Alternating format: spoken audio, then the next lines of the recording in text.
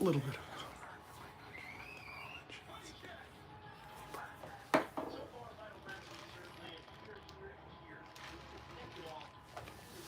what's going on?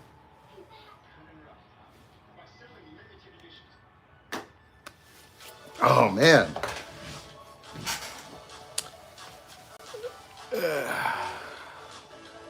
It's tough.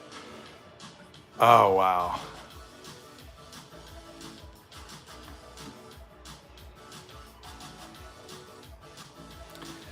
Oh well, thanks. My live streams just got banned on TikTok again. It's tough to I think the what I have to do on TikTok is I have to avoid talking about narcissists. That I cannot discuss those people because it I get banned all the time. I get banned, so that's very disheartening. Like I got banned last night. The TikTok got shut down, and it was like I was at the tail end of the live and I was just discussing, I just was discussing, I don't even know. I tried to review the live. I saw a few cuss words, but generally that's not a big deal. I think I think it's possible where the AI will, you know, interpret what I'm saying out of context, especially when I'm talking to, people that have been through these relationships while trying to simultaneously describe narcissists. It it was a big problem, but I think I've had a long winning streak of not being banned, but it's dangerous because I got my whole account shut down from these live streams. So what I'm going to do on TikTok is I'm going to limit the conversations to promoting coaching or directly coaching people, but I have to avoid direct discussions about narcissists that can take me down a bunny hole where I I say things that could be construed as disparaging. I mean, I read all the guidelines and you know, they call what I do hate speech. So I got, another hate speech ban. And it's like hate speech, like, wow. I think the reality with TikTok as well, to me, it's by far my favorite social networking experience ever. You got to keep in mind that trolls and everybody are the main customer base, meaning that creators aren't the reason for the platform, it's advertising. So, you know, the the system's extremely sensitive to anything that could be construed as you know, any reason. So it's that's the reason why I came on to YouTube, was just in the event something happened to my account. Hey, how's it going?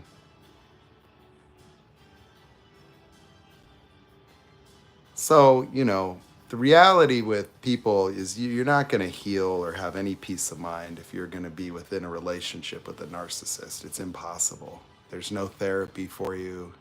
It's a waste of time because the narcissist's impact on you is something that cannot be um, balanced. There's no coaching or therapy that is going to make up the difference in terms of the way that you experience yourself in your life when the majority of your time is spent in the company of people that are directly and willfully abusive. It's impossible. For that reason, that's why, like, I don't coach people within those relationships. It just would never work. It's like, what are you being? Is you're just being someone like a ring manager, like, just, get back in there and fight, like, it's pointless. I can't make any difference for someone in the relationship other than to compel them to leave. And then there's a way that you have to do that.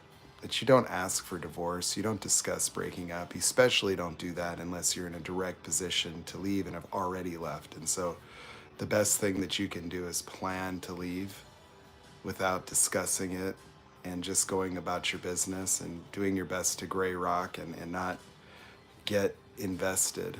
Like the thing is your dreams, what you're doing, like trying to have conversations and get support or understanding from narcissists is a total waste of your life and time. That there's no point in even discussing your own interests or goals, passions, desires, wants, needs. They're immaterial to the narcissist. And if you've already tried to break up or you've been talking about stuff with the relationship with them, it's already too late. Like you've already, the relationship's past, it's just over. The relationship's been over. And so the bottom line is that you got to figure out, and it's make a plan. It's like, it's not, a lot of things that you have to do, you don't know how to do them. It's not important. You don't need to know how. You have to be capable of thinking. You got to be creative. You got to look at your situation and have your mind open. So, if you're beating yourself up or just suffering, the answers aren't automatic, because you're just not even entertaining. You're not thinking, like you're just dismissing any positive thoughts or any process and just staying stuck.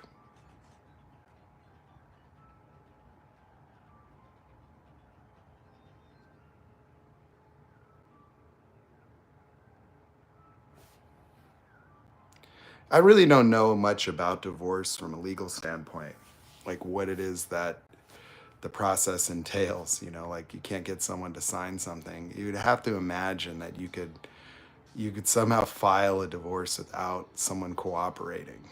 I don't understand how that works because I haven't gone through the process. But I think that I don't know that I would want to get legally married. It's not because I'm afraid of relationships not working. It just seems that it complicates things, or it just doesn't make sense. It the legal status of divorce doesn't have any implications with respect to the relationships. Like it's like we've been sold that it does, that it's like some official threshold of seriousness. But when I look at just how inarticulate the system is in helping people manage separations, and it's disastrous, and it's particularly disastrous for people that make the mistake or end up in a relationship with a narcissist. Like it's a most horrible thing because the system doesn't really even recognize or articulate the nature of those relationships with any accuracy. That I don't think that narcissists should be afforded any rights with respect to the access to the children. They provide no value, that they don't care about the children, and they care about them only to the extent to which the children reflect positively if they are somebody that's trying to at least be an idealized version of themselves. Other than that, it's interesting. I have two brothers in Virginia, and I met them when I was 13 because there were secrets, that my dad had fathered a couple of children when he was young, and then he left that family. Like he just and he denied their existence. I think somehow my mom got paperwork or something when, before she divorced my dad, and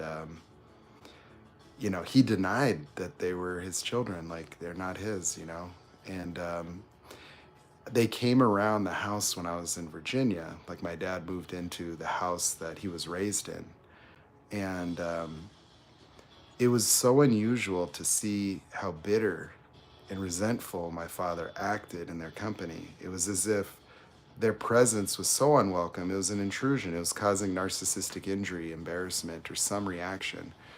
And there's all these things that I observed with my dad. I remember this one time I was at my sister's wedding, and a woman came up to my dad and she was like, "Congratulations, your daughter is amazing."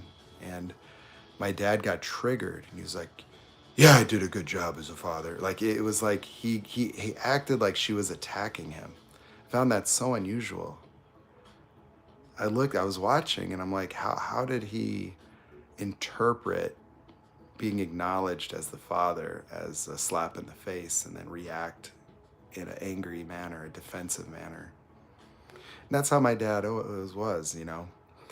Like this is like how my dad used to be. And this was one time where that was really weird. Was he was at the house and I wanted to tell him about my new friend because I went for a car ride and this guy had a very fast car. It was like my first time being in a turbo Grand National. Turns out this friend is a narcissist too. But that's another story. In any event, I rode in the car and it was fast. And so I wanted to tell my dad about this car that I rode in. And he snapped.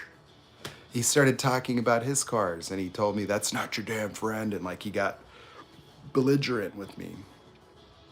And that's how he was. Like my dad's somebody that just hearing about anyone else, like, you know, anything that they have or they've accomplished, like, you know, my dad, see, I didn't understand it, but he would always devalue anything that I did. And later on, like, I mean, like my relationship with him wasn't like I see him all the time, but I would talk and that's just the way that he was, you know, like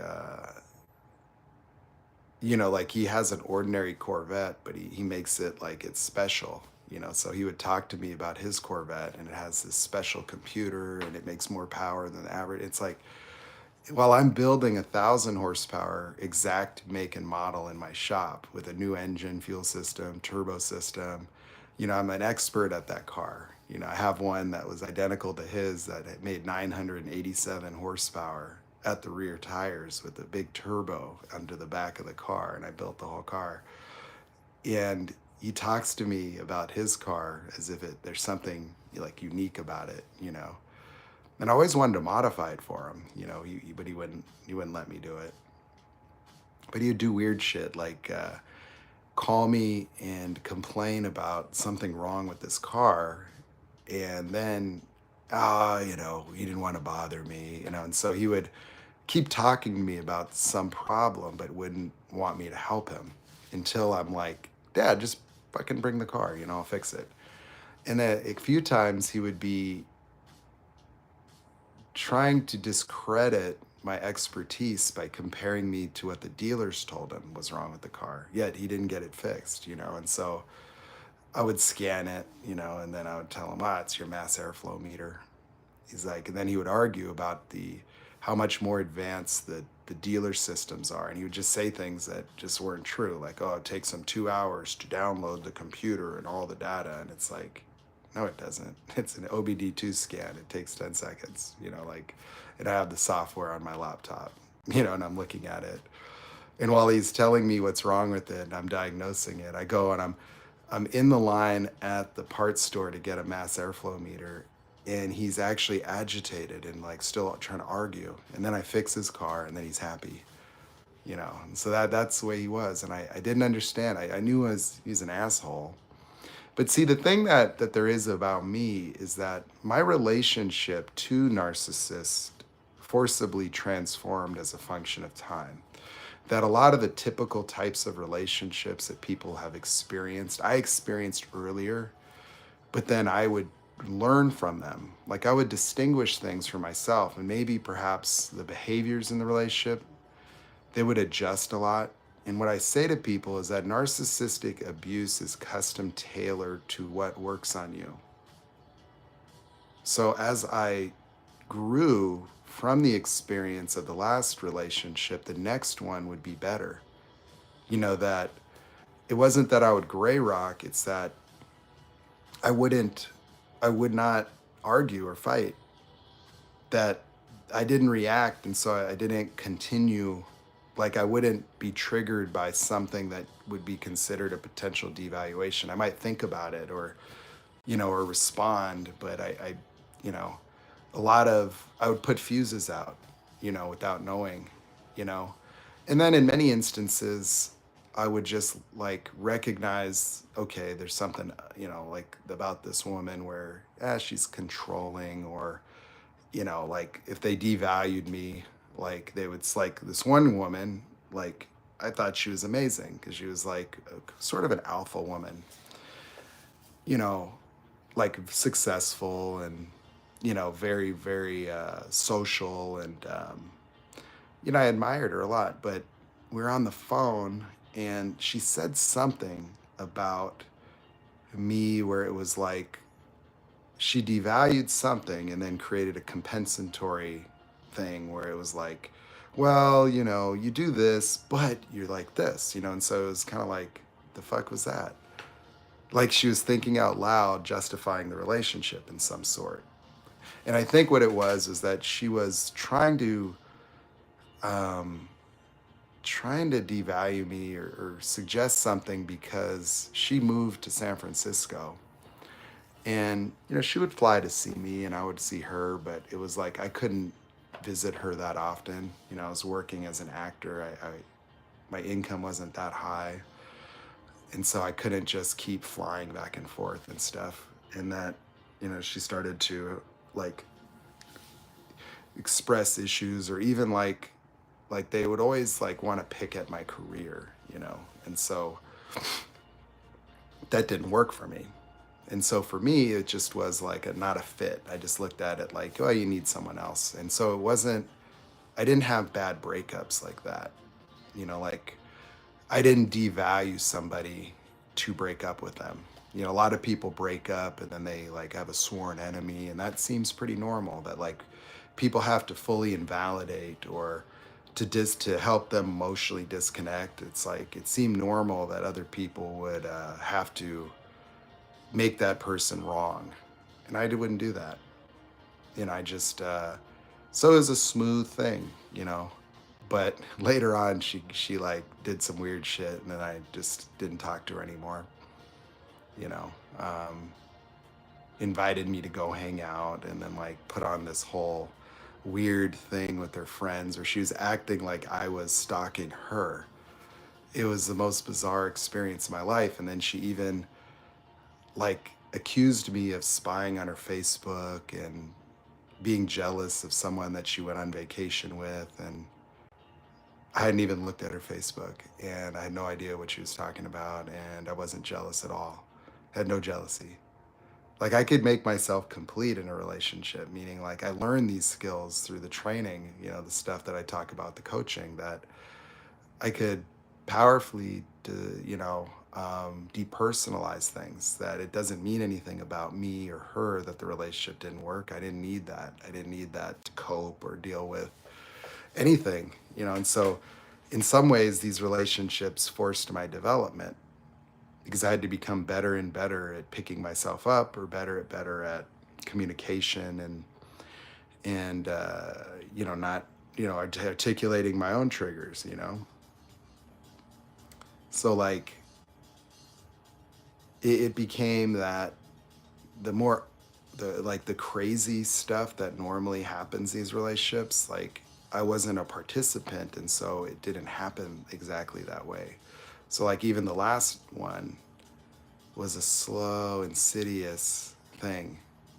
It wasn't toxic in a traditional sense where I'm dealing with overt devaluations. It didn't go down like that. It was totally covert, and it ramped up until like at the end, it was just her acting out. That's all it was. It was like doing unrecognizably things that just looked like a mental health crisis. Like I couldn't understand the logic of the things that she was saying, and I now, in looking back, that was already happening, especially around her participation in my business, because when she would talk about like helping me or working with me, it was like she would act as if she's doing something, or then, if I would talk about it, it's like she wasn't actually, showing up like in the way that she was supposed to, and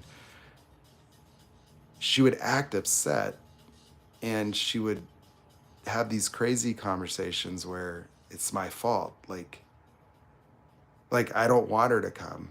Like you don't even want, like she would say that I'm not, like I'm doing something to prevent her, like I'm inhibiting her capacity to help me in some manner, and it was nonsense.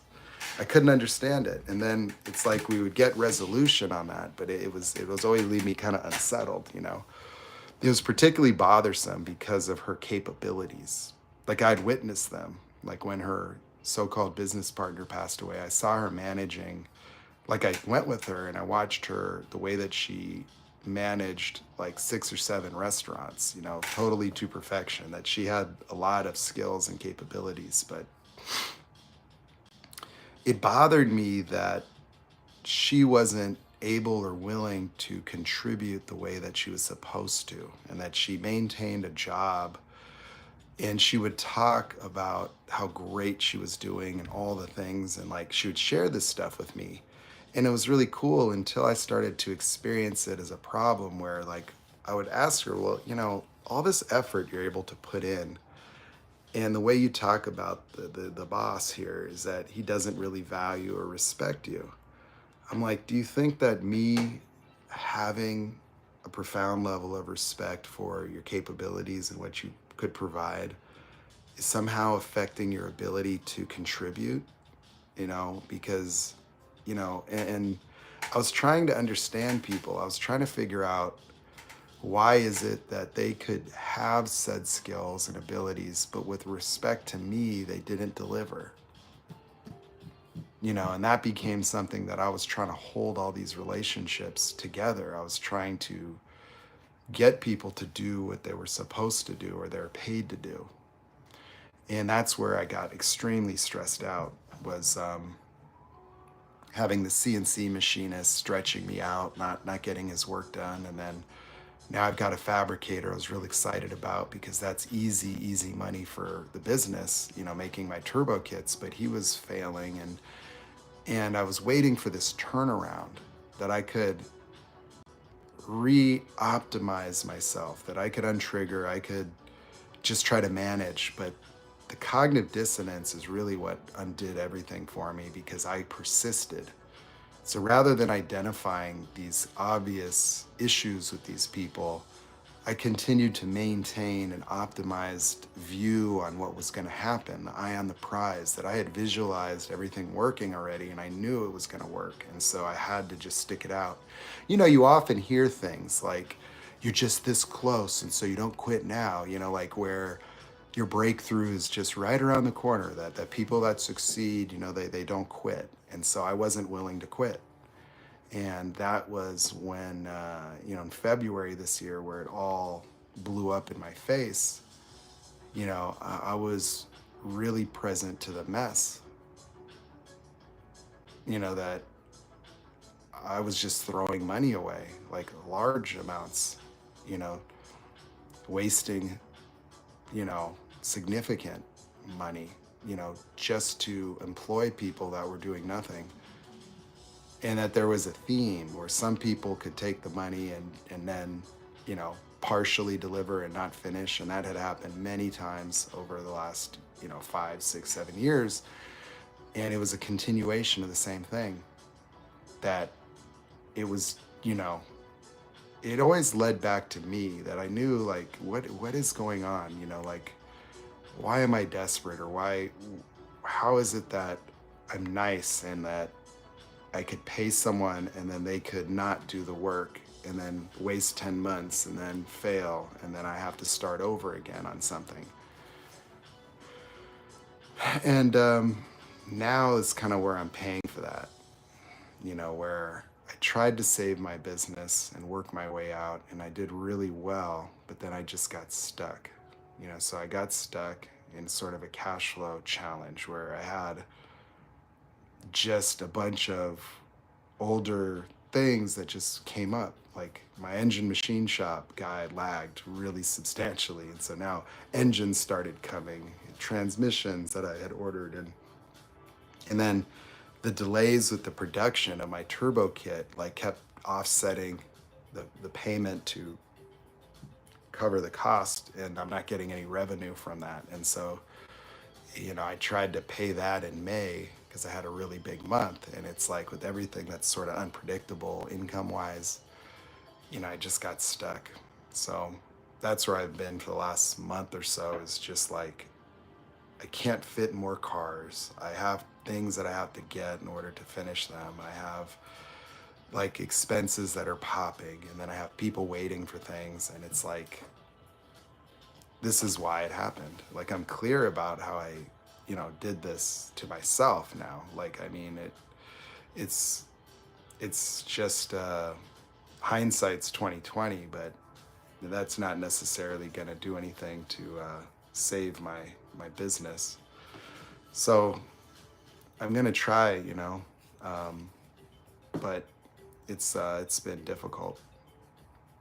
But that's what happens, is like,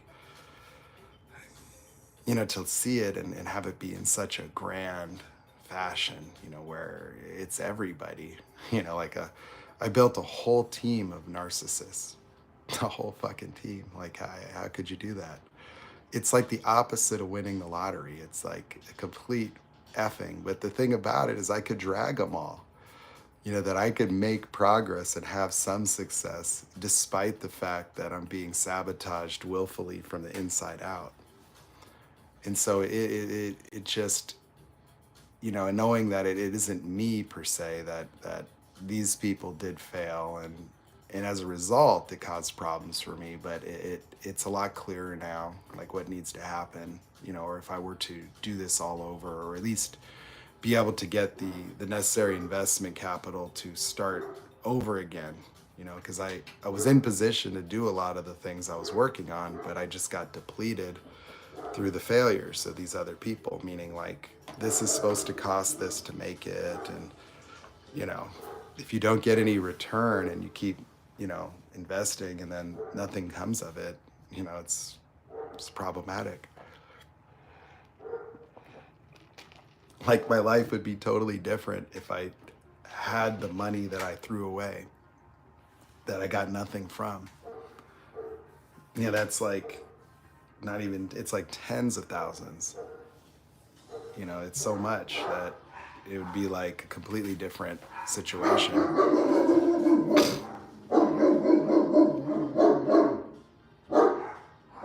Hey, buddy.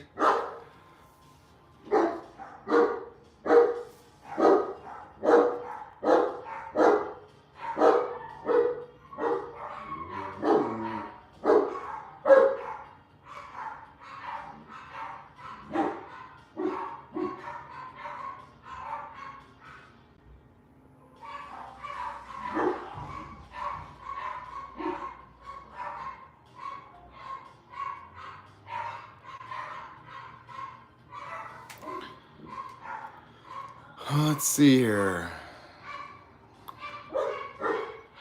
I'm trying to see if our homegirl's here. Miss Kiefer. Are you still here, Miss Kiefer? Because there's people in here that can help you, at least talk to you about, your situation, and maybe brainstorm on what you can do. So it's good that you're here. If you're still here, I saw that you retracted your message, so I don't know what that means, but,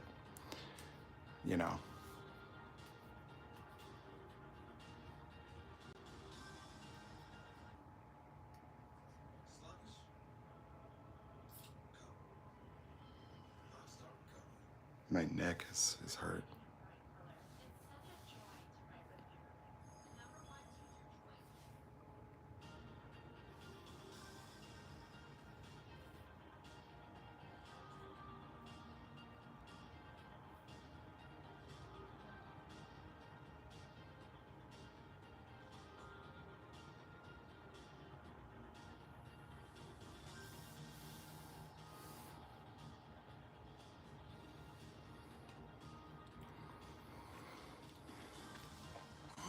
Well, with respect to the coaching stuff, there's a really specific methodology. And the reality is that coaching somebody that's experienced narcissistic abuse is no different than any other person. Because the things that cause the relationship to persist, and the things that, have people, you know, really not articulating the nature of the relationship are ordinary vicious circles with slight nuances that just pertain to the way that they internalize the behaviors of others as people pleasers, so-called codependent, you know. It's actually quite simple. And the thing about people that have been in narcissistic abuse relationships is that they're already set up for a breakthrough, mainly because the impact of their ways of being are already palpable to them.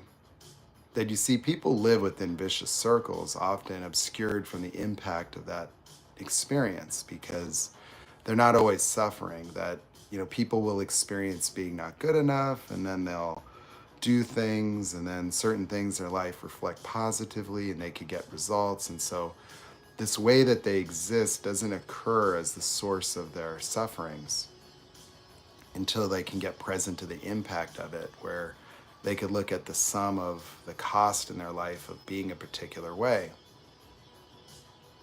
You know, with people that have experienced narcissistic relationships, those vicious circles are actually the basis of narc abuse. That the devaluation goes hand in hand with a vicious circle about someone being good enough.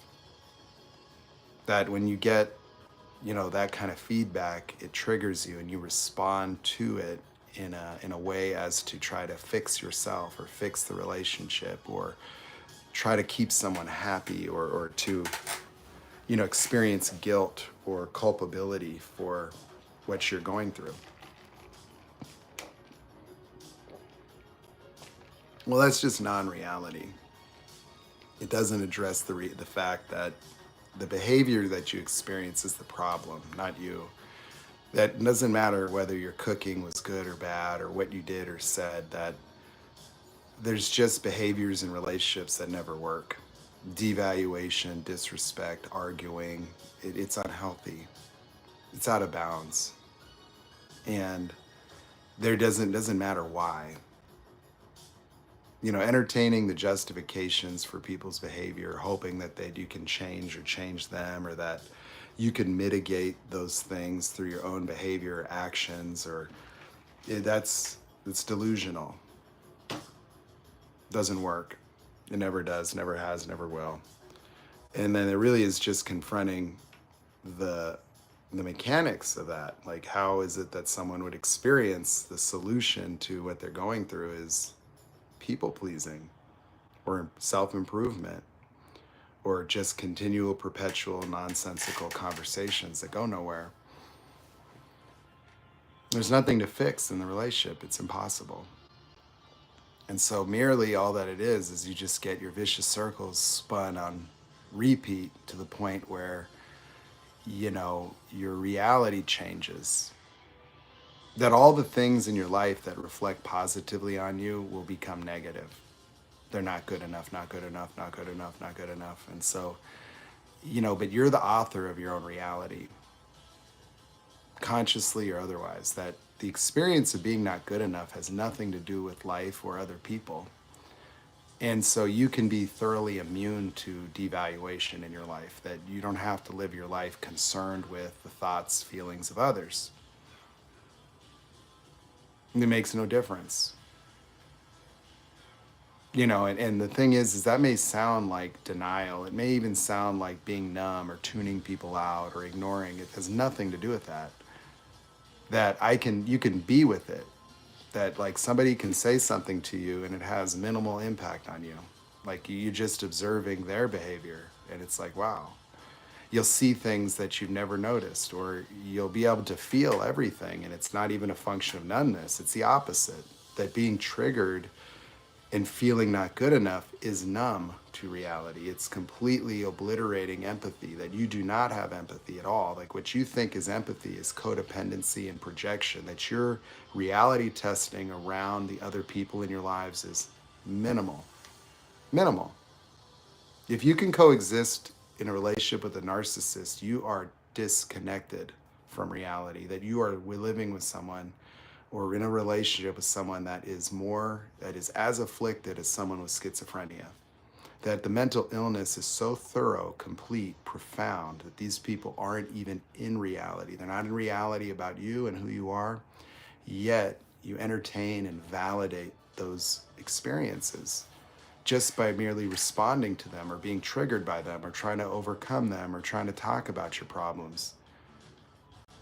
That it's completely disjointed, dysfunctional, that you're unable to really deal with reality because you're not in it. And what you're doing, your decision making, your thoughts, the things that you're trying to do, it's a failure, guaranteed failure. Like all relationships with narcissists are failures, all of them. That there is no happy relationship with a narcissist. Nobody has that.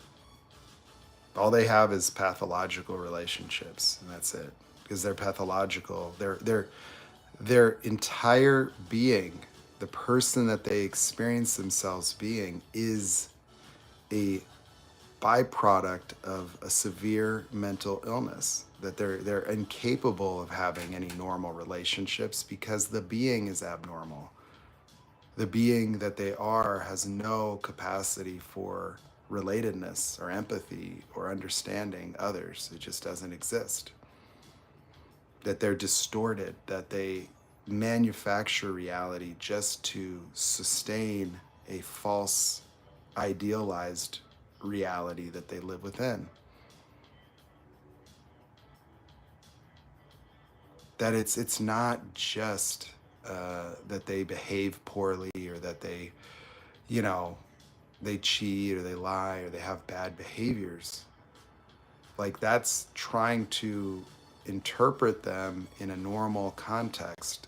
That's projecting a normal human mind onto that individual and then trying to explain what would cause them to act this way in terms of what would cause you or a normal person to behave that way. And then imagining different natured afflictions that they might have, like fear of failure, fear of abandonment, trust issues, and you start making up things that are just nonsense. And if they end up in therapy, that's what the therapist would be doing. If they even were to be able to observe what's really happening, because the narcissist would likely have no challenge manipulating a therapist, none whatsoever. I would say a narcissist would be a therapist's worst nightmare, rendering them entirely obsolete, ineffective, and merely an instrument of ongoing abuse for the other person, that there's no therapy, that most therapists would be ill-equipped, not having enough insight or skill or knowledge, that if their knowledge is textbook and they're dependent upon a diagnostic manual to evaluate people, they're lost. There's no chance, because you won't even be able to discern or observe the types of behaviors that would be applicable in a diagnostic, because those people aren't there to be diagnosed, and their behaviors do not reflect any form of authenticity, and that they recreate reality. And so if you're asking them questions about their life, their past, they will answer the questions in support of a normalized impression that they would be intent on providing, that they're absolutely going to avoid reality, that narcissists are incapable of acknowledging reality for very specific reasons. It's not because they don't like the truth. It's not because they would feel guilty. It's not anything to do with that. Like, why do they lie and why do they pretend that things didn't happen? Why do they operate in what you would consider denial? It's because they operate in a fantasy of reality. That the whole reality construct of someone with NPD is a fantasy, including the recollection of past events, that they recreate reality to suit and to house a false entity. And that things that they've done that would be disaligned with that grandiose self are omitted from their recollections. They have to believe their lies. And so if they did something horrible 2 weeks ago, they will minimize it, they'll recreate the narrative, and often they will punish the other people, or they will have to, you know, essentially devalue or discredit somebody that might have even witnessed it. You know, my mom witnessed my brother screaming and being highly abusive towards his daughter. And he has had to retroactively pretend that my mom has been brainwashing the children against him. And now they're acting like the kids don't want to see grandma, when the reality is they want to be there with grandma, because the parents are jealous that they enjoy the time with grandma to escape that stuff.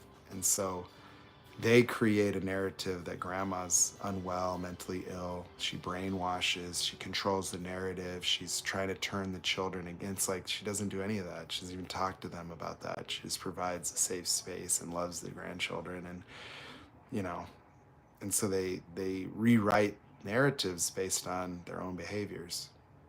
It's just what they all do. And it doesn't matter what's good for the kids. It doesn't make any difference to them. They will abuse them and use them and then pretend like they're good parents, and, you know, and then, you know, act as if other people are sabotaging their identities. And it's merely just the accountability of doing those behaviors in front of other people. That's all it takes. You know, it was like when my brother tried to sabotage my first shop. One of the hurtful things was that I really love my niece, and his wife, you know, told my mother that I couldn't see the niece because I would hurt her.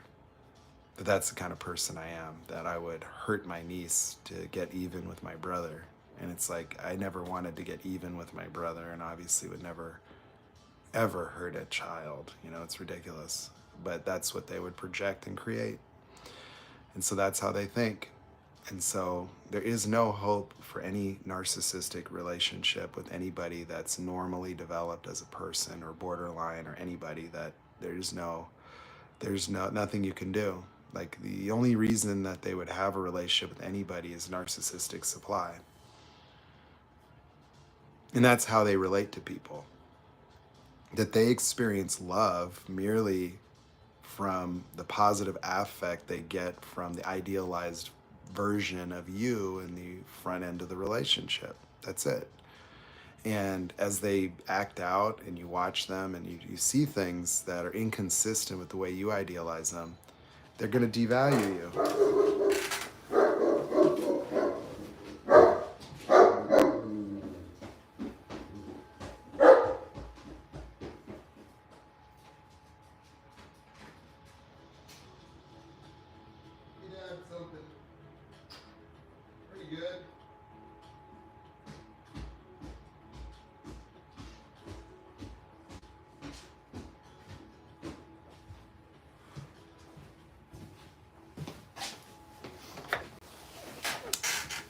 My dad's here.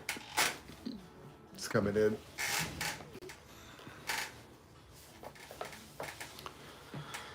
So, that's that. What's up? Oh, okay. Yeah, my dad, he comes for my brother. So, he takes and gets food and stuff.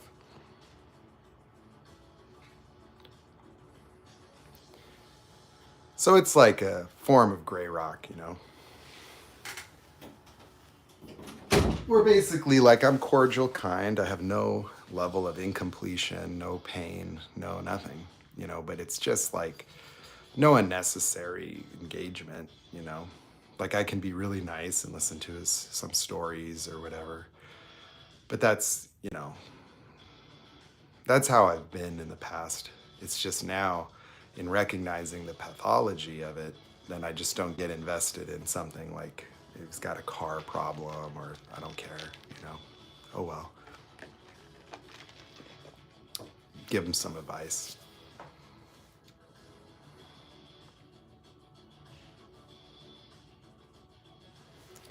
So I wanted to see if our friend was still here. because I don't know, hopefully I didn't say something that scared her away. But I was hoping she would share and then get some support. So I don't know if MZ Kiefer is here. You know, she was asking questions within a relationship. So I thought, well, if Ella and this stuff, you know.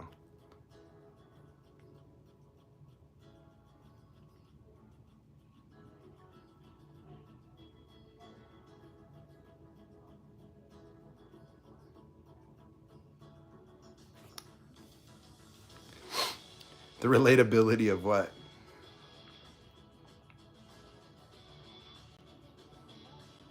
I mean, you know, it's just fascinating, you know, that people,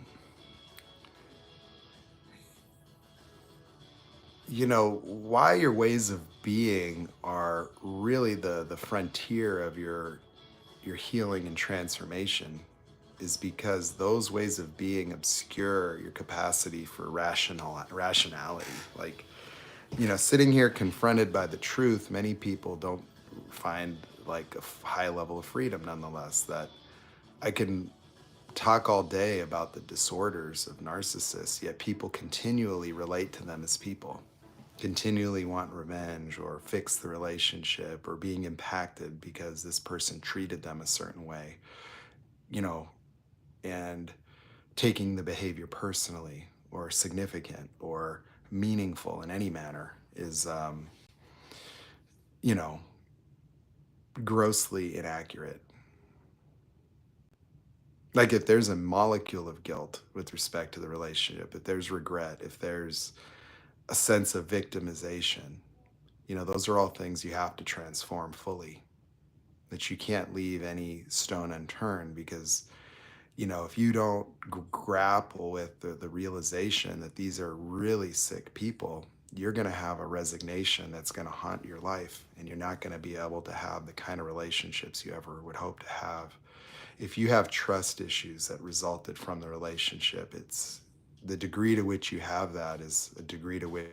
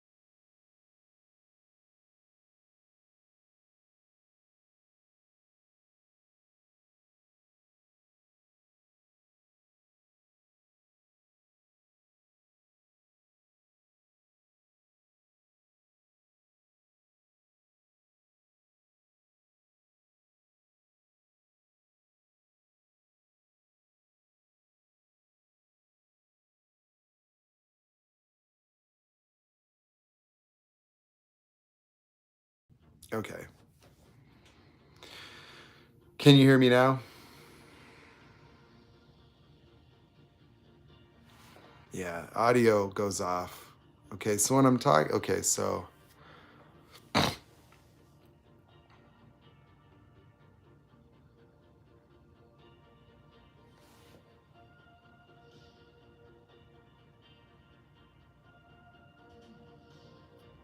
Okay, so back to like the relationship, right?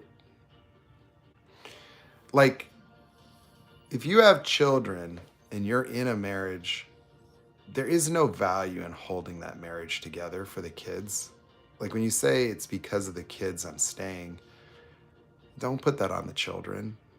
Don't displace the responsibility or the adult. And what I mean by that is that there's no moral victory in staying. That what the institution of marriage doesn't exist with the narcissist. There is no marriage. There is no husband. It's a narcissist, and they're equally damaging and dangerous for the children. That this is how narcissists are created. This is how borderlines are created, is by being in completely dysfunctional homes. The best thing you can do is leave with the children. There's no victory in remaining. It is the worst case scenario, in my view.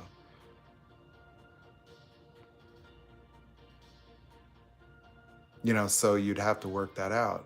That, when people say, I can't leave because of children, well, you would leave because of the children, that the children would be added incentive to get out of that environment because they're being abused too. Just witnessing it, and that if you think that you're taking the brunt of it and that it's all just directed at you, how does that teach them? What is their model for a relationship now? What type of men are they going to attract when they're adults? What kind of father are they going to be when this is their example? They're not getting developed properly. They're having to deal with a dysregulated mother who's depressed and being abused, and that this is their model for how to have a relationship. This is being normalized. And now they're going to have to live a life dealing with the challenges that come along with having that be their childhood.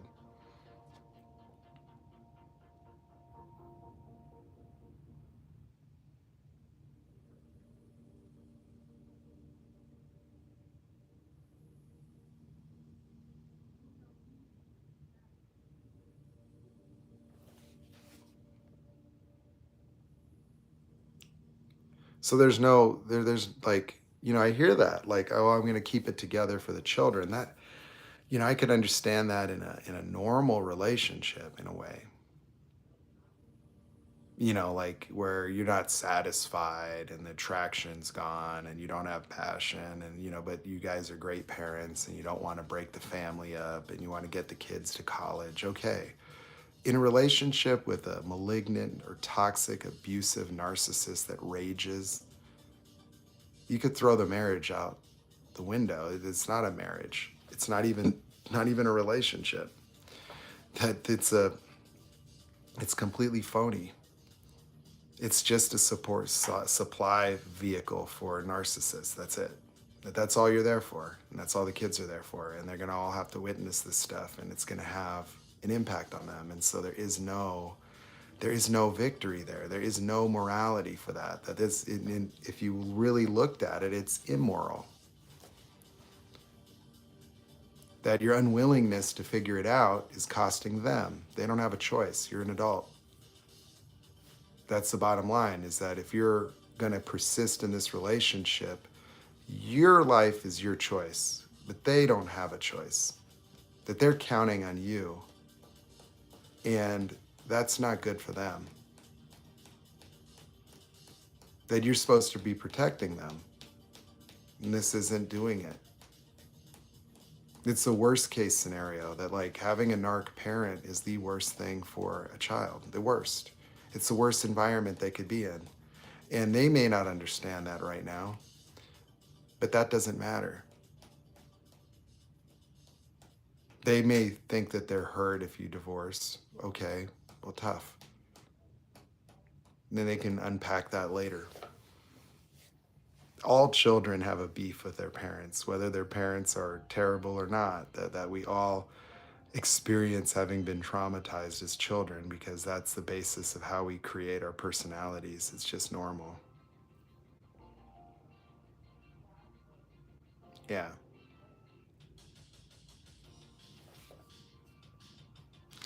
No, I don't think BPD is as bad as NPD. And I think that BPD people, because I haven't looked at that as much, but they they present empathy and capacities well past what any narcissist could have, and many of them can recover. That many people get BPD like symptoms from the relationships, and then they can recover from that. So it just depends, you know. There are some people that are narcissists with BPD symptoms, and that would be pretty terrible. But, you know, it depends on the person.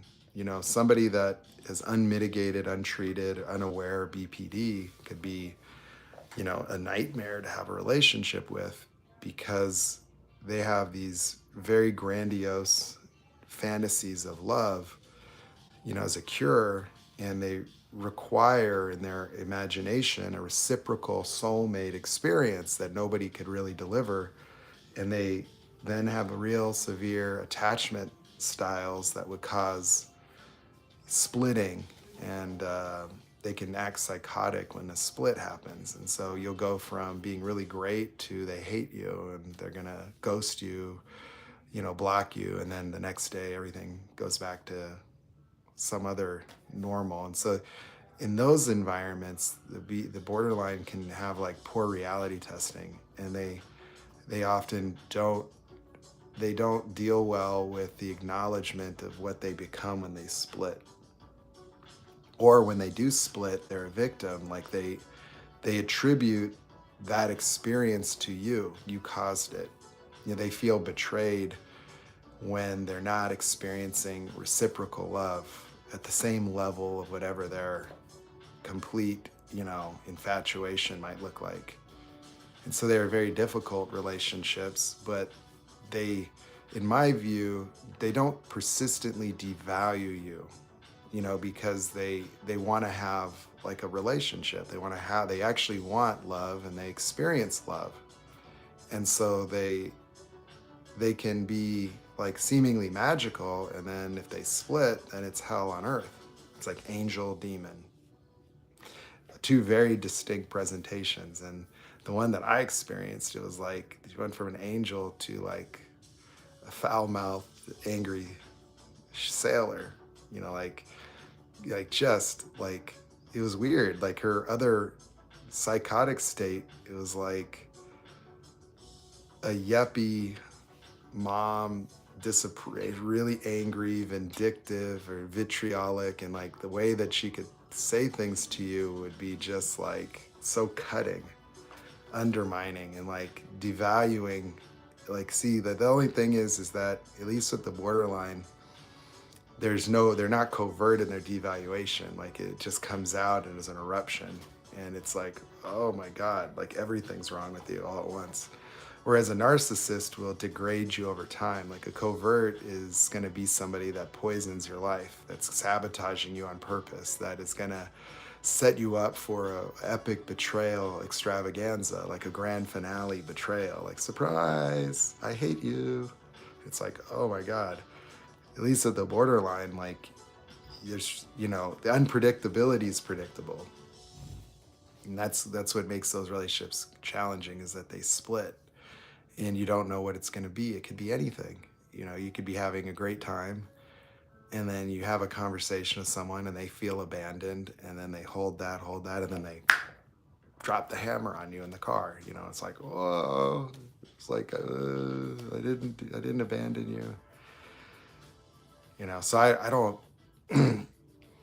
I think borderlines can have could have relationships, but they would have to deal with, you know, understanding their nature, and then kind of finding ways out of their love fantasies, their infatuations, and profound, grandiose idealizations of others and their favorite persons, and things that they do to try to heal themselves, you know, and avoid abandonment.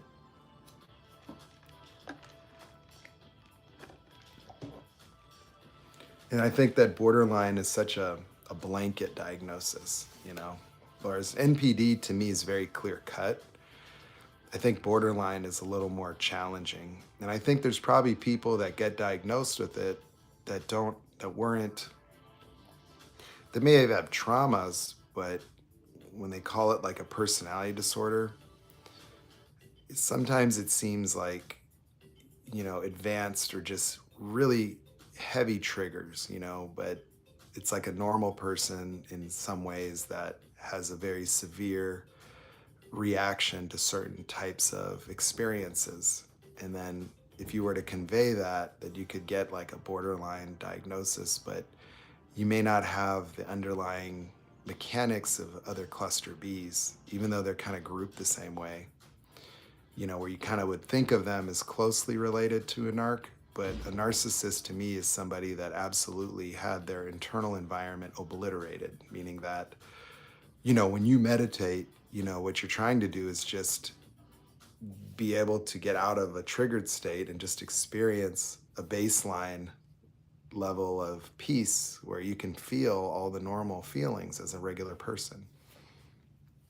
But with the narcissist, that internal environment had a nuclear weapon hit it when they were a toddler, and it didn't, and it just became something they had to dissociate from.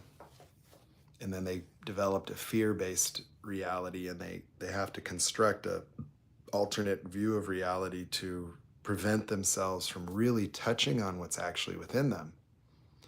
And then they go their whole lifetime doing that. And I think that part of the problem is, since they don't develop personalities and they blast through normal human psychological development as a narcissist, experiencing it as a narcissist, their personality is composed of emulated behavior patterns that they glean off of the observation and assimilation with other children. And then over time, they kind of construct themselves in a more conscious manner than what would happen for somebody developing a normal personality. And so they're damaged in a way that's irretrievable, that cannot be transformed, because they don't even develop the normal internal emotional environment that would be informative of somebody that would want to, become more self-aware.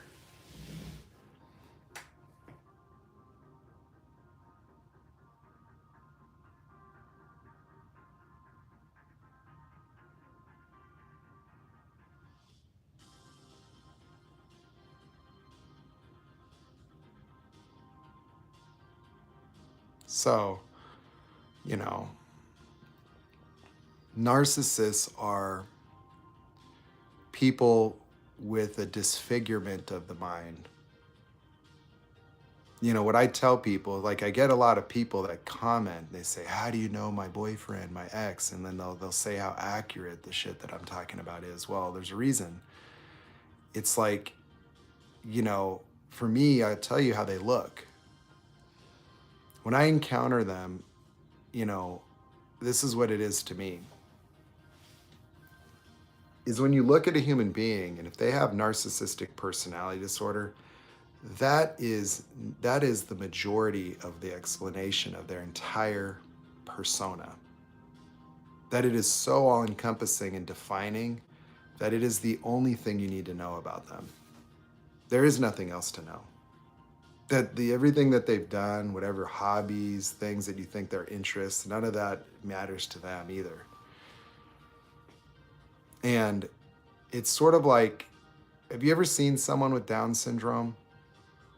Have you noticed that people with Down syndrome all look the same regardless of ethnicity or gender? Like the trisomy 21 causes the development of a human being in a particular way that you could always tell, like you can see them and they have such pronounced features.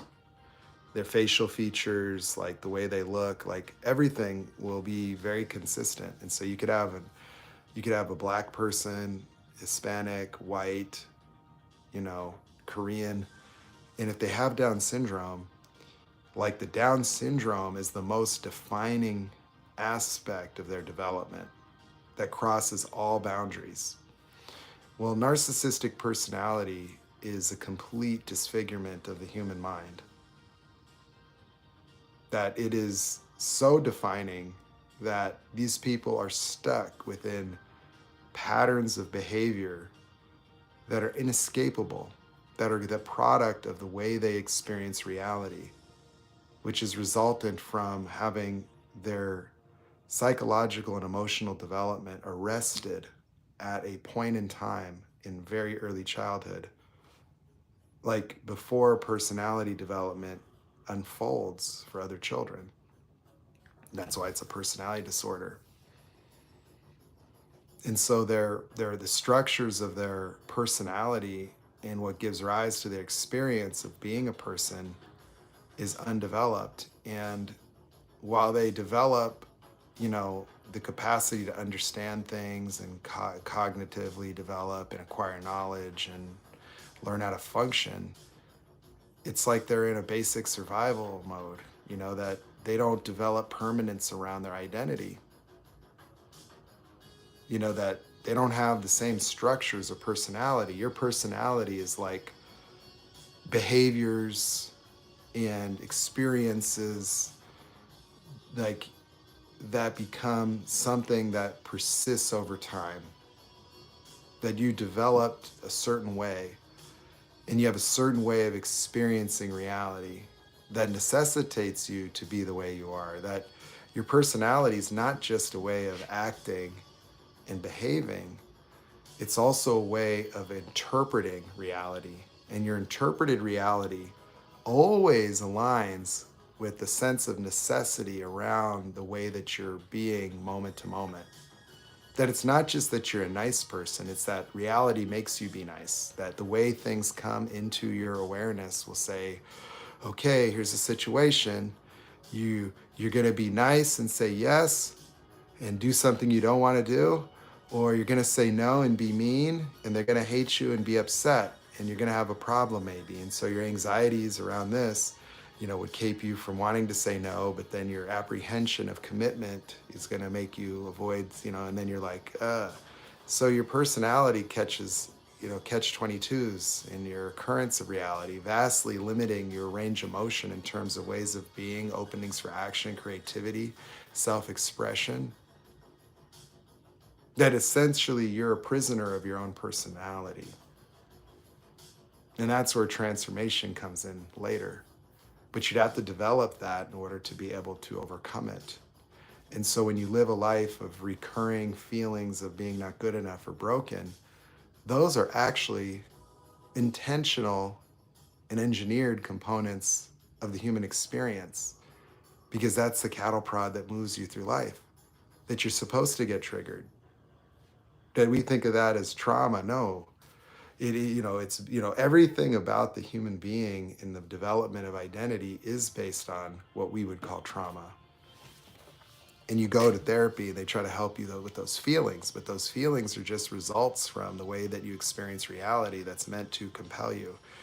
That the human being and all animals are designed to avoid pain, avoid sadness. Like those emotions were embedded for a reason. It's because they inform and motivate lower level, awareness. Like animals need all these emotions and instincts in order to navigate reality with limited cognition. For a human mind, like our consciousness has become a very vast and powerful expanse of awareness that merely is the house of your being. And your being are ways of being, nearly like software that you got programmed within yourself and you did it yourself. That you actually put yourself together in language, that you said for the first time, I'm not good enough and I need to be strong. Oh, I need to be nice. Oh, and so the personalities of human beings are like extensions of the fight or flight reaction.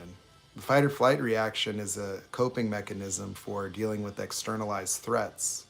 It objectifies an object, and without the removal of the object, the threat persists. And so an animal will be in a stress state, either running from or destroying an object. Well, fast forward to the human mind, as we started to invent language, we started to develop, and we took the jungle and we made it out of concrete, and we made all these social circumstances and family dynamics and structures. And so in a way, you're always triggered in responding to the perception of threats, but these threats are threats to identity, threats to social status, threats to your placement and your experience of yourself. And so you are compelled to avoid experiencing being not good enough and incentivized by feeling good enough or feeling happy in a constant loop of experience and interpretation. And your past seems to be what makes you who you are, only because your past becomes the basis of interpretation, where things you've experienced are patterns of circumstance, and your mind was adapted to ongoingly interpret reality in ways informed by what you've already experienced. And then you be compelled to be the way you are based on the recreation of those interpretations. And so your being is not just a way of acting, it's a way of interpreting reality that's like a chicken or the egg. That you're being the way you're being now because it seems to be how you have to be when you encounter different situations. But it seems to be that way because your past is projected. And that projected past will tell you, I have to be this way. I have to be that way. I have to figure it out. I have to be strong. I have to be nice. And so you just keep living that way. And as you live as a being trying to go from not good enough to good enough, you build a life based on it. Your career choices, your relationships, the way you engage friends. You're building a life that consistently reaffirms those experiences. And you'll reflect on your memory and you'll be like, no, I am not good enough. See, look, I failed at this and I did that, but I am good enough over here and there. And then everybody's in the pursuit of happiness. And then you think that you're just dealing with trauma. Like, I got to talk to someone, I feel not good enough again. But you see, you can't fix it by trying to overcome it. Trying to feel good enough is the basis of it. That's honoring it. That's in accordance with it.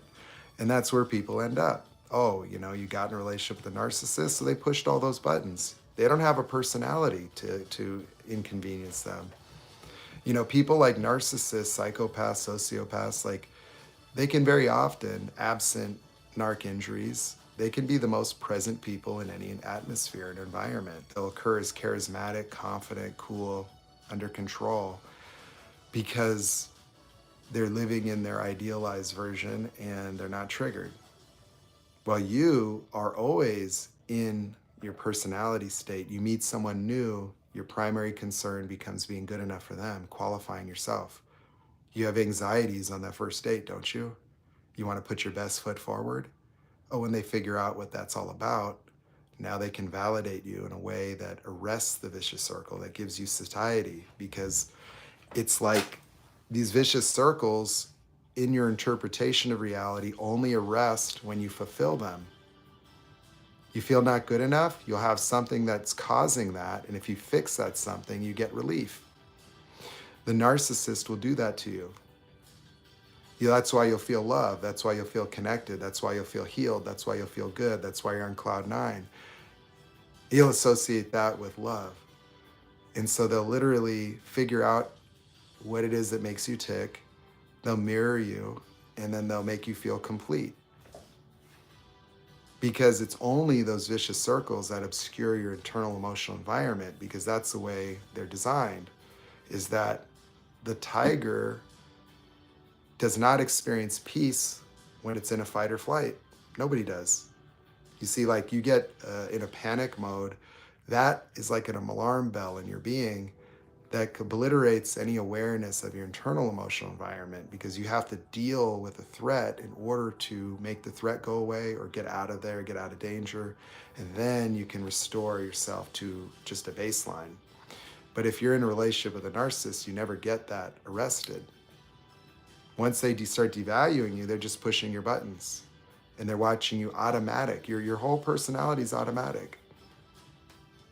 And you think that you're attached to the narcissist. No, you're merely attached to attempting to overcome reality, attempting to fix yourself, fix it, because everything according to the experience of personality is on the basis of an externalized world where you must resolve things first. That your peace and happiness is contingent upon your ability to mitigate these experiences through fixing them. In the same manner in which an animal would have to run from a predator or destroy something in order to become peaceful again. And in 2023, when you have a life that is just meant to run you on a treadmill, you're not good enough as the basis of your career. You're going to work, and because you developed yourself to be an analytical person, now you're on Wall Street being triggered all day to remain in a perpetual vicious cycle of trying to figure it out, solve problems, I'll be happy. Okay, the stock went up, I feel good. Oh, it went down, I've got to figure this out. Oh my God, I got problems with customers, figure it out. And then you're trying to avoid bringing that home. We say bring work home. You're not bringing work home, you're bringing your way of being home. And they're very insensitive to reality. It doesn't work to try to, take your Wall Street analytical, figure it out and apply it to your relationship woes, because they're not based in objective reality. They're based on the recreation of the circumstances of children. And so they have disastrous results because they obscure reality. That if you developed as a people pleaser, it also involved a component of profound idealization, where you created an illusion of being able to fix or make your parent happy, to restore them to the good person that you see. That your narc dad, oh, he acted real nice that one time, that's who he is, and you got to keep him that way. That's the only way you can get love and happiness, is if he's happy. So you're hypervigilant. You become very sensitive and responsible for the management of the emotional states of other people, because that's how you developed in your childhood, to keep yourself safe, to experience being loved, to mitigate the experience of being invisible and abandonment fear. And so people pleasers are people that have adapted themselves in environments where there was certain elements in those relationships with caregivers. Oh, mom had depression and alcoholism, or dad was a malignant narc. Well, you had to idealize those people to make it through, and you had to assume responsibility in some manner, that the only way that you could experience fixing these situations was by fixing you, that you can't control your dad. But if you become good enough for him, if you become happy or nice or something that would appease these people, that's the way you would interpret being able to restore them to the person, the good in them that you're attached to. And so that's what you do to narcs. You get a little snapshot of them and you make them some ideal. They feel like they cured you, they got married, and now you're in a desperate battle to try to restore them and maintain them as that. Always internalizing their abusive behaviors, making it about yourself being not good enough. Often as children, you were guilted by being normal. Like if you were abused or mistreated and then you were sad, well, now you're broken. There's something wrong with you.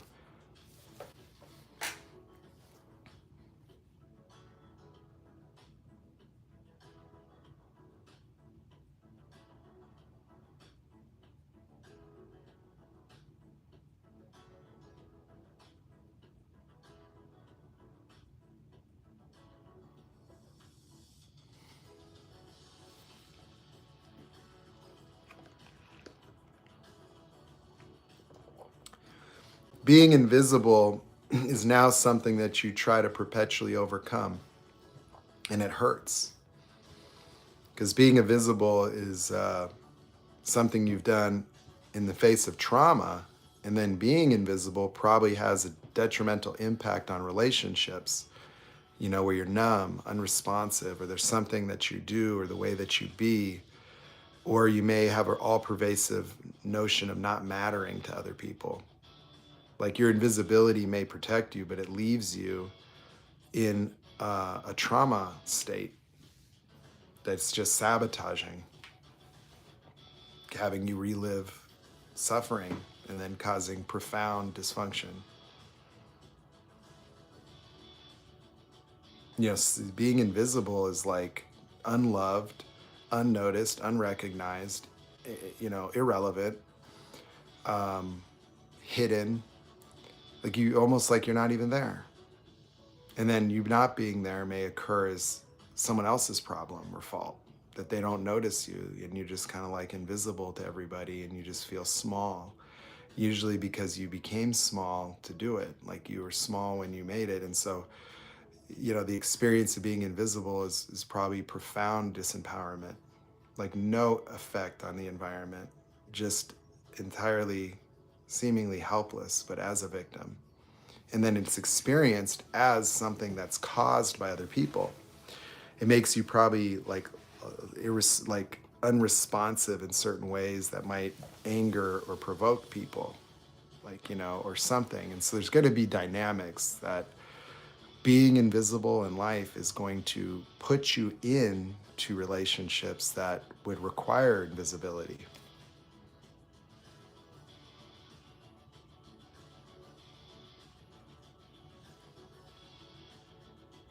So these things that become survival strategies of children will patternize your life to continue to be the same way. That it's like a way of being that's a vicious circle that's saved. It's like a piece of software. It's like you program the robot of your mind. Okay, we're going to be invisible when we see this and do that and da, da, da, da, da. And then that's like software. And it's like you go through life and you'll see things and go, oh, invisible, time to be invisible. Oh, time to be nice. Oh, time to figure it out. But in your world, it's life that made you invisible. It's their behavior that made you invisible. It's this situation you had to be nice. And so your reality is formed by your being. And then your being is aligned with the reality that you formed. See, that's how narc works. Like a narcissist, not, you think that they're just creating a grandiose self. The self that they create is a reflected being off of a grandiose reality. It's like our being is in part resultant from an interpreted reality. And that interpreted reality is resultant from our past. That the way we see the moment, the way we see the future we're living into often gives us who we are today. That you're not living in your past, you're living in a future that is modeled after the past based on your current being. And you'll notice whenever you get triggered into something else, it changes your occurrence of what's happening. It transforms people. It villainizes them, causes you to react and react with the same veracity of whatever it was that happened to make you that way originally. And then you overreact and then you do damage to your life because you act out in ways that are inappropriate, inarticulate to the reality of your circumstances. That's why people that have been through really troubled pasts have more challenges in relationships, because the way that they experience other people is an interpretation. And that interpretation is based on what they've already experienced. And so they recreate other people, and in their imagination, they convert them into their past villains, into their father, into their disapproving mother. And so you become sensitive to things. You feel abandoned, it's not happening. You'll feel disrespected, and that wasn't the intent. You'll feel invisible, and it's not there. You'll feel unwanted, and it didn't happen. And then that will shape your behavior. It'll cause you to continue to act out in certain ways that will cause you to align with people with similar overlapping pathologies, essentially recreating those environments. You ended up marrying your dad. You had a malignant dad. You developed how to experience that. Well, your behaviors as somebody adapted to that are not going to work for a healthy person. They don't like being distrusted. They don't like being accused. They don't like your reactions and triggers that were what worked in a narc relationship. Or your all-encompassing sense of being not good enough or broken makes you unable to actually experience love. And so you don't have it for people that might be ideal partners, that you might meet somebody that checks all the boxes and then you just don't feel anything. I just don't feel it. I don't know what it is. I'm not in love. Yeah, well, you can't. Because as a people pleaser, you live in a world where you have to earn and deserve love. And the all-encompassing sense of being not good enough is a triggered state that blocks your internal emotional environment. So you can't feel love when it's staring you in the face. You have to be love bombed into ecstasy because you live most of your life kind of obscured from this experience. You live like it's so scarce. You see, like for love, for people pleasers, love is like a bottle of ice water in the desert after a week of no water. And so it's scarce, it's rare. If they get a little molecule from a narcissist, it's like they're going to attach to it. They live in a reality where they can't have it because they don't see it. They don't experience it. It's never there. They think that love is outside of themselves, and really it's just an internal experience that they only allow themselves to feel based on an interpretation of something outside of themselves. That these things don't come from outside. Love is not outside. Love is merely an experience that is triggered based on a pattern outside of yourself, and you happen to develop a way of obscuring it from yourself. And so you won't experience it. And you think it comes from other people, and it doesn't, clearly.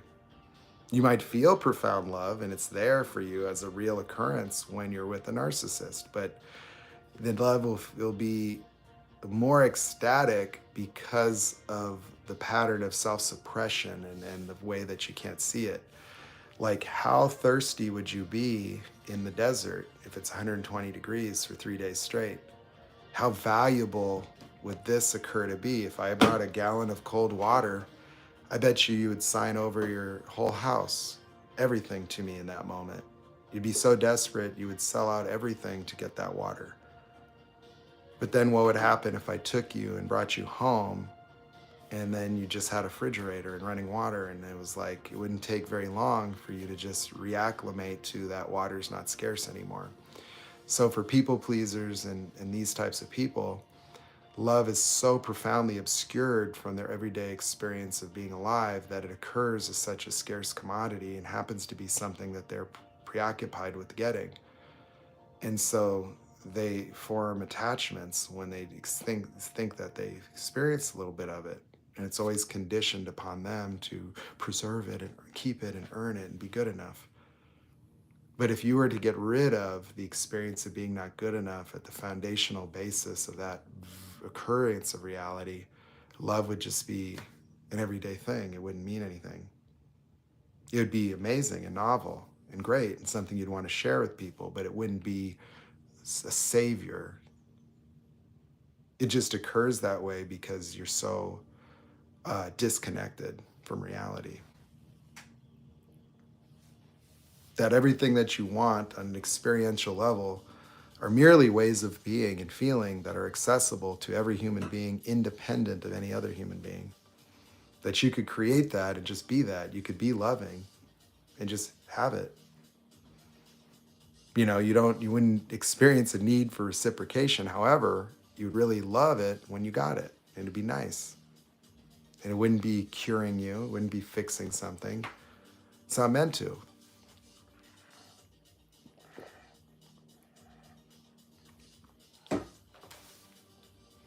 But for people that are like love starved, that's what it is like. Love to some of you is like that ice water in the desert. Water. Oh my God. Love. Oh, I feel so. Oh, I needed this. And it's like, huh. Okay. Like, wow. Right. No. Bullshit.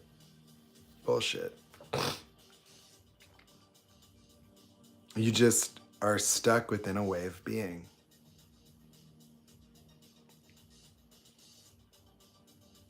And that's it. What would your life look like if it wasn't about being good enough?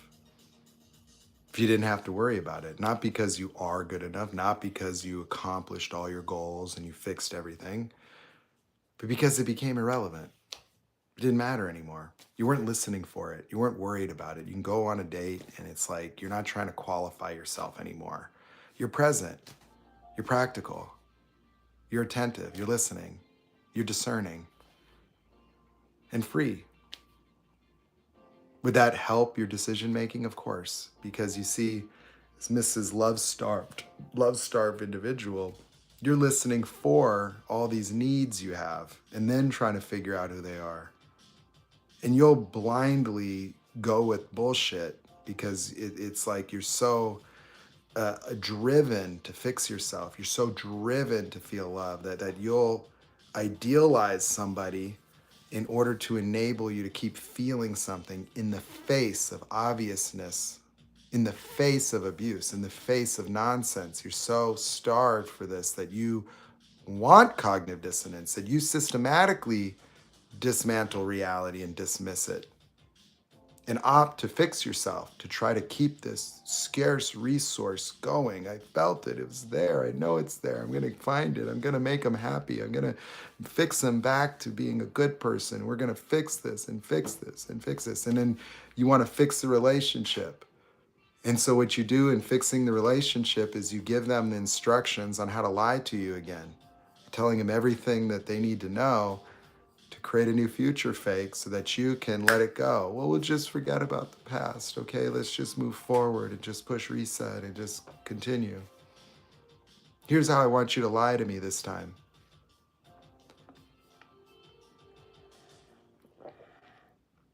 But it feels so good when we get back together.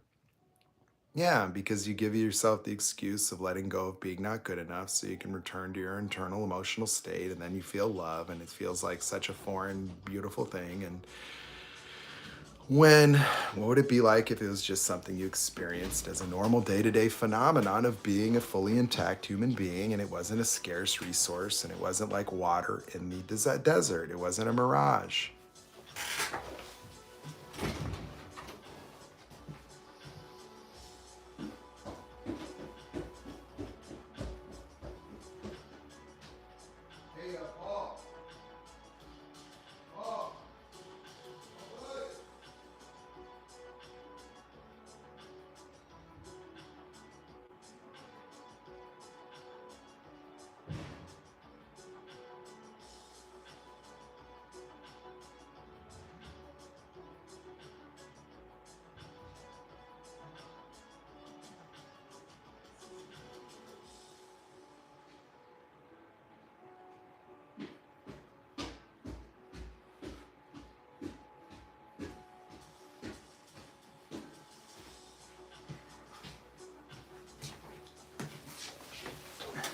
So that's the opportunity of the coaching, is see, like, looking at things from an ontological perspective of being, it's very transformative because you literally, break people out of vicious circles that have dominated their entire life. That what it is that keeps people arrested or suspended within these narc relationships are ways of being that dominate their whole life anyway already. It's just the difference with narcissists is that they do not provide the opportunity to escape the vicious circle. You see, the vicious circles are meant to motivate you by an experience of being not good enough or broken or whatever it might be. And then you will engage in behaviors in life to try to become good enough, and then you'll get a result. It's like, yay, I graduated. Yay, I got the promotion. Let's pop bottles. You'll feel good. But it's intermittent. It's temporary. That's the design. You can't rest on that. You wouldn't have any motive. And so you're motivated by a perpetual, all-pervasive sense of being not good enough that you avoid and try to mitigate. You don't want to feel that way, and so you're going to build a life to try to prevent it. You're going to try to structure yourself as good enough, and that will be your lifelong mission, the pursuit of happiness. And in your imagination, there's some future where you'll hopefully get there. And it really doesn't happen that way. Sorry, but that's just the way the human personality is designed. The thing about it is that, you will think that, oh, I just want to get past this narc thing. But what you'll see is that this is everywhere. This is career, this is other relationships, this is just an all pervasive experience of self. And that's why people are reeling after a narc relationship, is because their life has been reverse transformed, where this sense of not good enough, everything about you was picked apart. And so the things that had positive affect on you, the things that you could admire about yourself, your education, your accolades, your careers, like those things are invalidated. That all the effort you put into the relationship goes unnoticed, unrecognized, unvalued. And so you never get a break. You come home from a job that creates that, and then you try to relate to someone, and then they just exacerbate it. And the things that you do to try to overcome it in the relationship within your vicious circle, which is just normal, it's not, this isn't a pathology, this is just the way all people are, doesn't work. And so basically, this would be the equivalent of a lion having a fight or flight reaction because of a hyena. But the hyena is a cyborg and they can't destroy it. And so they stay attacking it, and exhausting themselves until their hair's falling out. If I were to do that to a lion, imagine I give it, a cyborg tiger to fight, and it just can't destroy it. And so it would just burn out, and that's you. Is that there's a physiological consequence of being under the induction of stress hormones on your health, your cardiovascular system. Every aspect of your body is impacted by adrenaline and noradrenaline, that these hormonal responses are from fight or flight, which is a structure of being triggered. And that's just the reality of it. And that's why we have such stressful lives. That's why people are taking anti-anxiety shit, because we have built hell on earth. That the human being was not designed to be a 60 hours a week triggered worker bee chasing the carrot of social relevance. That your personalities are hijacked and monetized. That it carried you through your education, and everything is about aspiring in an ever inflationary environment where it's more and more difficult. And we wonder why divorce rates. Well, what happens to people when they're inducted into these unnatural environments? Look at how crazy we are. Like, mental health is like the biggest thing now. Everybody's like destabilizing and fighting and trying to figure out why life is so difficult, and everyone has some victimhood to express. It's aliens, it's illegal immigrants, it's terror. It's like, that the human experience is catalyzed by sufferings, and when you build societies that you take advantage of that to turn life into one big competition, one big reality TV show of who's going to win, we've disconnected our humanity, our empathy. That when you are triggered, you do not have empathy and compassion. That we have objectified our reality as a big game to overcome and prevail on a broader scale. And so you look at human beings as that this is a very unnatural existence, that we were not developed and designed to be this way. We were designed to be communal, that we were designed to be more in a peaceful state. Like, if you watch, like, let's say you watch like National Geographic, you'll see all the action. You'll see the challenge of survival, this big scary outdoors in the wow, you're gonna watch lions fighting and hyenas tearing something apart. But what they don't show you is that the cheetah just sits there all day.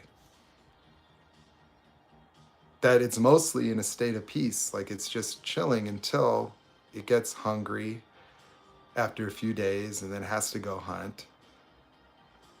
That the normal baseline experience of being human, what would it be like to be, say, in a tribe, say like a Native American tribe? Would it be 50 hours a week at a computer cubicle, being triggered by numbers and crunching all day, and then, or in a Starbucks running machines all jacked up on caffeine and just keeping up with the pace of modern life? But then you got taxes and you got all this complexities of modern life that keep you inducted within the rigid structures of personality, survival mechanisms, strong suits, vicious circles. And now you got to go and you got to get pills to deal with it. Oh, I'm depressed. Oh, I'm bipolar, ups and downs. And I'm having, and then you take these highly triggered people that have been this way since childhood, funneled through a system to rapidly, as fast as we can, pack them with all this information in a competition in order to set them out into their cubicles and keep this thing going. That whatever we do, we keep it going. Our success as society is really important. Japan, China, they're catching up. We got to all keep it going. Education's failing us. We're not keeping up. India is improving. We got to just ramp it up. We got to be smarter. We got to be brighter, more capable. We got to work. We got to consume. And so when you look at relationships, the majority of your life is in a perpetual driven state of work.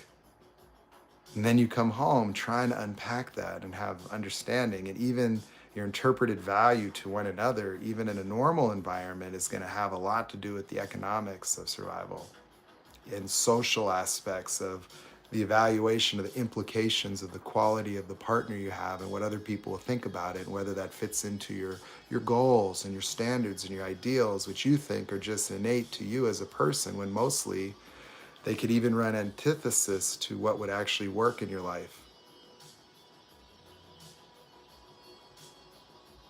And so it has to be accounted for in a way. That part of the challenges of modern life is modern life itself, that it's in a way an abomination of our nature.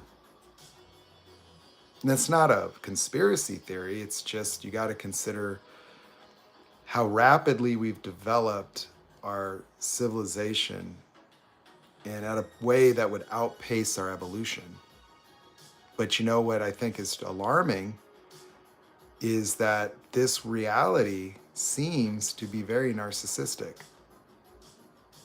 That if you start looking at the people in politics and industry and the people that want to gravitate towards positions of power and leadership, you think that if you were in a tribe that we would appoint a malignant narcissist to be the leader of the Apaches?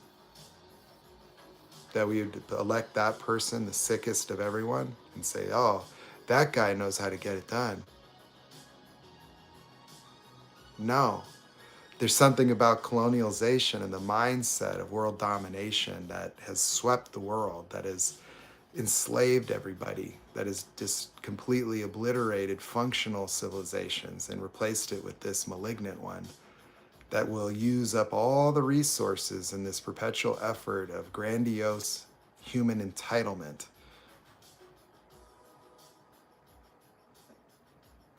Like, who are the people leading crusades? Who are the people that need to conquer and divide? Who are the people that want to put their name in the history books and be the most powerful Napoleons ever to exist? And then having a society, built on these aspirations where everybody wants power, everybody wants control and success. And trying to balance that there's something unnatural for many people about trying to assimilate to this and then trying to find meaning within it and purpose. It's like having a hobby is special. Like, you mean pursuing things that intrigue you, interest you, and inspire you is like a secondary thought later.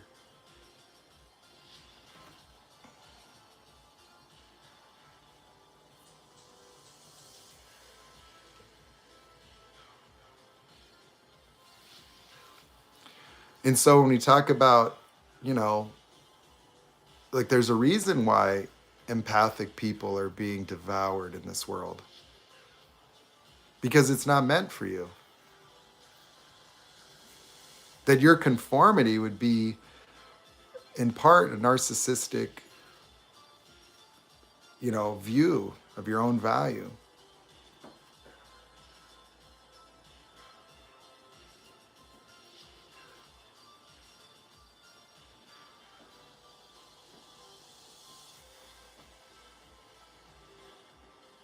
It's just what's so.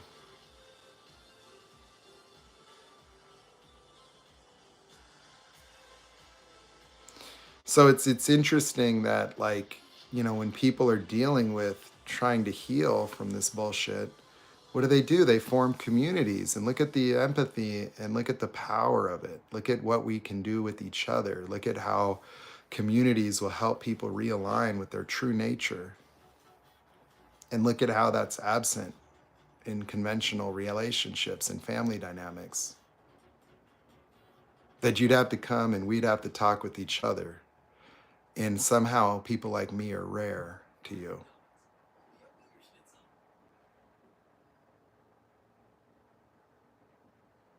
Like, is that not, that seems unusual to me.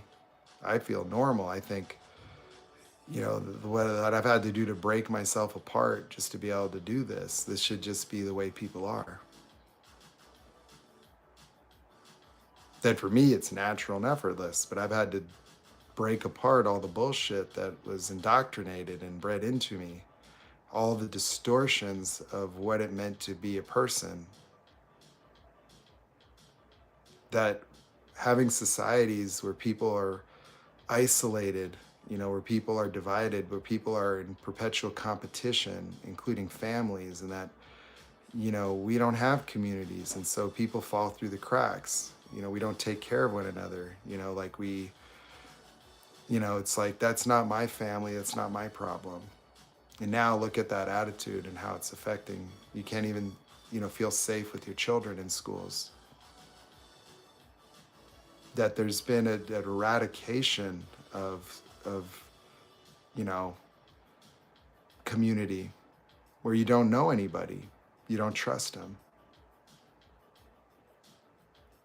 And this is like a breeding ground for these pathological ways of experiencing one's reality. And then you even look at you, that society would have thrown me away. I couldn't keep up. Oh, I went bankrupt, I'd be homeless, And that's my value. My value would merely be something you could download, print out my bank statements, get my tax returns, run a credit report. Worthless.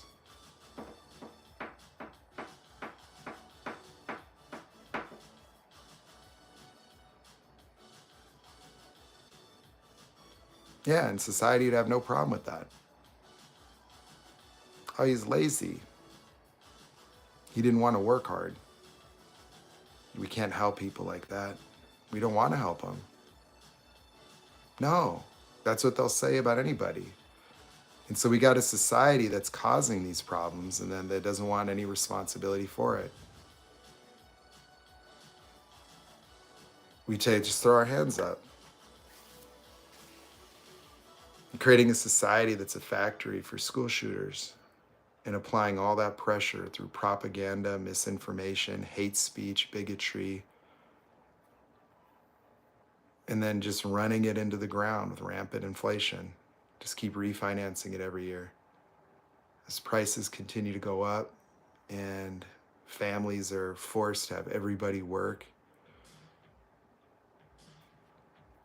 And then, putting kids on iPads to help raise them.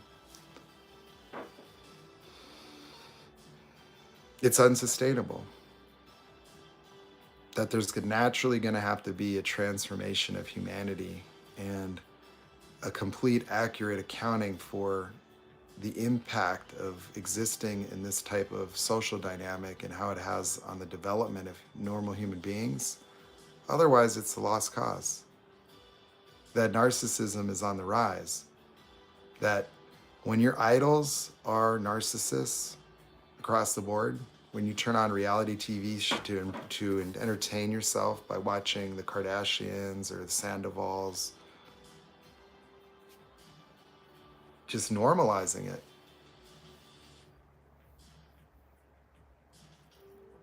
Prioritizations around what we call good people, that wet ass pussy gets a Grammy and got little girls on TikTok dancing.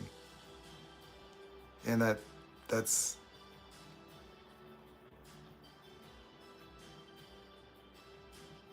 everyone trying to become a baller. People shooting each other over shoes.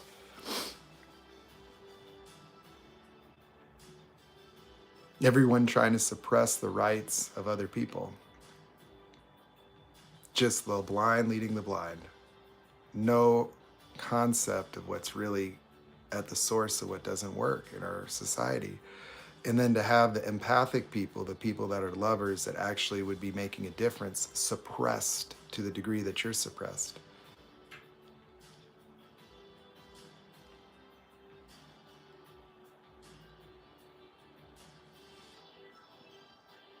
You know, like I talk because who's the ones that are being left out and destroyed are empathic people. You could take one narcissist and this dude can go through how many women and then leave them all like that. Our angels, our mothers, the people that would be the good people, the difference makers, are just on timeout in emotional purgatory, isolated and, just suffering for no reason. That this world is so toxic that it would take me 44 years to find myself. And that's with a concerted effort.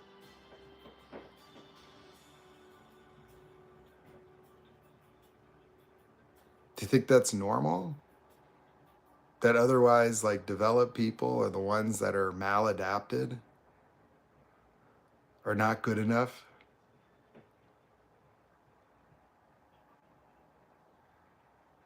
That we've structured society to punish that, to not reward it, to turn our political apparatus into a narcissistic popularity contest.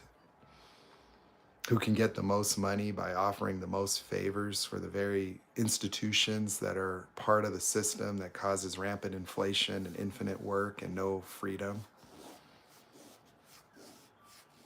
With no concern about our environmental impact or the whole of humanity in general, without recognizing that this just doesn't work that well. That it doesn't matter about the GDP, people are miserable anyway. And they're not miserable based on material prosperity. It's the whole picture of it. It's the indebtedness to it, that you just wake up and now you're in debt. You got to get in debt to go to school, and you want to have a piece of earth where you were born. You can't. Somehow we've entitled that, and so it's weird. If you just kind of look at the whole of it, where just to be able to exist within your own space, it's not a right. You can't be here, you got to go there. And so there's something about our entitlement, to earth and to its resources and to the way, why I would say, they believe money was the root of all evil was because of just how disempowered it's made human beings.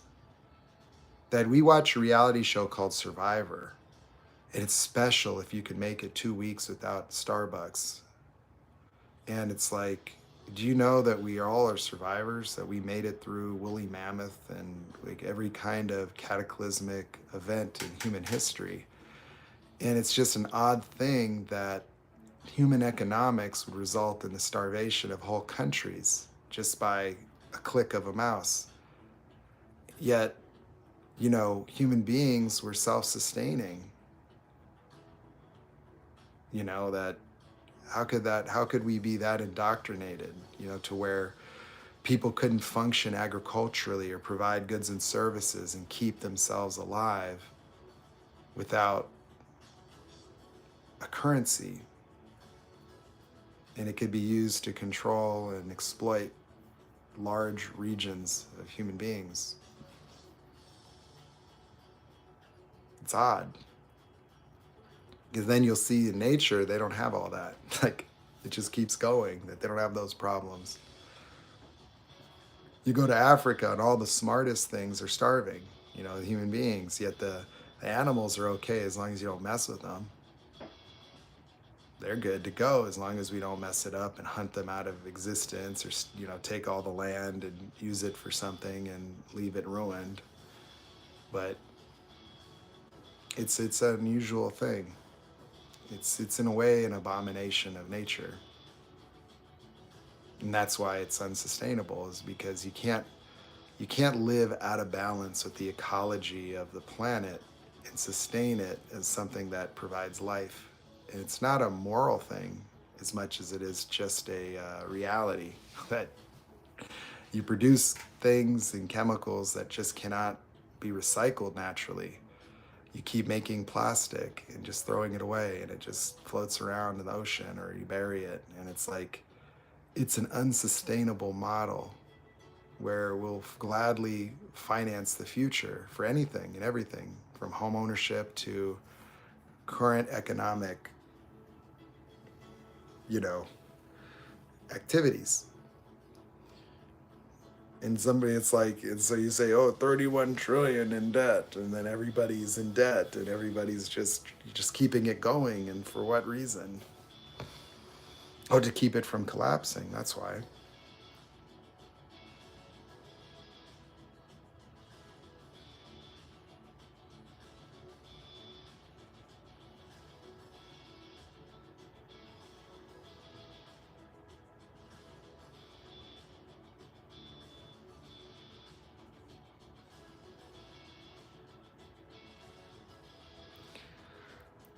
So it's just,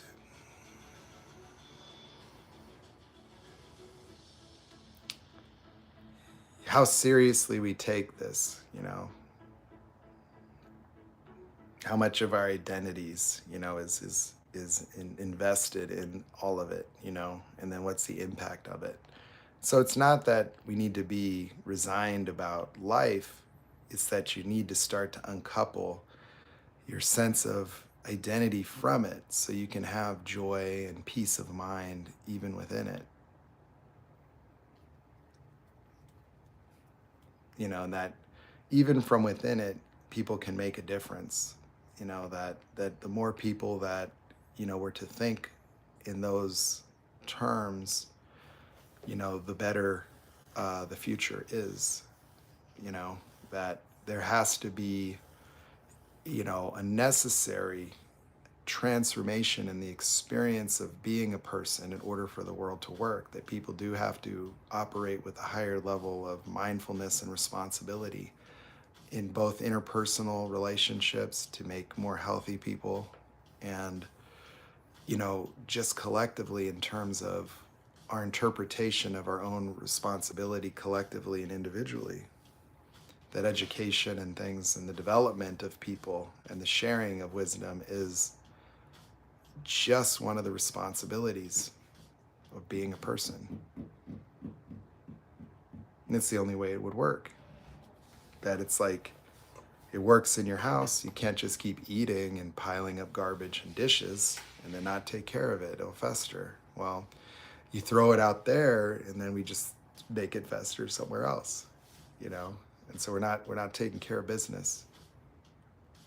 And there's no denying that. It just is. And there's no denying that it can't continue that way. It just can't. It's not right or wrong. It's just reality. That we can't just climate change ourselves forever, and we can't just keep producing garbage, and we can't permit the proliferation of social malignancy and just watch the world get more dangerous and think that the answer is just more security.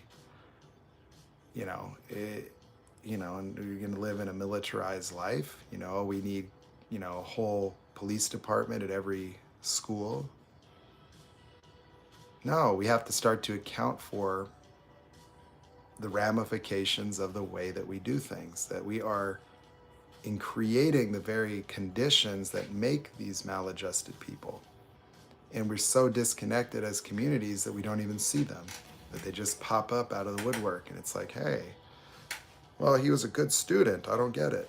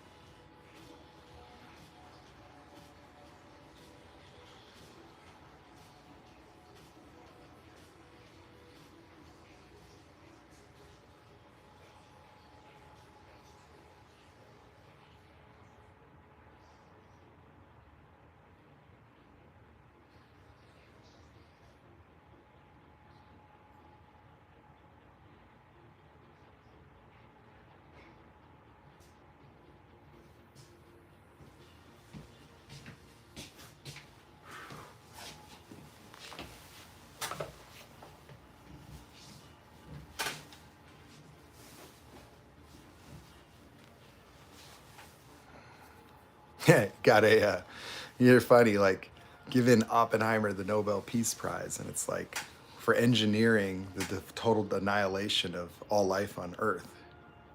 Thank you, man. That makes us so much safer. Yeah, I feel real comfortable when they elect a sociopath and give him the nuclear codes. Here you go. Like, what the fuck? Like, look at our leadership around the planet. There's something wrong with that. It's not the political system per se, it's the mentalities. That you can have a democracy, but it can't be run by, you know, narcissists. It can't. It just doesn't work. That our whole model for leadership has to transform, and it's going to require people like us. There has to be acknowledgement of the malignancy of individuals, and that has to be commonly known, and that people that are good people have to take the power back. That all these people like you and me that have been sidelined our entire life, indoctrinated into a version of hell and suffering and insufficiency and brokenness and I'm not good enough, is the reason in part that the world doesn't work as well as it could. But those people need to wake their ass up and start living their lives. Not living in fear, not living in brokenness and the delusions of their own deficiencies, because that's just as maladjusted as a narcissist. That living like you're broken and not good enough is the issue. Not your life, not what happened, not what other people do or think. The fact that you're invested in what anybody thinks, the fact that the way you experience yourself has something to do with pathological people telling you things that are demented. That's the mechanism of evil. That's why the Bible talked about these people, is because they can recognize their corruptive and corrosive impact on human beings. And that's why you're the sheep amongst the wolves. And that we have a lot of wolves in sheep's clothing, and they're preachers, and they're all kinds of maladjusted people that want nothing but control and power. And we give them too much attention. If it was up to me, I would make congressional headphones that whenever a Matt Gaetz starts talking, you don't even listen. You don't debate him. You don't deal with the gaslighting, because that's all that is. Like, these people are not even meant to institute policies. They're just disruptive influences that are put there to gaslight and create resignation, because resigned, normal people are ineffective. They don't do shit. They don't even vote.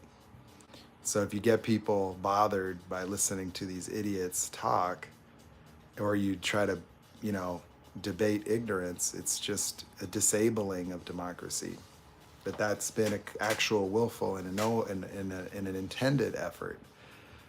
That's all it is that there's destructive forces that try to undermine societies, and getting these people in these positions is what does it. It stalemates a democracy, and people's voices aren't even relevant. And so you can't fight ignorance with facts and knowledge. You just have to have the ability to articulate it and get it the fuck out. Just go, no more of that. We're done with that kind of leadership. That leadership has to be on the merits of people's capacity for humanity. That you have to have people that give a shit about all people at some point.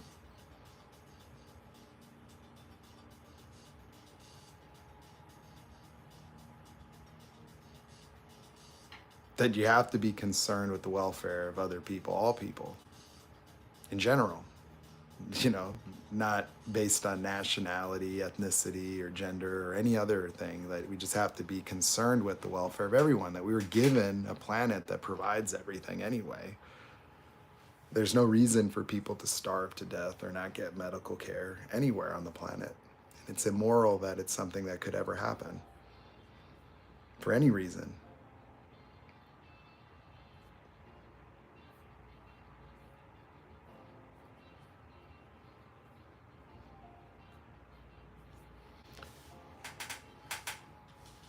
It's immoral. I don't care how you justify it, If you took the money from Iraq and Afghanistan wars, which accomplished nothing, that would have been a lot of resources that could have been used. And what would the public relations message have been if instead of those, we went and helped people in third world countries with the resources that they need? What if we created economic development for these places? Like some of these places could be competing with China and helping whatever, or they could be, helping to develop the agriculture for indigenous people, that there's so much good that we have the capacity to do. And, if you put, an oil mogul as president, and then you make the vice president somebody invested in the military industrial complex, and then you get the black guy to lie and say that there's weapons of mass destruction, and then you go and attack a country unrelated to the fact that everybody that was in the airplanes were from Saudi Arabia, and you start looking at it, well, Saudi Arabia probably doesn't want Iraq to advance on a global scale when they, nationalized their oil production and they wanted access to the Persian Gulf through Kuwait. They call the president and say, we got to stop Iraq. Well, they have 25% of the world's oil there and compete directly with Saudi Arabia. And so you start thinking, like, what would be the real motives behind a lot of these things? Is it your freedom? That's what they say. Support the troops, your freedom. You owe your freedom to these people fighting in Afghanistan.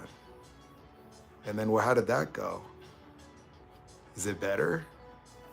We improve things there? We make our world more dangerous? Do we bolster the ideologies of the people we profess are enemies when,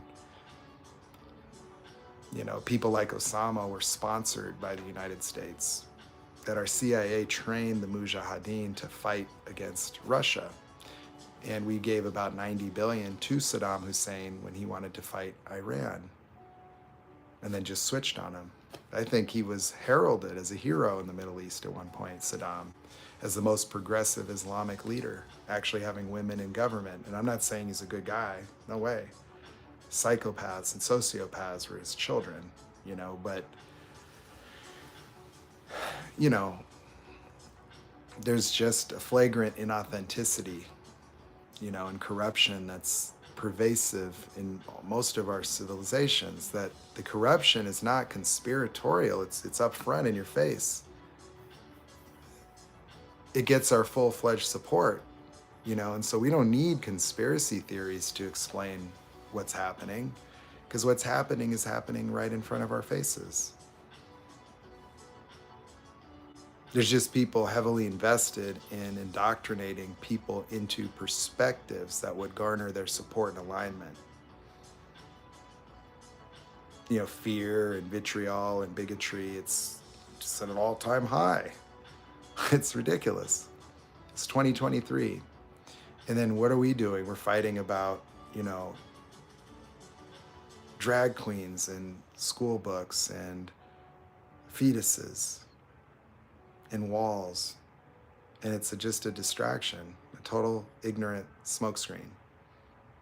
And nobody that really is instituting these social debacles gives a shit about them. They don't even care. They're just giving people shit to fight about, to consolidate ignorant people into controllable blocks of voters. That's it. They don't care about any of it. They'll switch teams real quick. You think that they're flip-flopping. No, that's just what they are.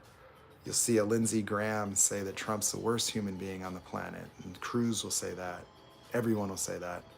And then as soon as they realize, oh, well, it looks like I've got to change the rhetoric real quick, there's just no integrity.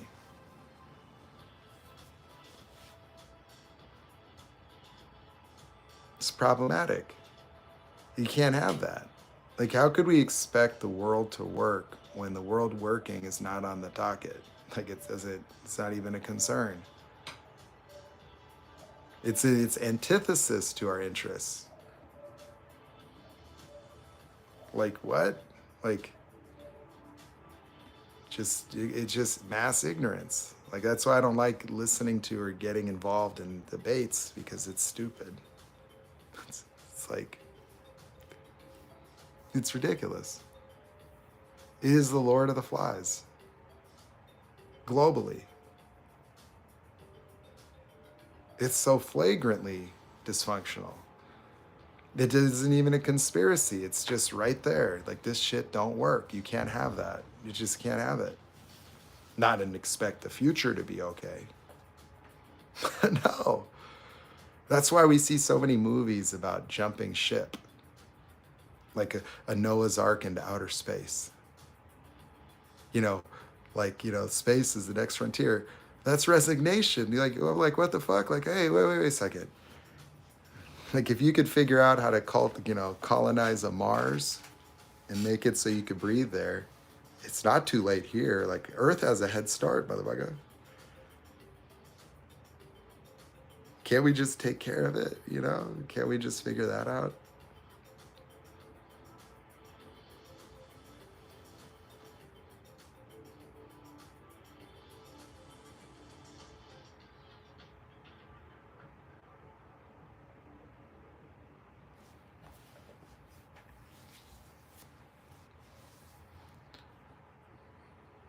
No. Haven't watched Watchmen.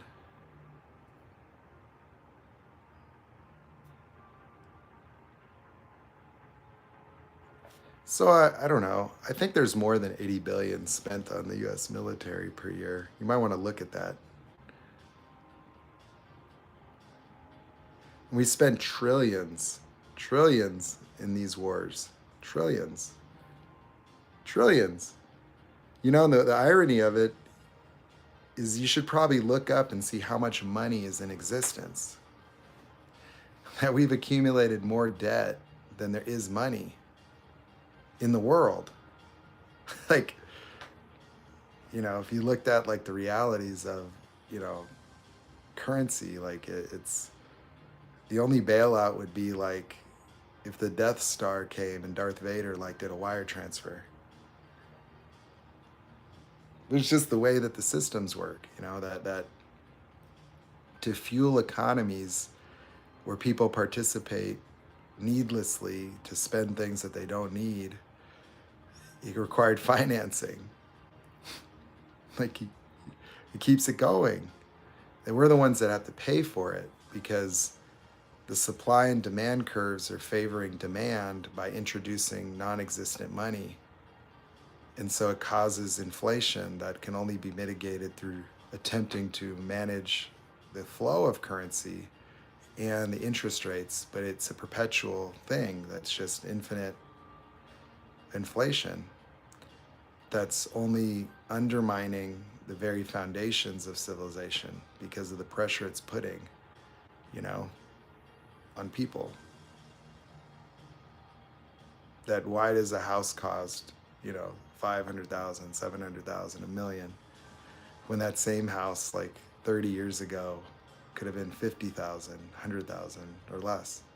It's just because the introduction of financing, the expansion of debt instruments, and the relaxing of guidelines, and the invention of it. That like 100 years ago, a mortgage would have been a 5-year loan with a balloon payment. So 50% down, and then after 5 years, you have to come up with 100% of the value of the home in 5 years. Well, that would keep the housing market stable in terms of inflation, but then it would cap the participation, and then the banks couldn't continue to make money because they couldn't loan anymore because everybody that qualified. And then at some point, they start expanding guidelines, and then again, the banks would run out of money. They lent out all their money, which was your money anyway. So they had to create new vehicles, secondary markets where you securitize loans and make securities out of them, mortgage-backed securities, through government-sponsored private institutions like Fannie Mae, Freddie Mac. And now it's our retirement funds, going into these types of security instruments, and then just allowing, infinite money to keep going into the market, causing infinite inflation, where the economic growth that we watch could be closely trailed to the ongoing expansion of the issuance of debt and credit. That you create demand by giving money to people and letting them go, but who benefits would be banks that service loans and make interest on people, larger corporations that get the money, but who pays for it is you. Now it's 30 years for your house. Oh, and then taxing it too, and so just keep expanding taxes. Like taxes, I mean, if you tracked a dollar, how many transactions until all of it goes back to the government anyway? You just keep dividing it up and sending it. It's like you get paid, they take some, you spend money, there's money taken, sales tax, that company makes money, they pay taxes, then they pay employees, there's taxes, and then those, and so it's just a system, and it's what I would believe historically is that we've seen the system crack, in 2008, where you reached the pinnacle of real estate finance. And it broke the system to the, where it required leveraging the government to bail out the system itself. All the automotive manufacturers, many banks, like investment brokerages, they all were imploding. And it was because of the system itself. But for you and I, we're the engines, like the Matrix, we're the ones whose life energy is keeping it afloat. And so we have to pay for it through work. Converting your life and your time into merely, supply for the system. That's not a conspiracy, it's just what it is. And so there's just an unspoken unworkability that the system's so fragile that you can't really look at it. Like you can't look at the futility and the inevitability of the vulnerability of it, because the main job would be to not have it fall apart on your dime. We got to keep raising the debt limit. We got to keep it going. We need an Alan Greenspan to talk and calm the markets and keep people not worried about, the US government's capacity to pay interest on security notes like treasury bonds. But it's vulnerable. And the problem with the system like that is that it's enabled a population boom, where the energy expenditure to keep all these people going is just out of balance with nature. For my view, we would have to start to create policies that would create balance. Like I would want to make rules where if you produce plastic, you have to recycle it. You make plastic bottles, that's nice, but at some point you'd have to be mandated to recycle an equal amount. We'd have to create systems to manage that. That would be a worthy investment. You can't just slow it down, we're going to slow down. No, because it just takes 600 years. Like you can't keep putting things into the environment that are toxic and damage the sustainability of life and our systems. Polluting waterways, and like it doesn't make sense. Like we need that stuff, and so we just have to be conscientious of these things and try to, find a way to have energy balance where we can mitigate the effects of industry with policy, and just make it so that people are conscious about making sure that we take care of this stuff. That's the only way. It's not a question.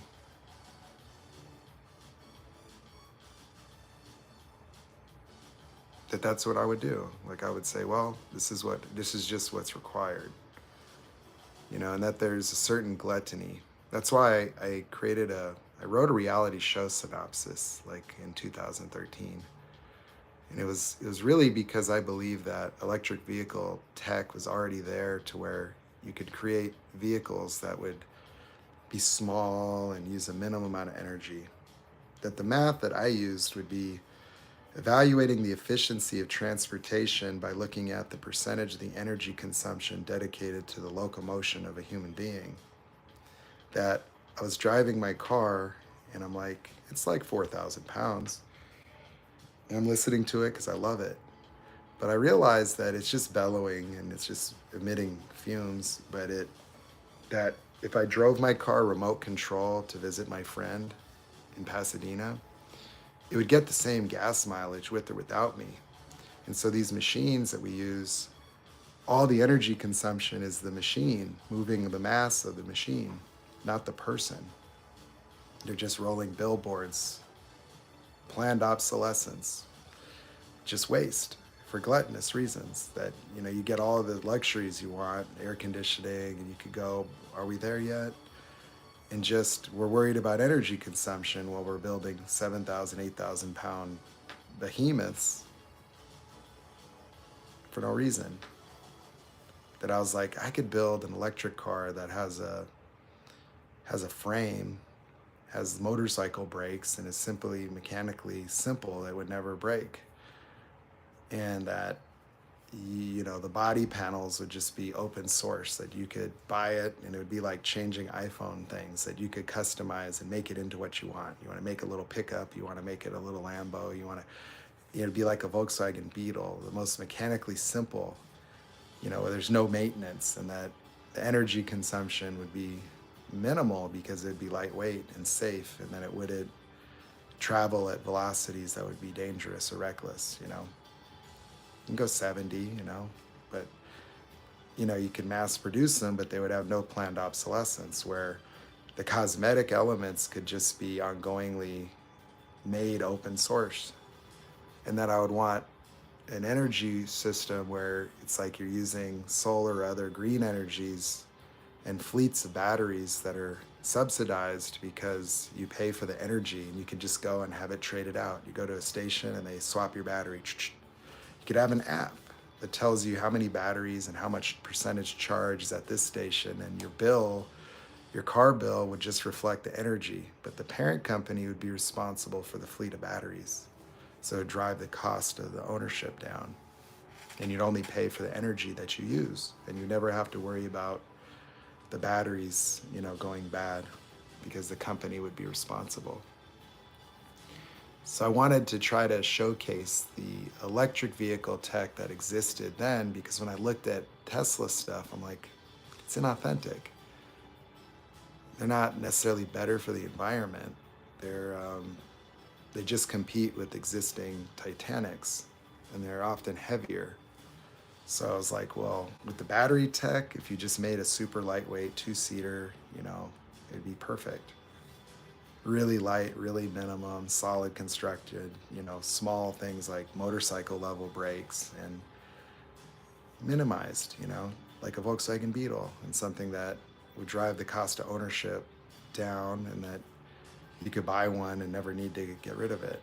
That the cost of ownership would be so low, and then you wouldn't have to fix it. There's no oil to change, no fuel, no real fluids, so I wanted to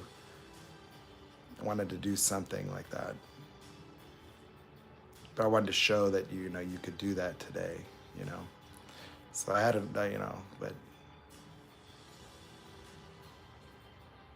just because it just makes sense, like, gotta do something, you can't just, this is unsustainable, People, like, it's just planned obsolescence, like cars that are designed and then they go bad and you have to get another one, and they're getting more and more expensive. And so it's like weird, to have this kind of costs where like a good bulk of your costs of living is just the transportation to get the money to work, like doesn't make sense, you know. None of it makes sense to me.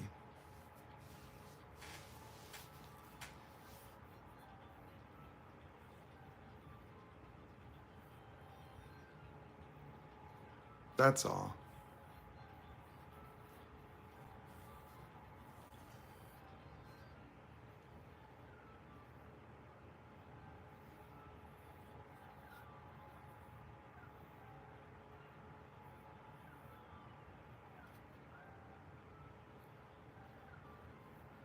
So I don't know. It just seems like people need to be creative and inventive around making the world work, but also like especially politically, you know, without vitriol, without, you know, needing to like fight, you know, it's just more about awareness and like understanding that these people are children, you know, that they're like, there's a lot of really maladjusted people. And, you know, it's not going to work out that way.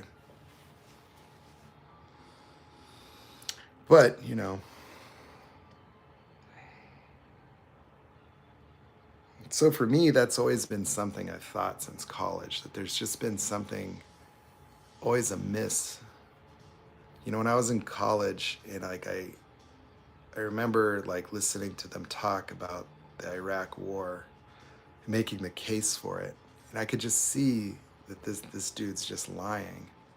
It was like, you know what it was like for me? I'll tell you, was college where the president, like I realized that that was like Santa Claus to me. You know, that like when like I'm listening to him talk, it's like there's something wrong with this shit. What the fuck are we doing? Like, why would we do that? It doesn't make sense. You know, and so it just was like Santa Claus died.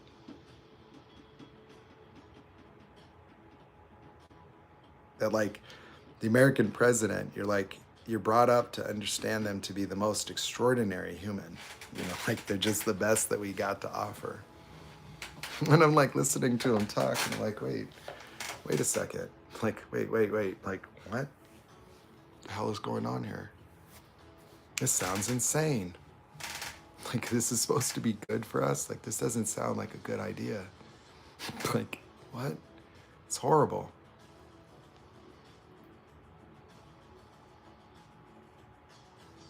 Like, I remember, like, they televised, like, the bombing of Baghdad. Like, it was a shock and awe campaign.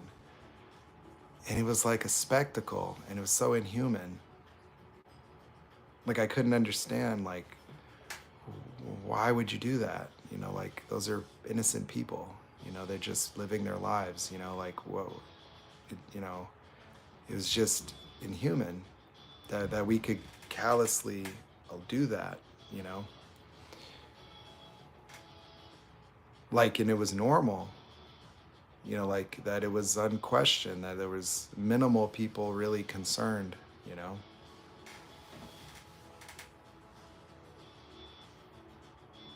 Just craziness.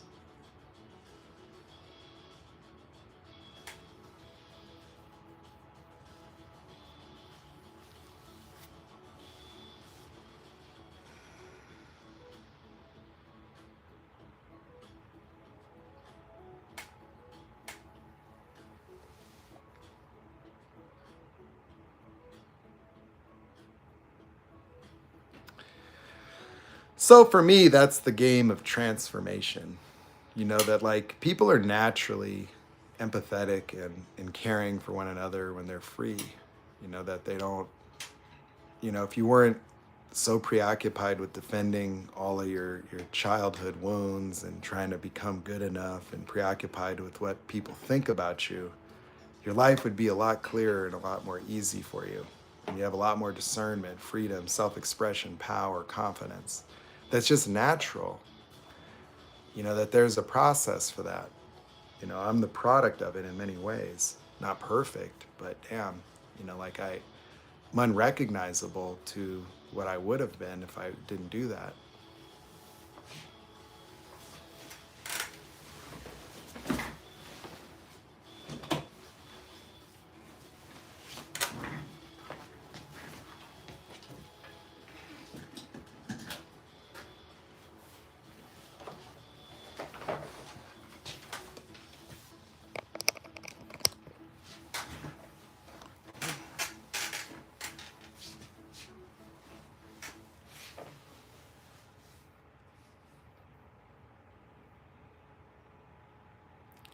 Well, it sounds like you started. So talk a little bit more about your recovery journey. Like, what do you want? And where are you stuck? Like, I'm going to start taking on more coaching clients, and I'm going to involve one of my mentors in that. That'll be fun. But, those may not, like, it may not take a lot of sessions for this stuff, that you can get a lot just in one conversation. So share a little bit. Well, you'd have to, like, so what is it that is getting triggered? Like, when you say you're getting triggered, what is it? What are you personally dealing with? Like, is it just experiencing being not good enough? Like that basic trigger?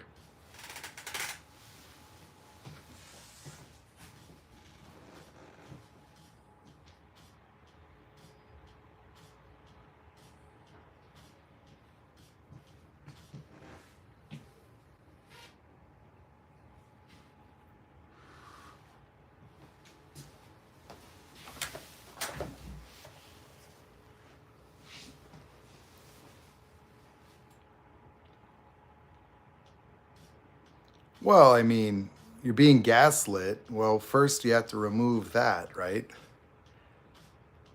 So when you say you're being gaslit, are you in a relationship with somebody?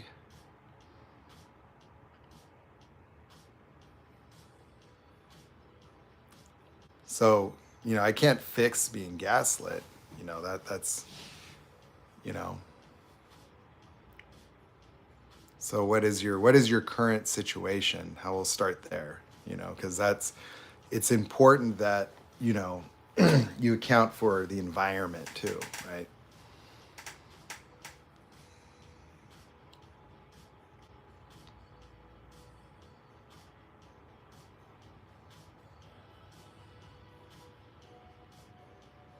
Like people.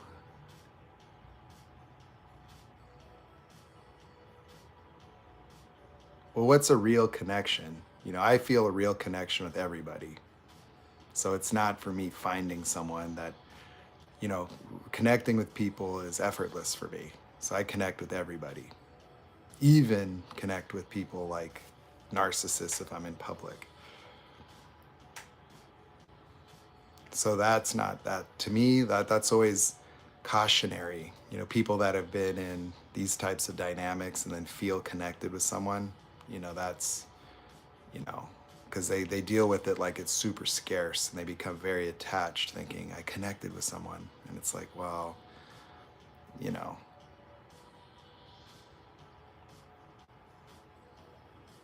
in a way, like people that have unresolved, complications in their relationships, just getting out of the relationship is the beginning. And then there's some things that you want to work out.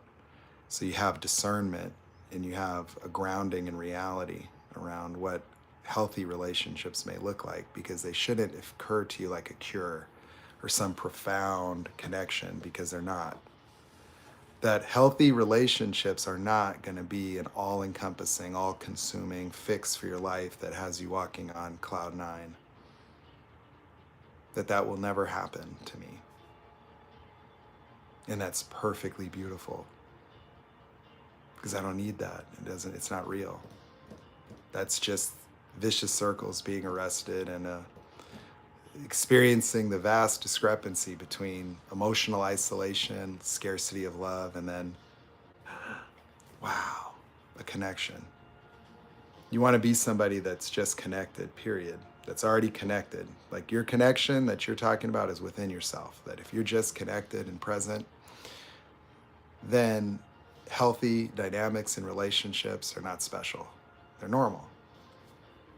And that these toxic dynamics are extraordinarily demented, and not the other way.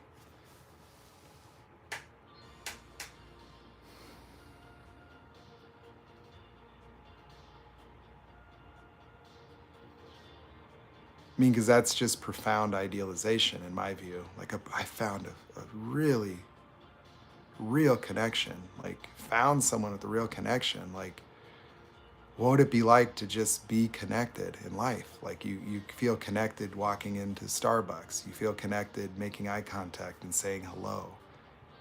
That your connection has nothing to do with other people. It has only to do with your capacity for vulnerability and openness and freedom. And so when you say, I found a connection with someone, it's like, what if, that was just the way you are all the time? What if you found a connection with everyone? That's what I want to do for people, is to have them experience being connected to themselves, most importantly, because that's all you're really connecting with. Like you're just able to feel like yourself, and now you're connected.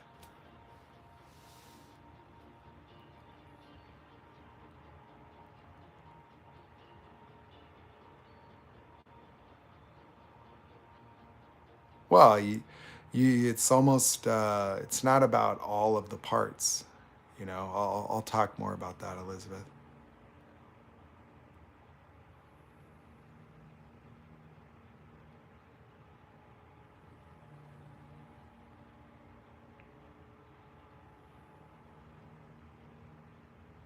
Well, there's no guarantees, but you see, the thing is, you have to know what it is that hurts, right? What hurts is experiencing being broken, abandoned, not good enough, right? So, what there is in this conversation is to acknowledge that the hurt comes from you.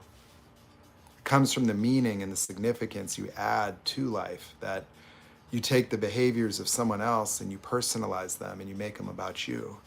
And that's what you're impacted by. Otherwise, what you're doing is you're just seeing people acting out. And that's uncompelling.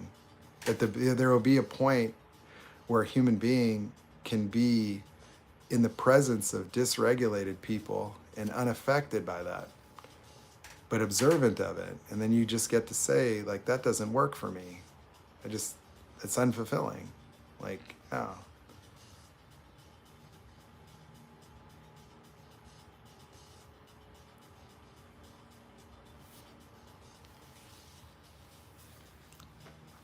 See, like BPD is challenging because when you say I feel a real connection, usually that's love bombing, or it's some ecstatic fantasy of your wholeness and completion being derived from being mirrored or reciprocating your fantasies.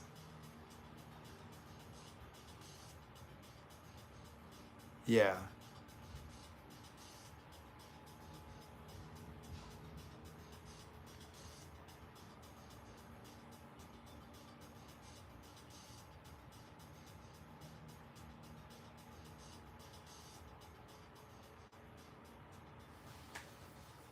Well, it's like, it's important to know that, like, being triggered has nothing to do with the current moment. It has everything to do with things that are past based.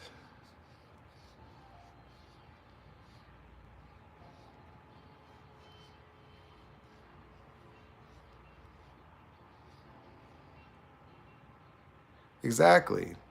But you see, your love bombing of others is because that's what you need for yourself. You're trying to force people to love you, and you probably expect or demand reciprocation. And if you don't get it, then you split or trigger yourself. And so, that whole thing of love bombing is nonsense. That's not a healthy dynamic. And you don't need anything from other people to experience peace of mind, love.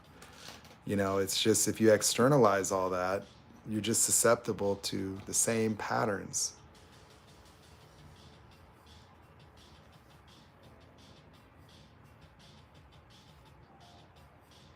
That it's, love bombing is a result of feeling incomplete. Well, see, it's real for you. Like, you think that there's this connection you're supposed to have, that you're supposed to merge with someone, or find a soulmate, and that this is going to heal you, or this is what love really is all about. It's not.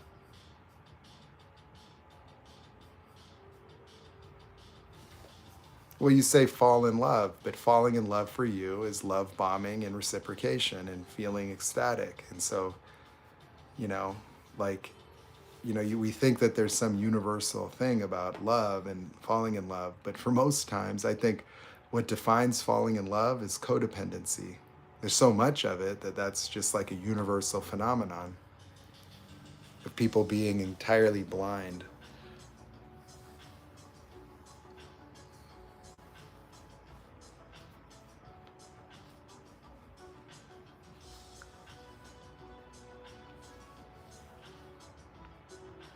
Because how many of you fallen in love before, and then what happened? That's why you're afraid, because it hasn't worked. And every time you swore this was someone, I got a special connection. So there's a profound idealization.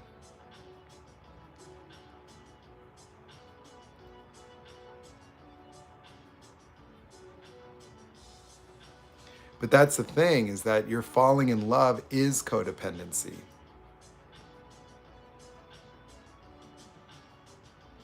So you're in love with the feelings you get.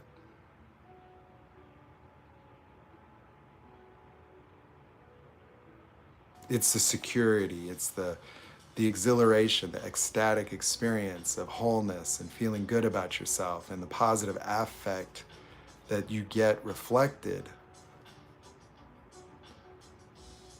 And then there's this fear of losing it, almost like a drug. What if it wasn't about that at all? What if it was just simple? Like, it's really not about how you feel so much. It's just you're somebody that experiences love already. You're somebody that experiences a measure of wholeness, completion. You're at peace. And now you can meet people whose lives, lifestyles might match what it is you're looking for, and they have that as well. It isn't about healing each other, healing yourself within the relationship, and then having to mitigate all this codependent trash. And what are you connecting with? Oh, you're connecting with someone with trauma. Makes you comfortable. You see, a lot of people that have this stuff, they find security by understanding that someone else has problems, and they're willing to mutually accept that each other's is flawed. And then they discover, oh shit, that these past ways of relating to each other create these unrealistic needs and expectations that then become the basis of conflict. Because you'll split on him, get triggered, and then all of a sudden his codependency issues go through the roof, because all of a sudden you're trying to ghost him or pull back because you're afraid of abandonment, and then he's codependent and fighting for the relationship, and then you're devaluing, and then he leaves, and then you go, oh my God, and then you love bomb him to get him back, and it's just all this nonsense.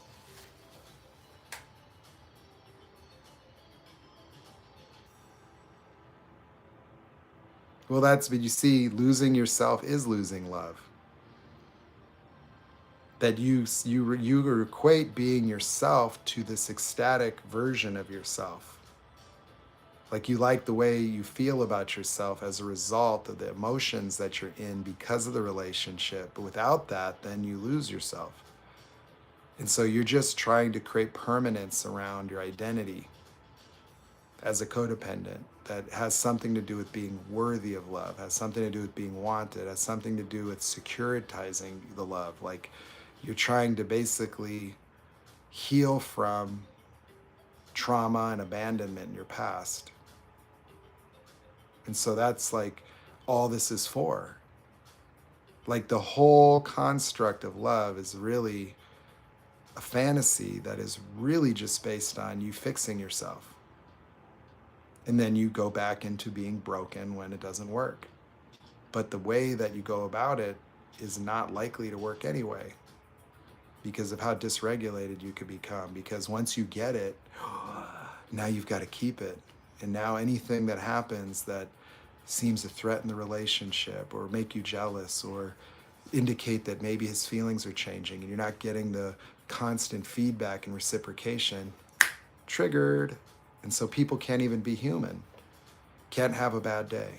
can't just talk about work, can't have a normalized relationship because you're fixated and preoccupied with the preservation of this experience in a terrifying, all pervasive fear of abandonment.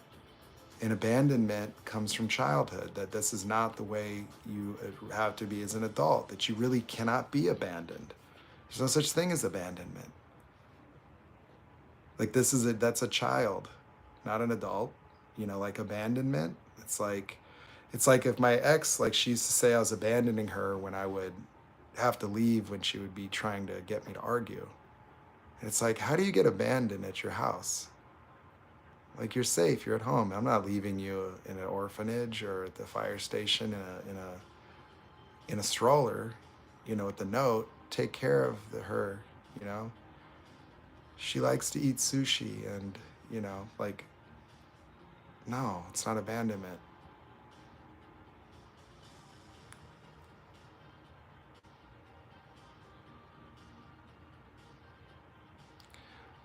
I don't have hunger. No. Love is just something you experience. It's within you already. It's just you've conditioned it. Like you need all these symbolic things outside of yourself. You have to understand, it's your brain's a pattern recognition tool. And you've done program love to be something. Like you have to have all these conditions just right, some huge combination, and then you can allow yourself to feel it. You just give yourself permission in the right circumstances. And it's a fantasy, and it's nothing but disrupting your capacity for just love and self-love, that you could be completely at peace and you experience love and you don't thirst for it.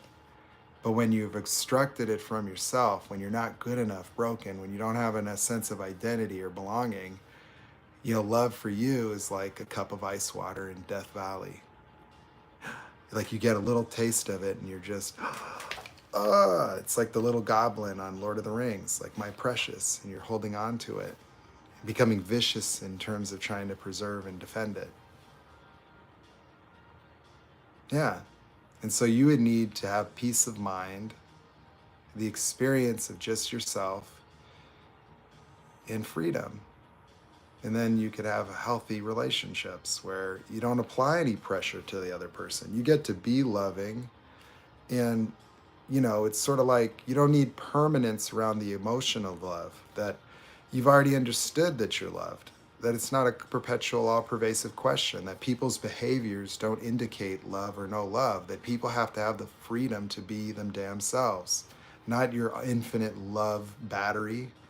You try to convert a man into a loving, all-encompassing, all-loving attachment to just obsess over you, and then wondering why that can't work in a real world. It doesn't work because human beings are never going to be that way, and they aren't meant to be that way, and they don't need to be that way, and it's not even normal. That people just need to be a damn person, and they're going to have ups and downs and trials and tribulations, and they got enough challenges in life without coming home to somebody that is completely attached to them being idealized, so that this person doesn't get insecure at the moment that their emotions change, that you're threatened by any deviations or any indications or anything, and you get an abandonment fear and triggered and then start punishing people. And all you're doing is dumping your trauma on people for no reason, and sabotaging your relationships by being unable to accurately understand others, because you're mainly perceptive only to your own needs, and their needs only as it pertains to the fulfillment of your own.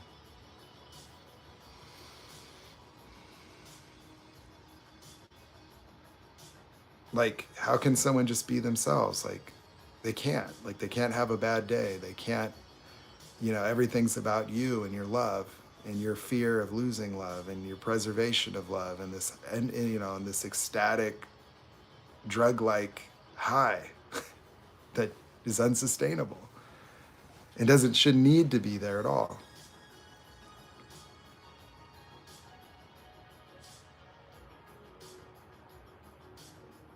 Well, who needs to see you as a person first and foremost is you. You don't experience it for yourself, and so you need other people to. You think that you feeling like a person has something to do with other people, and it doesn't. That if you don't have that capacity independent of others, then you're going to have a very difficult time, because you'll interpret everything they do about yourself. You'll be competing with their life for their attention. And it's an endless need, because it's insatiable, because you're not independently capable of maintaining your own sense of self. That your sense of self has nothing to do with anybody. You think it does, and so you're trying to fix other people and fix yourself. Where you have to be valuable to them and love them to this extent and be all these things and perfect yourself and be sexy and be wanted and desired. And you're trying to make it secure by being and doing all these things for everyone else in order to coerce them into reciprocating. So you can feel secure and feel like you belong and feel like yourself. But it fails every time,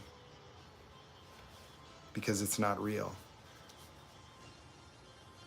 That's not love.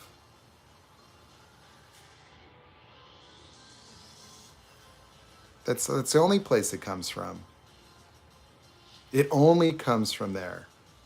You just have all these things you think you need to have it first. And so you've conditioned yourself to think it comes from outside. That what would your life look like if you just had security and safety just as you are? That was just the way you are. That you didn't feel insecure or unsafe. You didn't have a fearful way of experiencing reality. And then you could go have a relationship and you put no burden on anyone else.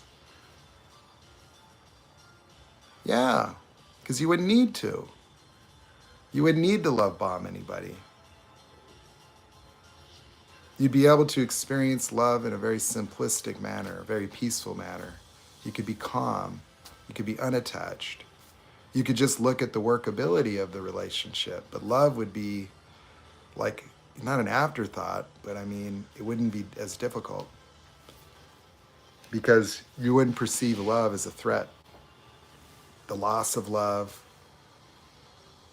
because you couldn't lose it, because it's within you. You just offer it, and they offer it. But you see, your own experience of love, you've externalized it. You've preconditioned it. Like, you actually believe that it takes all this stuff, and then you get it. Like, you have to earn it, or you have to do all this and maintain this and do this and do this. And then to your dismay, that they don't do the exact back, and now that means you're not lovable. Workability means, like, aside from all this emotional bullshit, that they act appropriate, that they're respectful, that they handle responsibilities as adults, that they just do things that are conducive with a healthy relationship. That's workability. So you don't even care about workability. You're so preoccupied with these feelings that you'll tolerate nonsense, even out of yourself, where it could just be chaos, but you're just about your needs being met. And your needs create the chaos at the same time.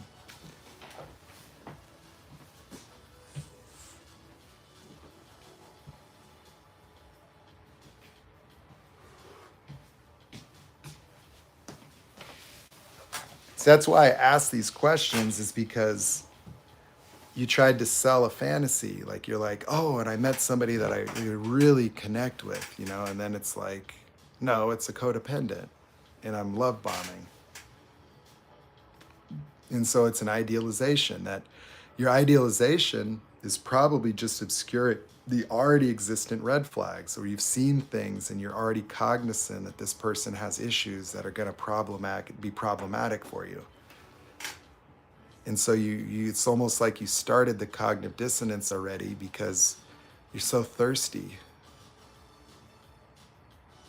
That, like, you started to idealize them and you wanted to build this fantasy, and and I'll be like, oh, awesome, you found a great connection, wonderful, sounds like it's worked out.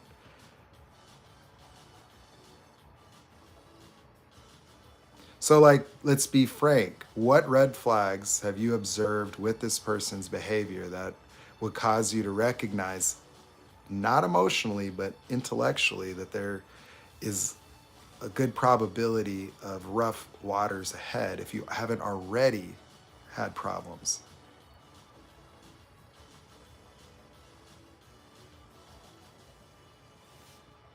Well, yeah, because you idealize them. You see, the problem with this dynamic is that you stay disconnected from reality to protect yourself emotionally. You idealize and then demonize, and you don't see reality in either instance. Demonize to disconnect and protect yourself and eject those pseudo in the relationship, but boom. Or you grandiositize them and idealize them because you're addicted to the experience of love. But either way, you're just protecting yourself. So all of this is just about how you feel about yourself and has nothing to do with reality.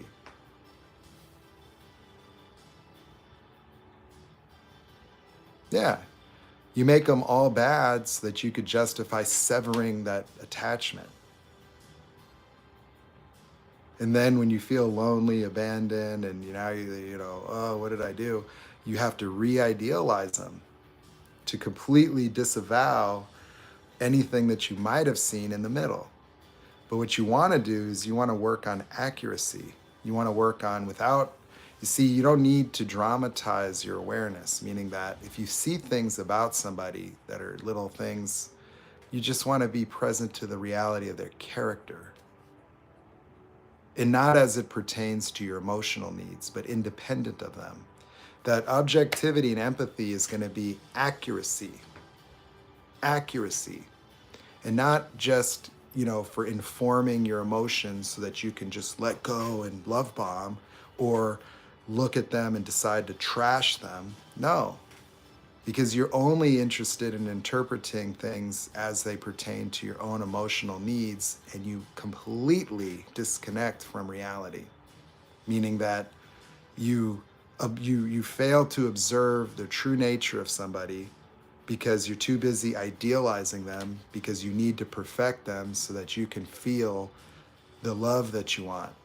And then when you get scared, you need to completely demonize them in order to disconnect, to protect yourself from impending abandonment.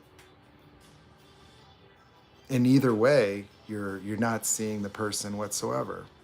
And so when you say, oh, I have this profound connection, I'm like, you have a profound attachment to an idealization. And, and then that person can't even be themselves. Because if they act a little out of order for your idealization, then they get demonized, obliterated, destroyed, yelled at, cussed out, disconnected from, and blocked. And so what you need is you just need Jesus to descend from heaven, get a couple tattoos, star in Aquaman 3, and then roll up in a limo and then promise you unadulterated, ecstatic love and say, now that I have enough money, I can just follow you around all day and just make direct eye contact and do everything you love forever. Like that's the only thing you could handle, because you can't deal with anybody just being a normal person. Because if they're normal, then they don't fit your perfected ideal soulmate, and then you split on them and destroy them so you can discard them and then just keep doing that.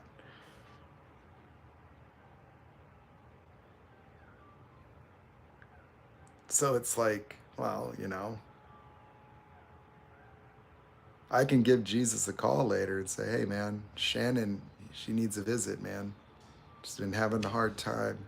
She can't meet the perfect one out there, and you're 2,000 years past due, man. You got to come down. Give her a visit.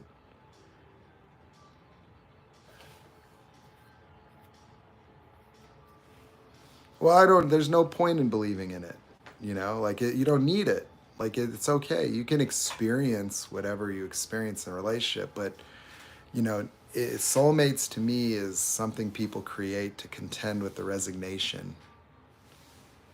That like they've had so much shit happen to them that they have to fantasize about this perfect person that they're just going to connect with, and then all the problems go away.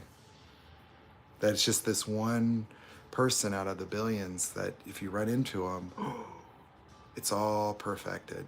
And it's like, I don't know.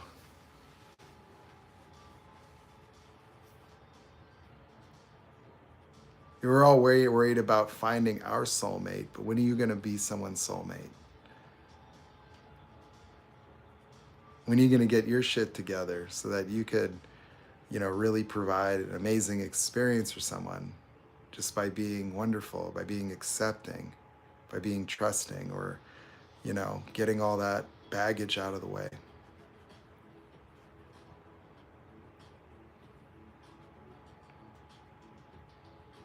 You're not going to love bomb someone into coercion, into a soulmate, punish them for not being a soulmate, making them liable and responsible for your trauma. Well, it would be a good idea, wouldn't it? Right? Like lighten it up a little bit, like make it a lot easier for someone. Exactly.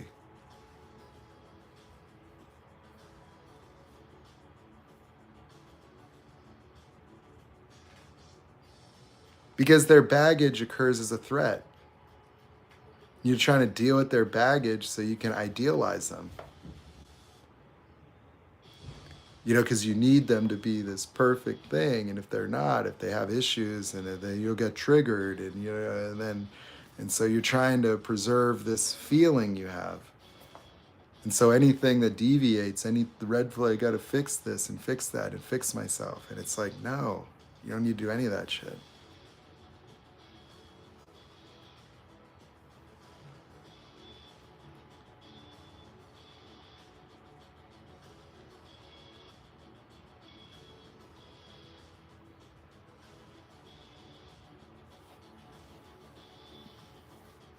What would I suggest?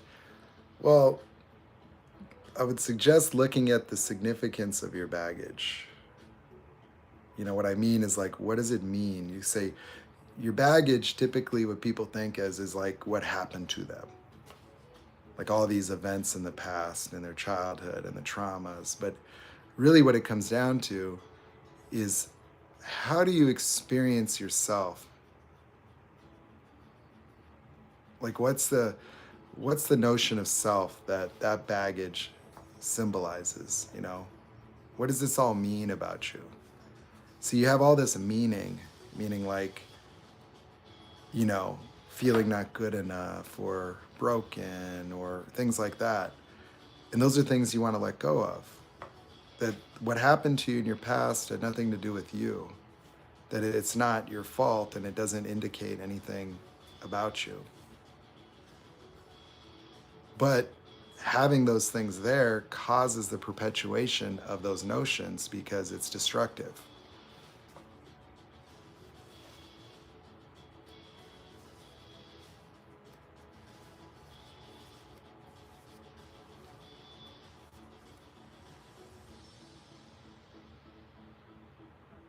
When you think about relationships, right? Yeah, I don't call it redefining yourself. It's less important. It's more about who you're being in general, just a way of being. Like if you look at it, it's not rebuilding yourself by convincing yourself on top of your baggage. It's more about letting go of notions of self. Like if you have a sense of being not good enough or broken, it's like we want to let go of that. We want to make it so that things happening outside of yourself don't make you experience yourself as deficient or bad or broken. And so it's letting go of those things, those underlying ways of being.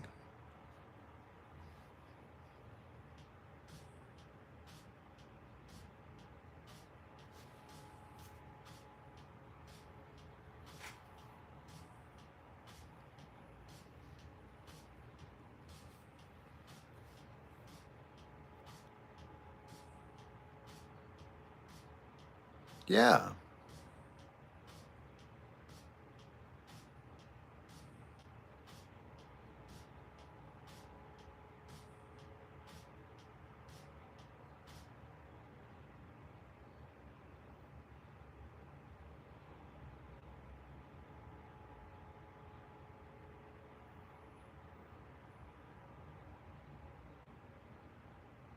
You may have really good discernment in other areas of your life, right?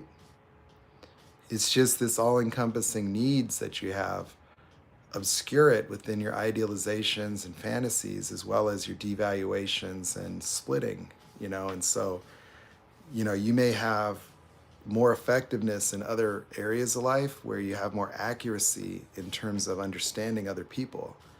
But as it pertains to your romantic life, you know, you have fantasy constructs and you have profound idealizations, and then at the same time profound devaluations as a way to cope with this experience.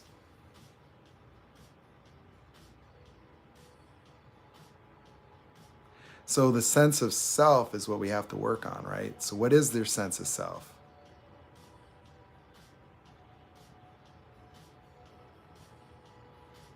So just the sense of self. I want to hear it. Because you don't fix that, right? You don't prove it. You don't try to overcome it. We let it go entirely. And so imagine being absent the need to perpetually fix yourself or to aspire towards improvement. Yeah, but it's not about being the best version, right? That's not what I'm asking you. See, if you're saying being the best version of yourself you can be, well, what are you trying to get away from? What's the self that you need to fix? See, trying to be the best self suggests what's underneath that. Why would you be motivated to do that? Like, what's really there that would compel somebody to need to perfect themselves?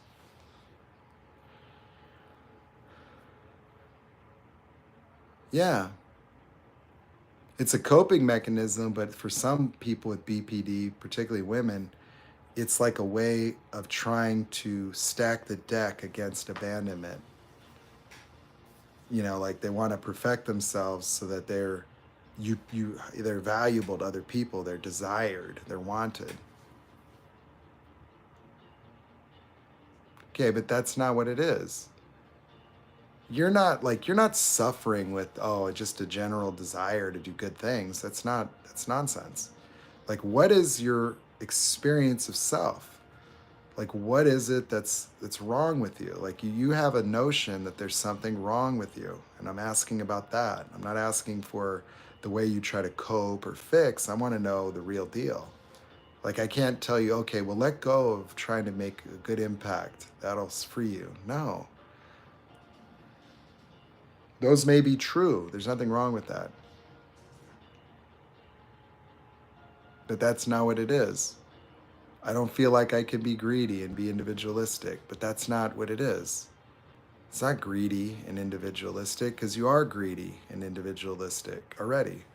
Like, what do you think all that love bombing's about? Why do you think you split on people? You're greedy for love. It's entirely selfish. It doesn't look that way because you're a martyr and you experience victimhood, but the reality is that that's what you're trying to get from people. Is it's all about how you feel.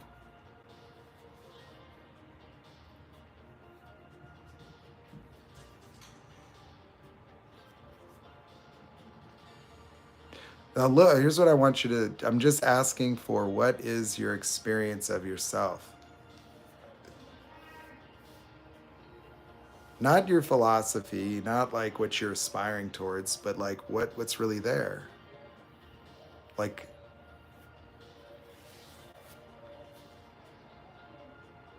See, these are like fantasy things, you know, like when you're saying like, oh, you know, sense of self, you know, being like, I don't feel like I can be greedy and be individualistic. Well, you know, you could see that like your efforts within the relationship are all about yourself.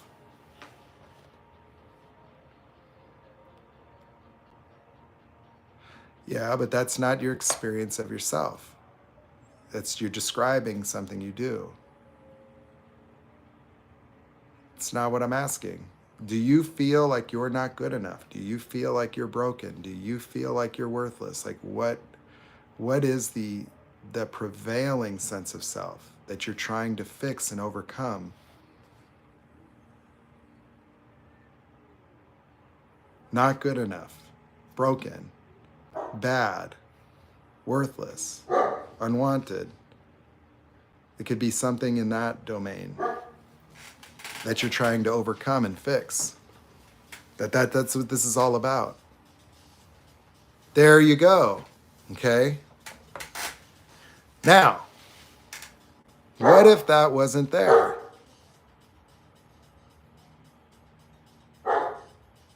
Yeah, logically, right? Of course.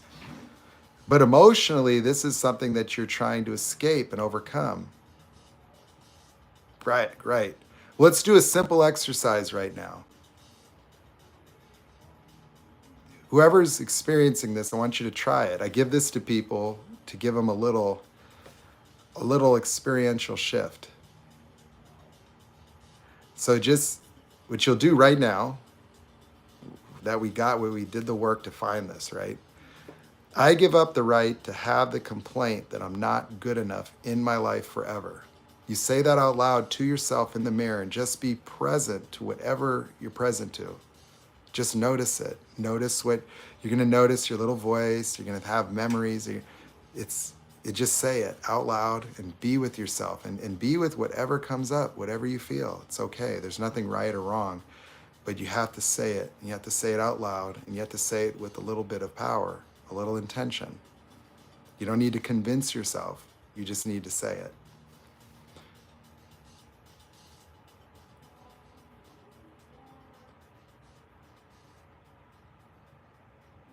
This is just like an simple exercise that I give people here, but there's more in-depth exercises too. You know, I give up the right to have the complaint that I'm not good enough in my life forever. So add that. I give up the right to have. I give up the right to have the complaint. It's not to complain. It's a complaint. It's fixed. I have the right to give up. I give up the right to have the complaint that I'm not good enough in my life forever. I give up the right to have the complaint that I'm not good enough in my life forever. So do that. Just be present with yourself. That's the assignment. Just notice. Right there, right? I wonder if I could pin that.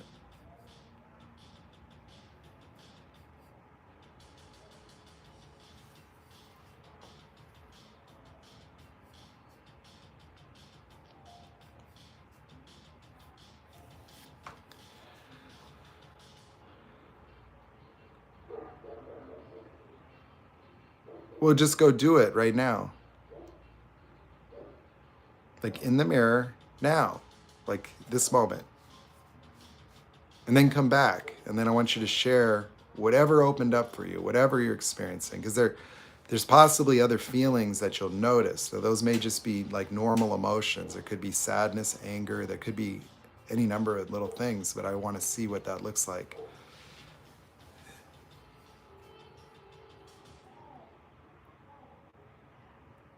So just go do it. Do it now.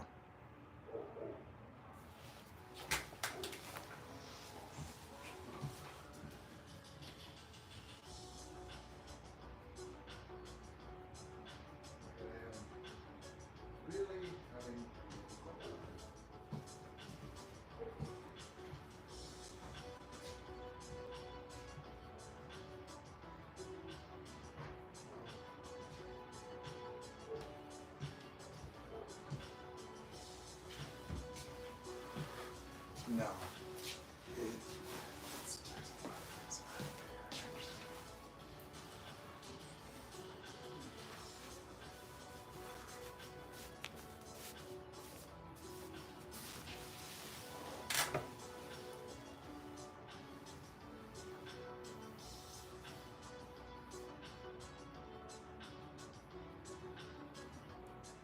Well, because you're getting free, that's why you're laughing. Okay, now here's what you do. I give up the right to have the complaint that I'm bad in my life forever. Like you probably have that too, that you probably feel that way when you split. Like guilt, severely feel bad, remorse.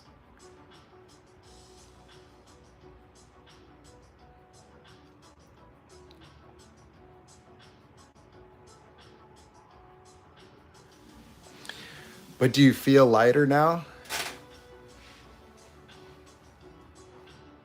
Just keep in mind, this isn't to make you feel good enough. It's to free you from needing to.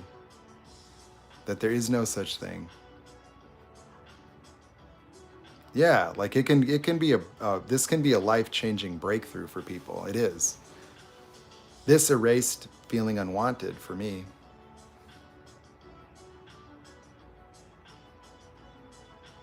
Yeah. And now you're going to laugh at all the narc bullshit. That's what's going to happen because you weren't laughing when you were a child and you sure weren't laughing in your last relationship. So that's how I deal with narc bullshit now. It's funny.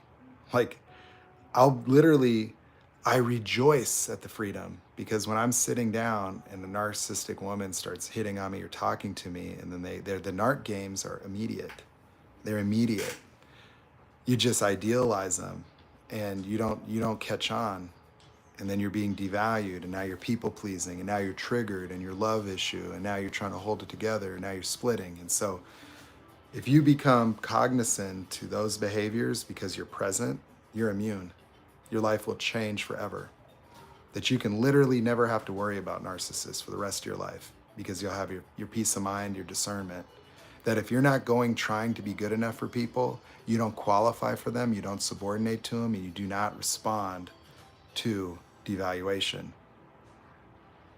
It's not even valid. Like they'll say something to you and you'll be like, excuse me, bitch, please. Like, what? Like, nah, that's not who I am. But if you're going around as not good enough, it is who you are for yourself. So when somebody gives you not good enough feedback, you get triggered and try to fix yourself and prove yourself, and that's how you get hooked.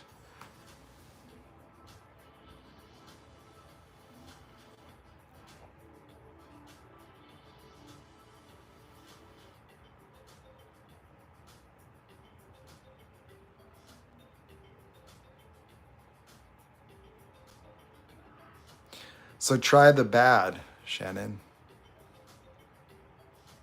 You guys somebody could tip my Cash App. I do coaching too, but I've been offering free coaching just to give people something. But, you go, I give up the right to have the complaint that I'm bad in my life forever.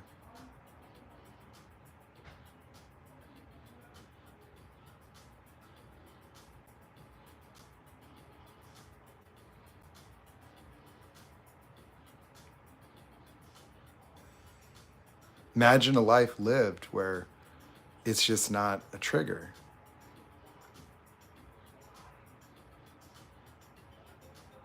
That you, as somebody that experiences themselves as not good enough and is trying to overcome it, you respond to life by trying to perpetually fix yourself and fix life. And that's how you respond to devaluation, that you interpret it as, yeah, or you fight against it. You battle to preserve yourself as good enough. But the thing is that you get entangled in unworkability, that it just becomes about surviving and prevailing and winning and fixing. And it becomes the whole pathological basis of these relationships entirely.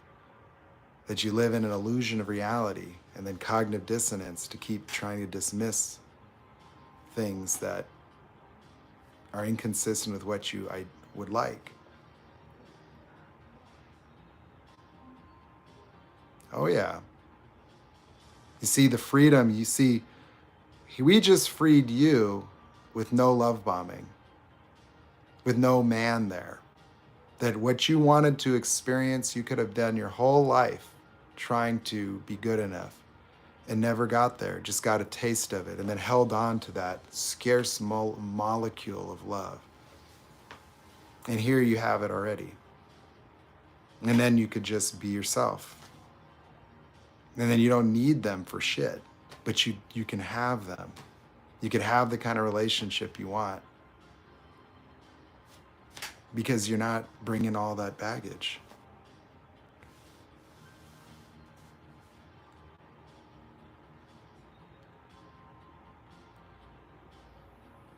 No, you don't need to prove it. You see, the thing is like when who you are for yourself is in flux, meaning that you're between good enough and not good enough, and it's circumstantial. So your sense of self is contingent upon external shit, whether you have money, whether you're beautiful enough. And so you're using other people to try to stabilize yourself as good enough. But if that's out of the way, then you don't respond to life by trying to prove yourself. And you're not a victim to people that act that way, that you just notice it. And it either works for you or it doesn't, and that's your choice. But if that never comes up, what does that do for someone's life? It transforms their life. That's transformation. Transformation is getting at the very genesis of one's experience of oneself. That if your experience of oneself is not good enough, trying to be good enough, it fluctuates. You'll get some good results, some good news, a success, good enough, and then you're trying to hold on to it, you're trying to keep it there, you're trying to keep proving it. It's exhaustive and never ending. But if that's out of the way and you're not doing that yo-yo anymore, then you know who you're being at all times. If you know who you're being, how could anybody project and tell you otherwise? They just don't recognize you. And that's a them problem. That's their lack of discernment. That's their trauma. That's their bullshit. Instead of trying to fix their bullshit so they can recognize that you're good enough, and and you're done with that.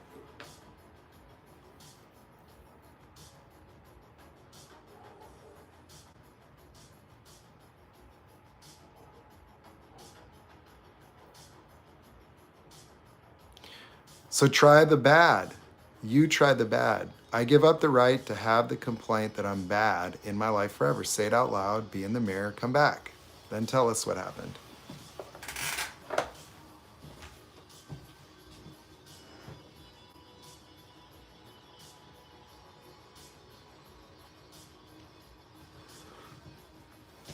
Here's what I need.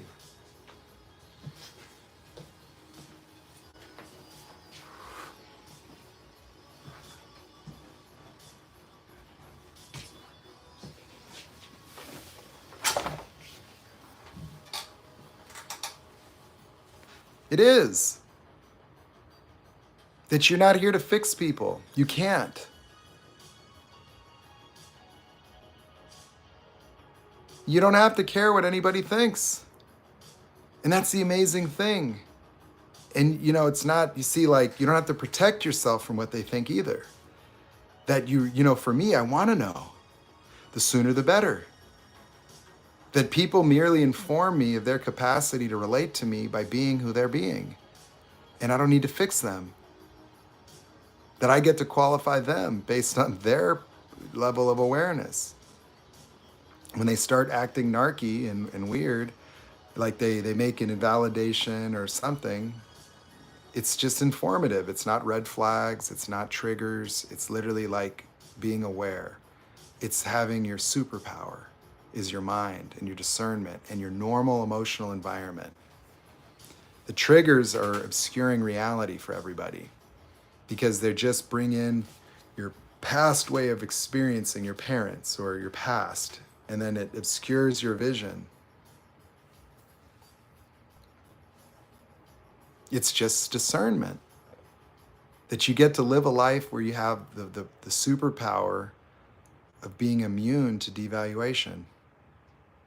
Where people can express disappointment to you and you could be responsible for what you did, but you don't deal with, there's something wrong with me. You just go, it's like, hey, Nate, that cup right there, the design is a little off. You know what? I need you to do that. I don't go, oh, I'm not good enough. No, I go, we deal with third party things. Like if you're going to be dealing with life with somebody that has an uncompromised experience of your value and you have the same for them, you get to partner on the resolution of your challenges in relationships where it's not attacking you. You can talk about things. And so you can go, oh, it's this, it's that. That what you do, what you have, doesn't mean anything about you anymore. And you can still deal with it and you can be effective and efficient. That your boss can tell you, hey, I really need you to do this and pay attention to that. And you don't go, I'm not good enough, and then get driven by anxiety. You just effectively go, okay, I got it. I totally understand where you're coming from. Yeah, I'll get right on top of it. And you feel free. And every time where you notice you would have been triggered, you will rejoice in your power. You'll just be like, wow, it makes things so much easier to navigate when it's not about me. And that you're also understanding that people have limitations in their own capacities to relate and communicate. And you just notice it. And that's it. That people's energies and their emotions and their capacity to relate to you has to do with their past, not you. It has nothing to do with you. A narcissist's traumas and problems isn't mine. I didn't make them that way, and I can't fix them. So I don't need to get drawn into anything. It's not even attractive or interesting. Like a woman can be a supermodel, and if she's a narc, it's like a disfigurement. It's like, ooh, I'm more interested in who people are being. And I can impact that, as you can see, but I don't want to fix people.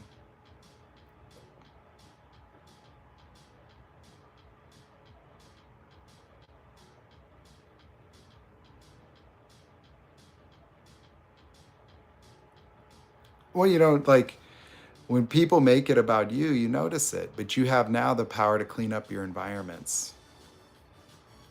Like noticing the structure of your life, that you've got inducted a lot of people into your life that devalue you and can get away with it because you devalue yourself. And so there may be relationships that aren't that healthy or good for you.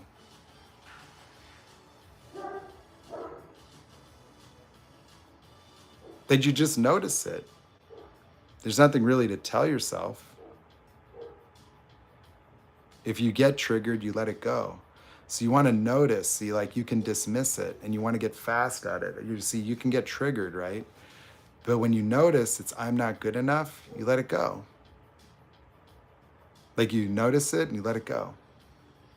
That you spend a lot of time listening to the voice in your head and you think that's who you are. It's not.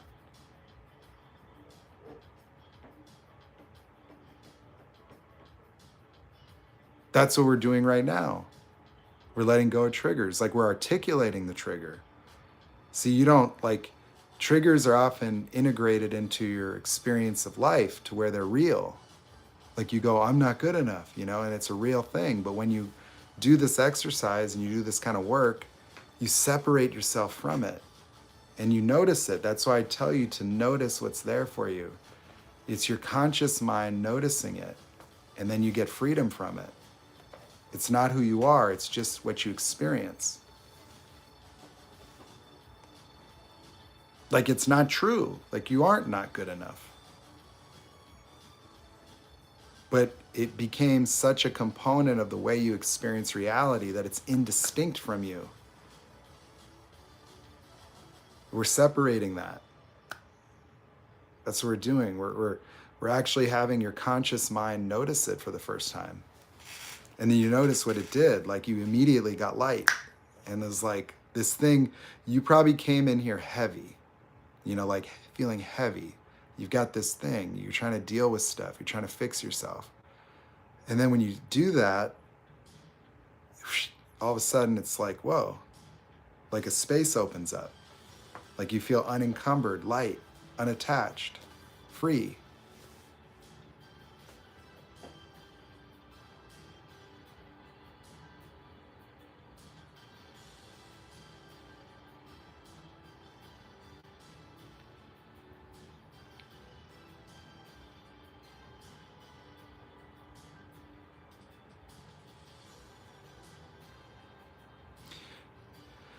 Did you do the bad? I give up the right to have the complaint that I'm bad in my life forever.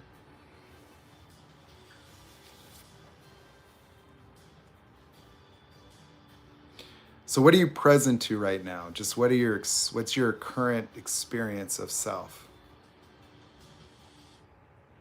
Yeah,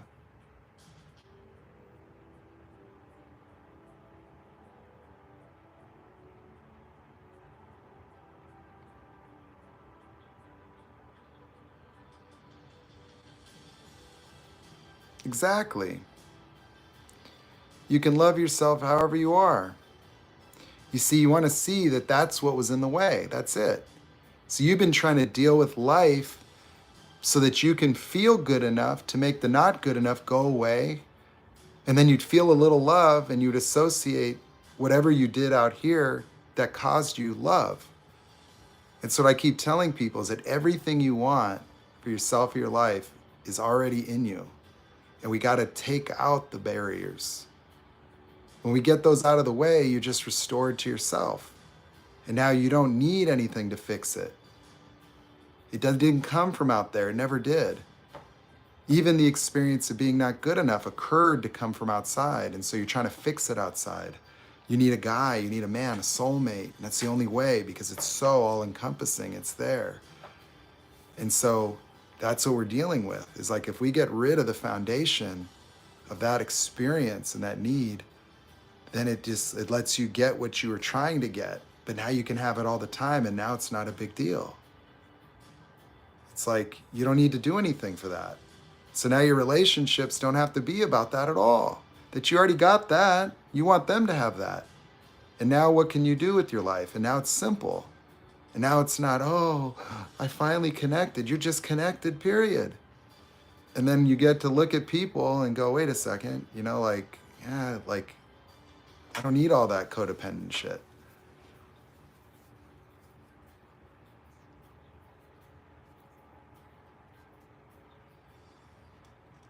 That's it.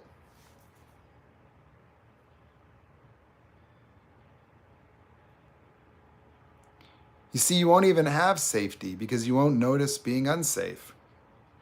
Like a lot of the things that you're looking for, safety, love, like these things are based in the opposite of a non-reality. Like if you don't feel unsafe, it's not because you feel safe, it's because you don't even have an occurrence of it. Like, you know, being free from the experience of not good enough isn't feeling good enough. It's just not there. And so you don't have to try to feel good enough. See, that's what people are doing already when they go like, no, girl, you are good enough. It's like, that doesn't mean anything. You just want her to feel good enough for 5 seconds? No. How about we disappear the notion of being not good enough and eradicate the need to ever try to be good enough and let them live their lives that way?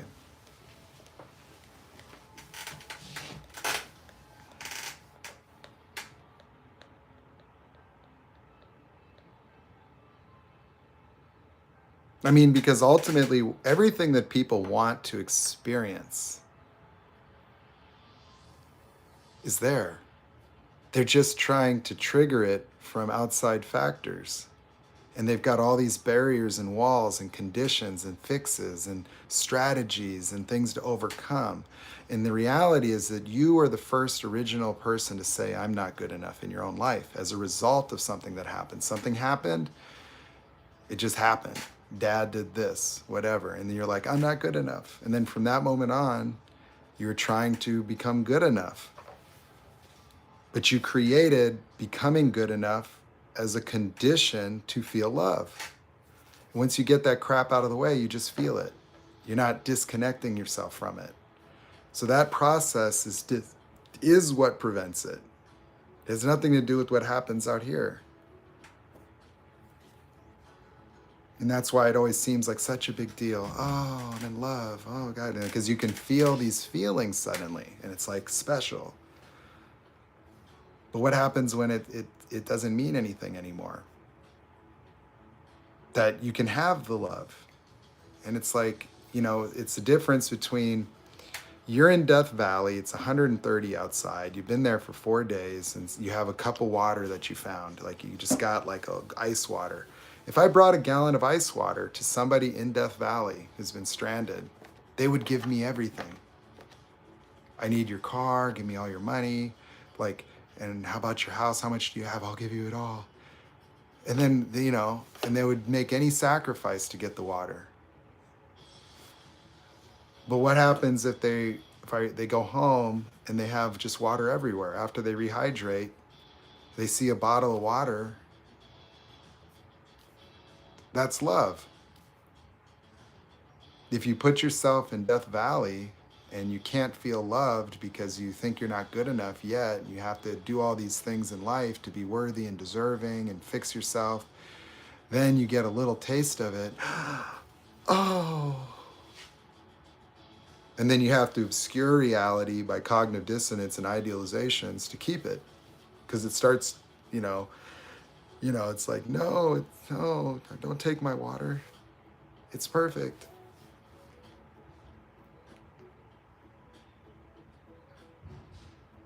Yeah.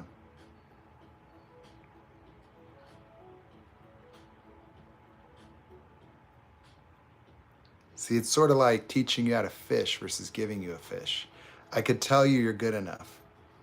Here's a fish.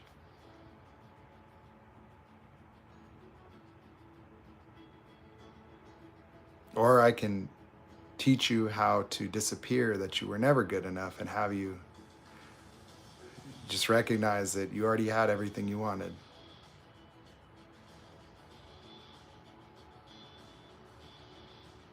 Yeah. You had an unlimited supply.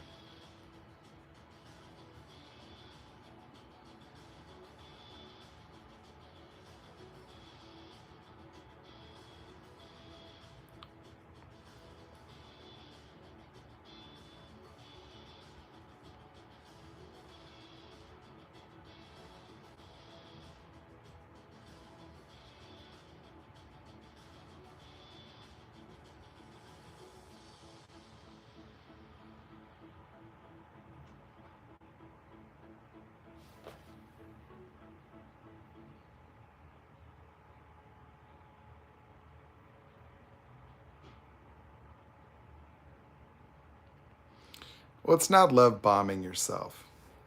You don't need to love bomb yourself.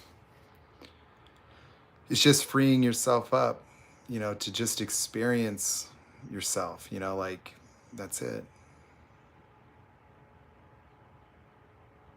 There's no need to love bomb. Like it's just why, it's not should or shouldn't. It's just a driven strategy.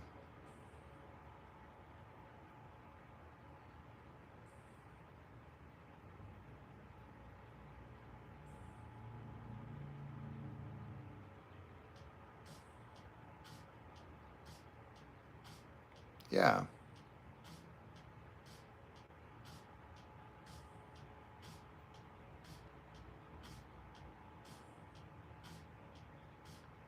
You have to be present to the impact of that. That this whole time, your whole life, what did that cost you?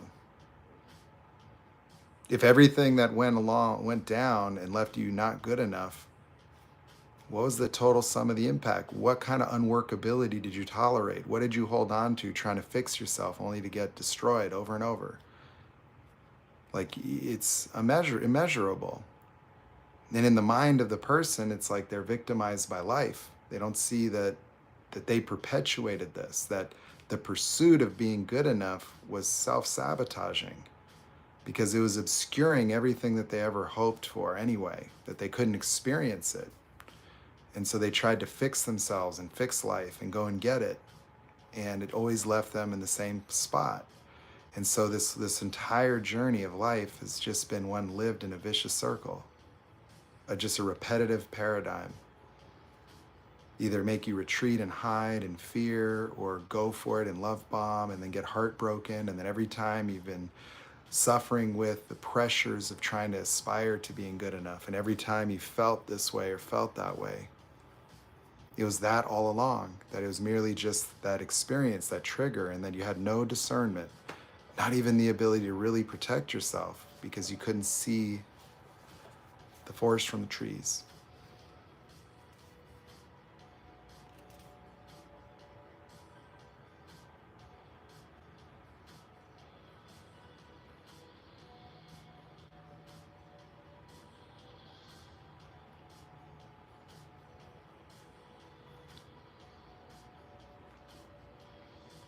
See, like we say self-sabotage, but in reality, people aren't deliberately self-sabotaging. It just looks that way, right? You know, you're just trying to experience love and you're trying to protect yourself from pain. That's all it is. And so it's not like you're really just trying to self-sabotage. It just happens to work out as sabotage because it's not grounded in reality and it's totally counterproductive for what it is you want. So it's not that you willfully self-sabotage, even though you might have thought that. Oftentimes people feel guilty about doing that too, because they think that it's self-sabotage, but you're probably just doing the best you could do.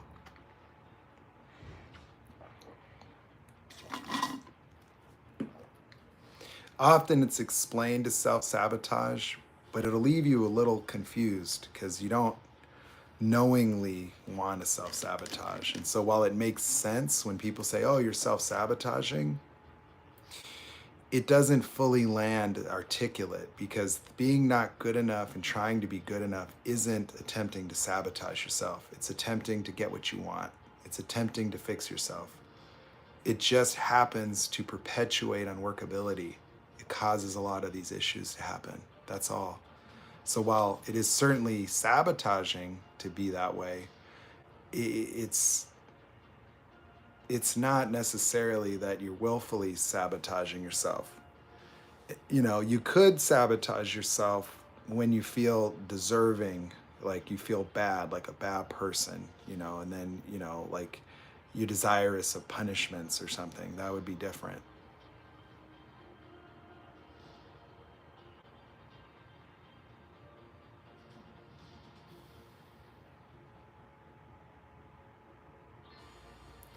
Well, you feel guilty about self-sabotage, but you aren't trying to self-sabotage. You're just feeling guilty because that's what you're interpreting it as. But the feeling of the guilt is self-sabotage. It's like when you feel guilt about, you know, having a behavior pattern that doesn't work, that's just more of the same. It's making yourself wrong.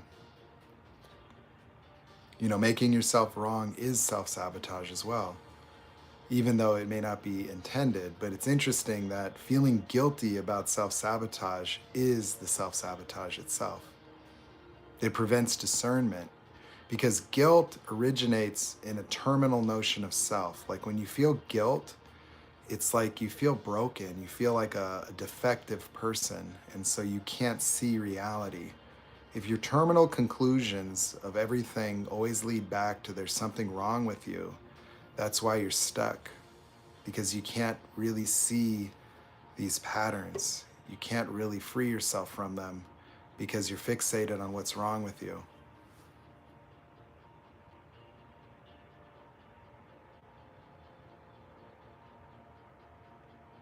Yeah, guilt itself is self-sabotage because guilt assigns like a terminal conclusion of self. It's a way of being. Like it's a result of feeling bad, feeling like a bad person, a broken person, or a defective person, or a not good enough person. So like feeling not good enough has guilt. Okay, so like good enough isn't really an emotional state, it's a way of being. But when you say, I feel like I'm not good enough, then you could list out all the feelings associated with it: shame, guilt, embarrassment, broken, whatever that may be for someone. That all the totals to being not good enough. But, guilt comes from the result of a way of being. It's the outcome. It's you conclude that I'm bad, I'm broken, and then you feel guilt because you messed up, you weren't good enough again. So you think like you feel guilty about self-sabotage, but your mind will make up any reason. It's just, ultimately, it's the same stuff, that you're not good enough, and then as a result, you feel guilty for being this deficient being. And then self-sabotage is like a justification for the guilt, that I'm doing this to myself, and I'm bad. And it's really not necessarily that you are. And you might be, but self-sabotage would be like a willful destruction of self. Like, I'm going to ruin this because I don't deserve it. It's like crashing my car on purpose, like cleaning out my bank account and then, burning the money, and then, catching my house on fire, you know what I mean? Like telling off my boss just to force him to fire me. So self-sabotage may be not an accurate description of what you are doing.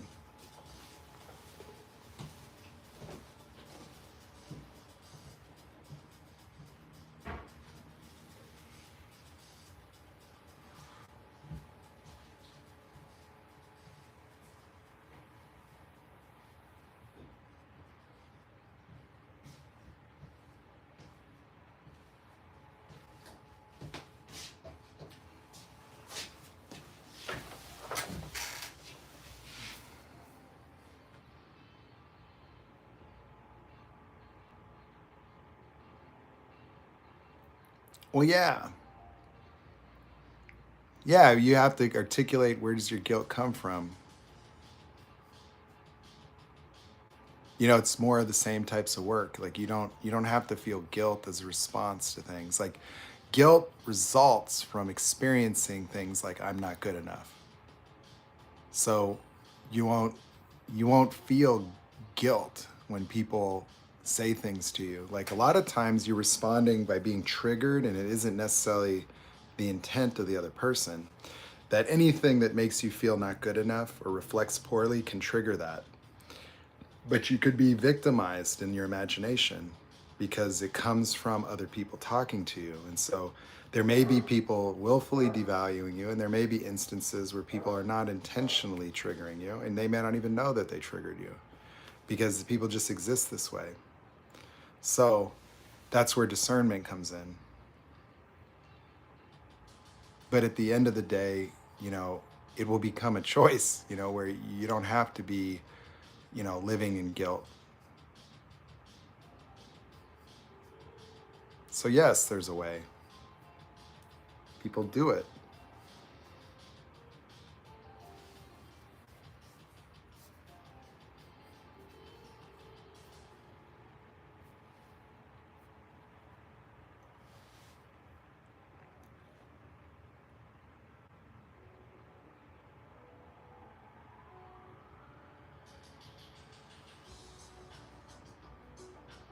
I wouldn't say hopeful. It's the wrong word. Hopeful insinuates doubt. Say it makes you inspired by the possibility of it. Hopeful would insinuate you're unsure for yourself.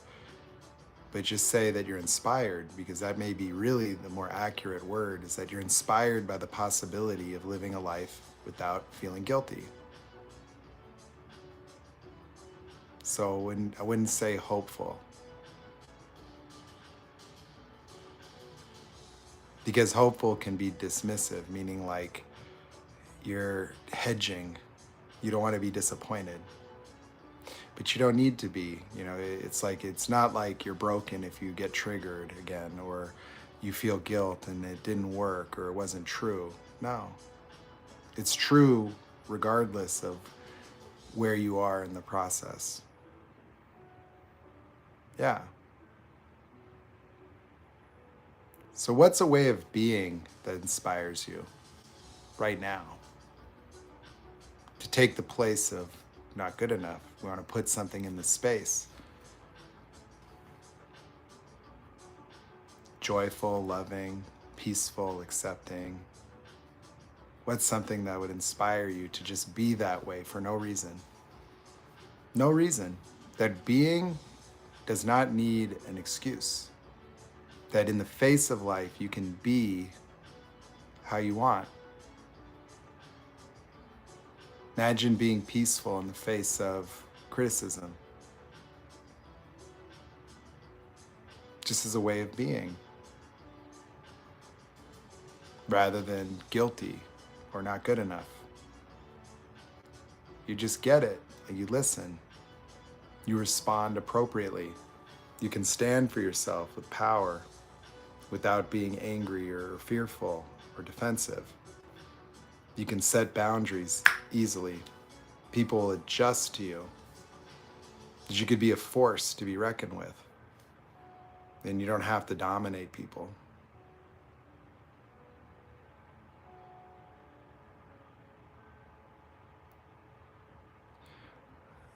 Great. But let's pick a way of being, and I'll have you do something. This is an exercise. This is like how you generate ways of being with a simple phrase. So it's a possibility. Like, what do you see as a possibility as a way of being?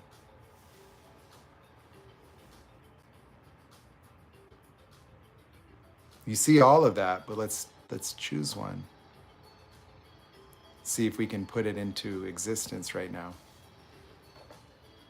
It's like, what do you now see as possible for your life as a way of being?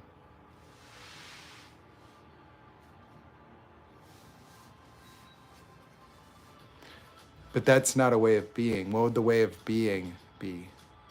That's action, that's doing. Way of being is a way of being.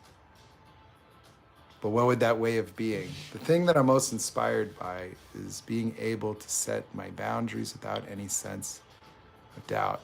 It sounds like being powerful, being courageous.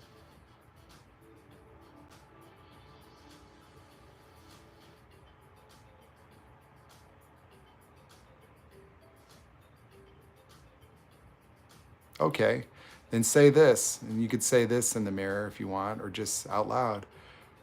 Okay.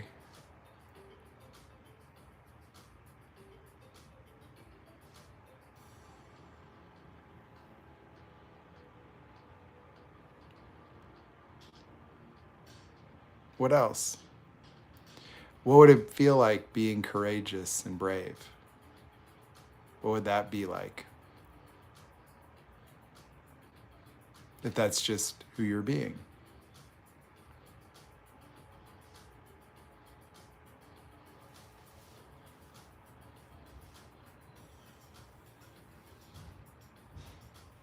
Yeah? It's,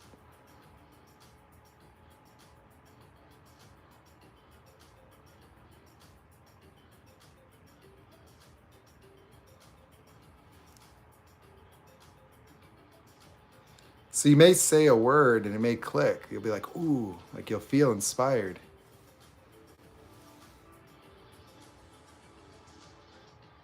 So being self-expressed.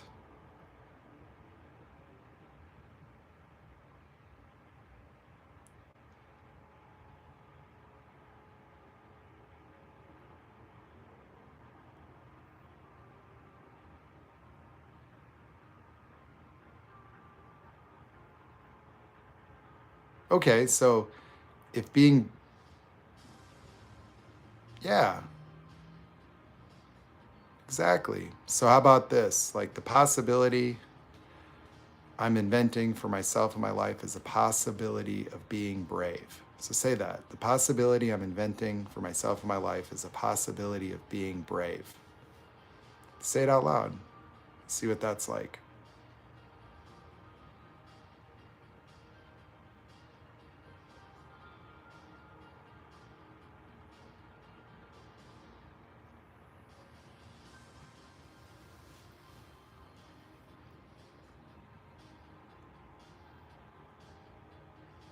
Yeah. So say it out loud, and then just what is that like? So just what are you experiencing?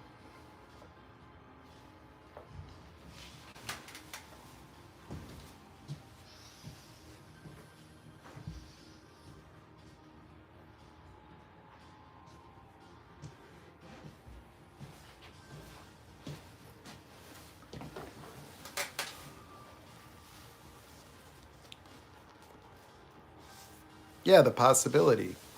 This is a world of possibility. They're ways of being. So we talk about possibilities. Like not good enough is a way of being. See, the ways of being actually have a way of impacting your interpretation of reality. They give your whole world to you. When you take on new ways of being, you see openings for action. You're called to act on that. Like you will see it. You will see it in reality. Like you create ways of being in this manner, just the way that not good enough illuminates reality, brave will illuminate it. You'll be inspired because you'll see these things open up, like opportunities, doors opening, just because it's an interpretation. You'll experience all these moments where you could actually discern the massive distinction. Like this can compel you to do things that you haven't been willing to do, whether it's like the promotion or fill out the resume. Like you'll just be like, your mind will be like, wow, wow, wow, and you'll just start acting on it normally. You act on the fear of being not good enough with no consideration. Like it's just part of your experience. And so when you start creating ways of being in this manner, it can alter your whole world, because the world of transformation is not a transformation of you. You're the same. You feel just like yourself. What happens is you're inspired by a new world. That we're taking things that are in your reality out. You live in a world that says you're not good enough. Now you live in one that says you're brave. And you'll just see it. And it will be effortless and natural.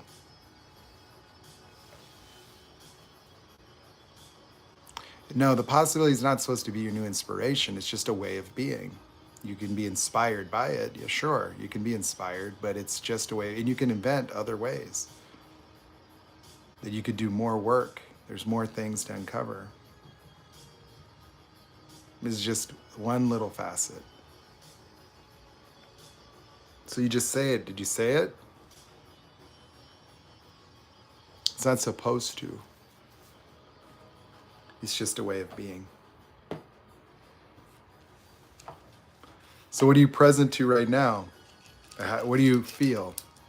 What are you experiencing? It could be quite different, right? You feel lighter, right? You feel free.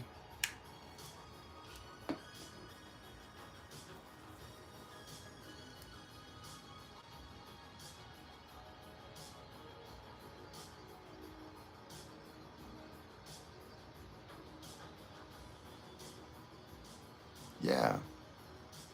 Yeah.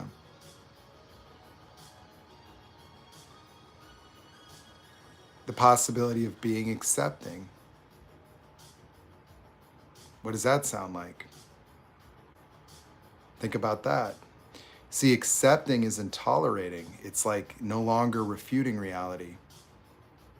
Like all the things that you resist persist, but acceptance is like you can discern things. Like you see somebody, you can accept them how they are. It doesn't mean that you tolerate or need them or fix them. It's just like you get acquainted to what's so. Like it is what it is, right? And so when you're in the experience of being accepting, it's not the same as what people think accepting is. It gives you profound peace because you don't need to fix anything. Like if you're accepting of others, accepting of the way they behave, and it doesn't mean anything about you. It's not something to fix. It's not something to deal with. It's just, whoa.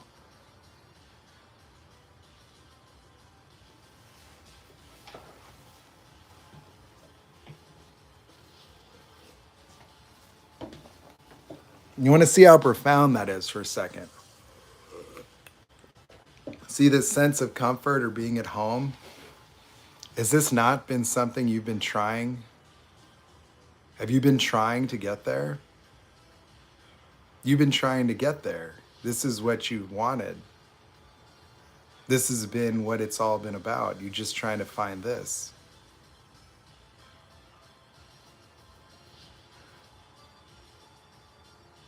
Tolerance comes with unworkability, meaning like, you're tolerating things that don't work for you. You don't have to do that.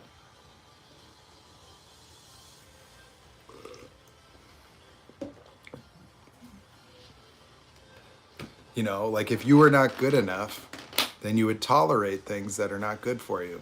Like you would tolerate somebody being a jerk because, well, I'm a jerk too. I'm not good enough. And so tolerating is like inconsistent with what you're committed to,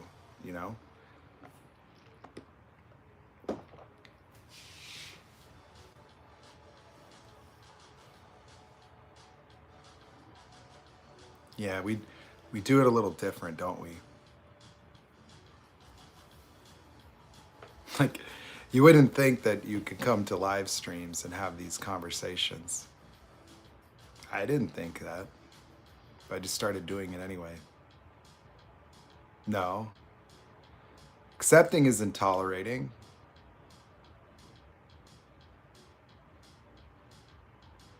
Because tolerating's being impacted.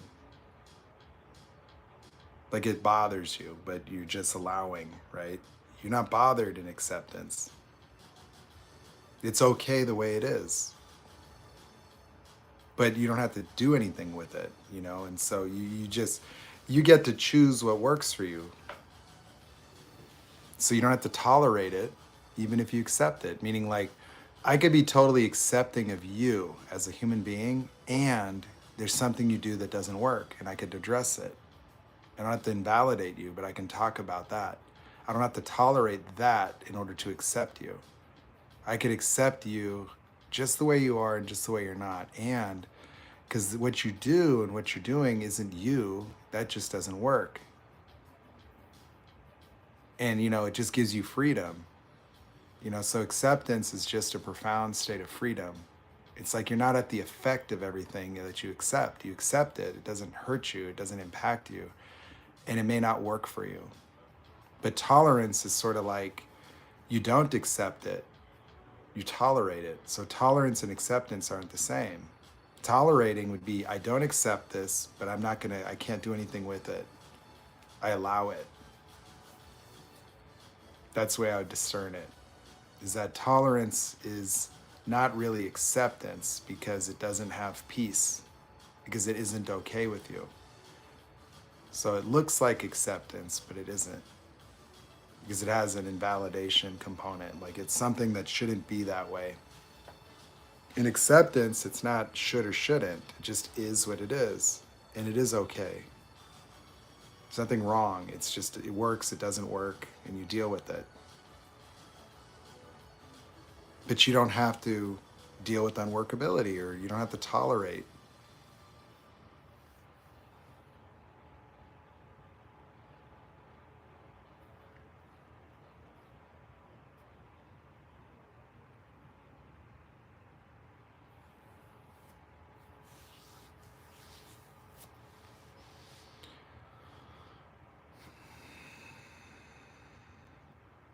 Tolerating, insinuates victimhood, like something is affecting you, but you're allowing. You're just like, oh, well.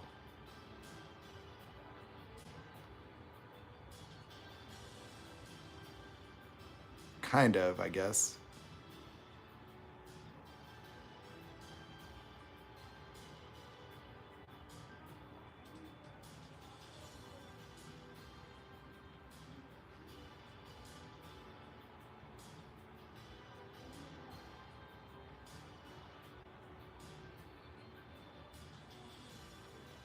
I would just say tolerance sounds like being victimized, affected by something and permitting it. Acceptance is there's no affect. Like it's just, that's that. You know, like you go to get coffee and there's a child that's screaming. If you had acceptance, it doesn't bother you. It's just noise. If you're tolerating it, it's like you want to say something, but you're not. You know, you're being affected. I tolerate this, tolerate that. But acceptance isn't a green light for unworkability, that you have to have integrity. Like, what are you committed to is what matters now. So, like, what is it you want for yourself in your life? And does this work or not work? Just because you accept people and accept what's so, you're able to do the things the way you want to do them or what works for you. That's the way I would define it, yeah. Right? If you're tolerating something, it means that it's impacting you in an unfavorable way. If you accepted it, then it wouldn't impact you. But it may not work. It's just inconsistent with what you want. So, you know, just because this isn't triggering you doesn't mean that you have to deal with it.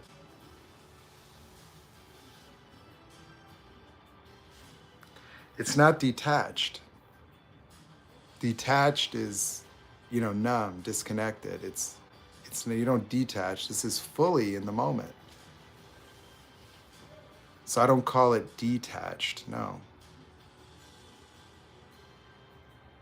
The key is not detachment. Like, you want to be present. You want to be fully in the moment, out of your head.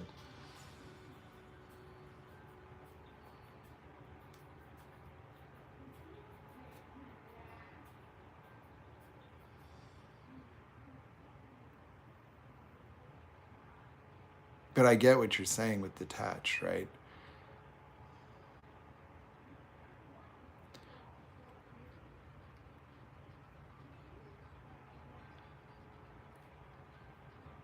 I don't know if I'll keep it up. You know, like I tend not to save these because they're not that useful, because you don't see the communications, meaning like there's all this text that doesn't show up.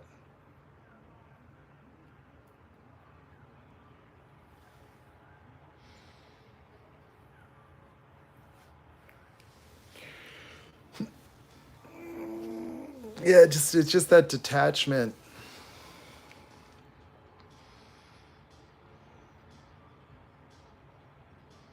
Detachment, in a way, it seems like it's a reactionary thing to something that victimizes someone. You know, just detach. You know, detach is, it doesn't sound profound. You know, like it doesn't seem free. Like, I'm not detached from these people. You know, I don't need to detach. I'm not attached or detached. I'm just present, you know?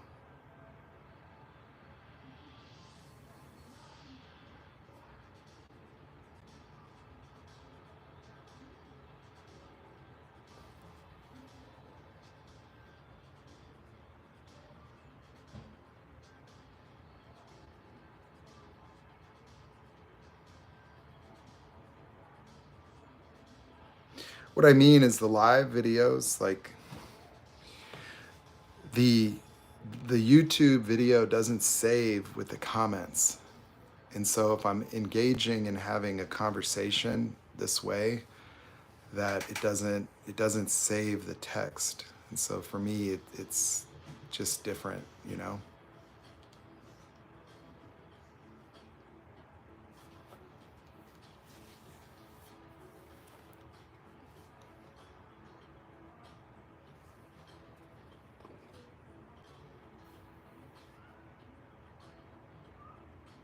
Anybody get any value out of today?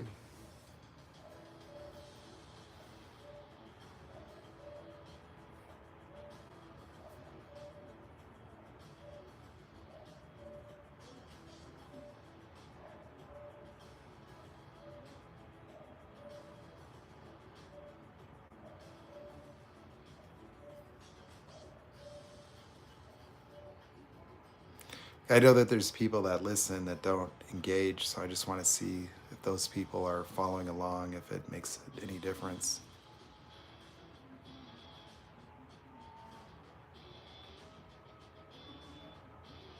See, these aren't the same as like coaching calls or dealing with someone face to face, because I have to kind of, you know, try to assert how you're being, just through um, reading.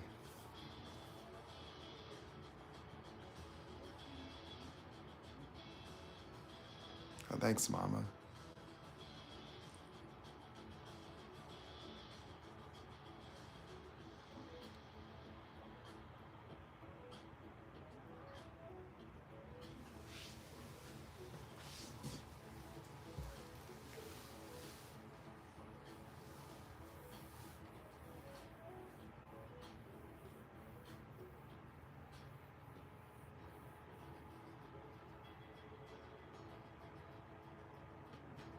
Okay, you guys are welcome.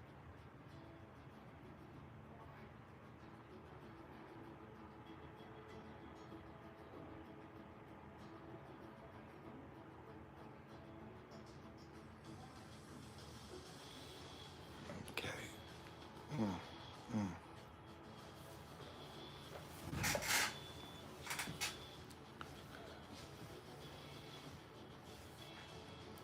Well, I just started doing coaching, so whenever I schedule those, I do that.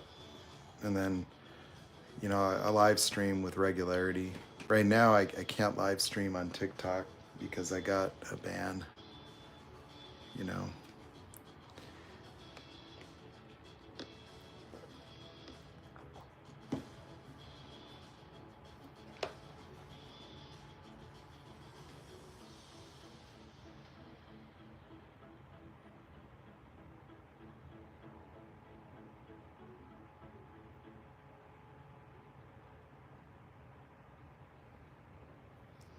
Oh, I guess maybe just send me a message. You know, you could follow my TikTok profile, or I could maybe give you guys my email or something. I don't know if my email attached to YouTube or not.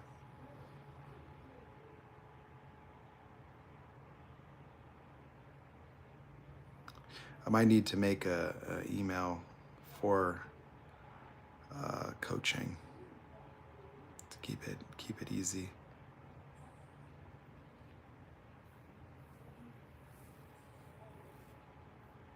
But I often coach people right here too.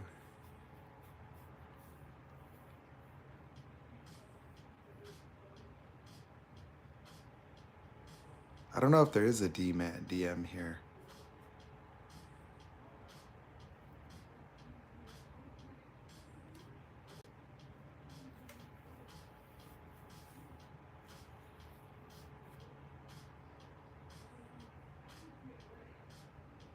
I enjoy live streaming on TikTok too. It's just that I have to be careful because they're very sensitive to there's an AI that listens, and if I say disparaging things about narcissists, I can get, suspended like I always do.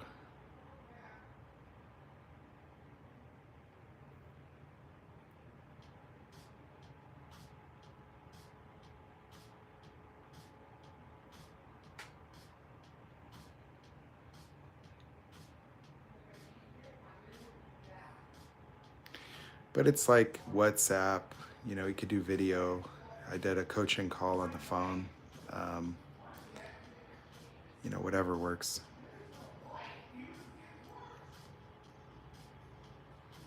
Or you can just keep coming here. If people start sponsoring the channel, then I'll keep doing a lot more coaching on the live streams.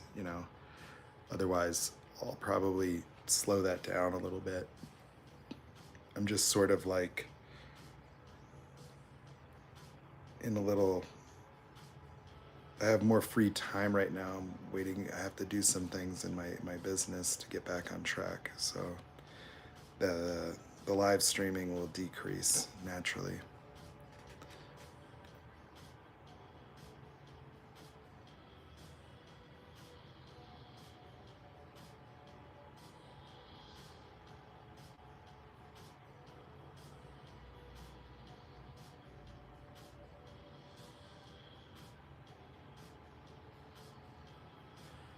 So I guess I can put an email up that I have now if you guys want to email me, and then I can schedule coaching calls.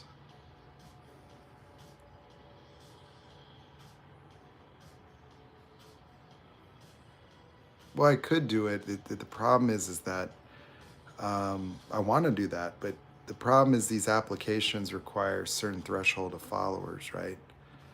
So if I did Zoom or something and recorded sessions, I could put them, or maybe stream while I do coaching on another thing. But the problem is that if you don't have enough followers, like you need 1,000 on TikTok or 1,000 here to be able to like, I couldn't add you to make you go live because they just require that you have a certain amount of people. I don't have a Twitch, so I don't know.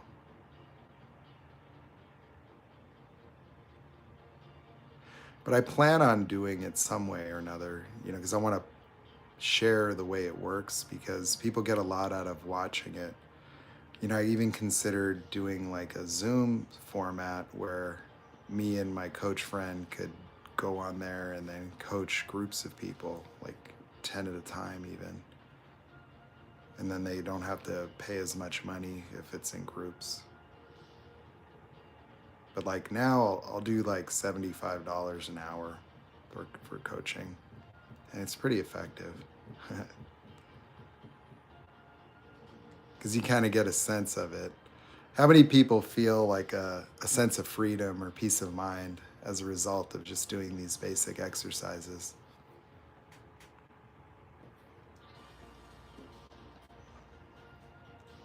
I'd like to go back to school only because I have a philosophy, I just kind of noticed, well, I think I have like a bit of an aptitude, that helps me with this stuff. If I could do this full time for a living, then I would, it's much more fulfilling than other types of work I've done. It makes a difference for people. And so that's cool, and it may help me, in some other ways, getting things on track.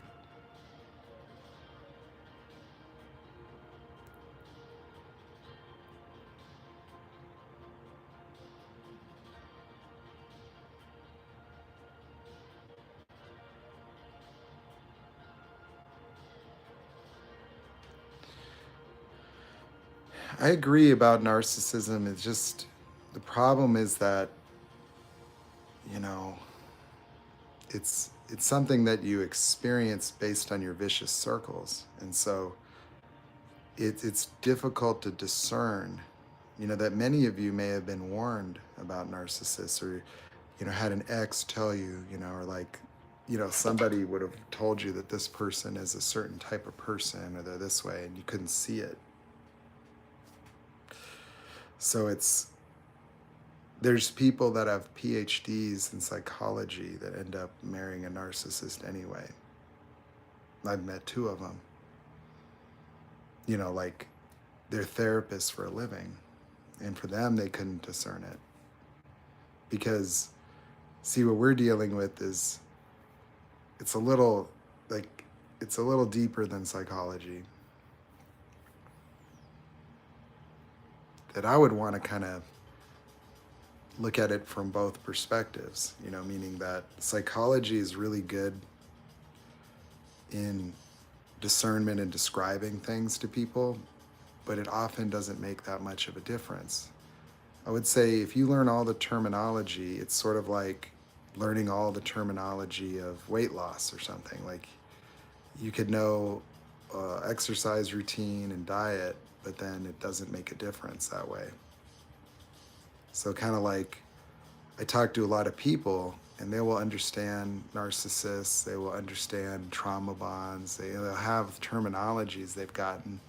And while it may give them a little comfort because they can experience sort of being in a community and knowing it's not all their fault and, kind of having that, it doesn't necessarily impact their discernment. It doesn't, because these ways of being predate the relationship. That experiencing yourself as being not good enough is like a foundational component of the vicious circle of life, and then you get involved with a narcissist, and so it's so part of reality that it's undetected, and that you will experience things a certain way that will be, you know, a challenge.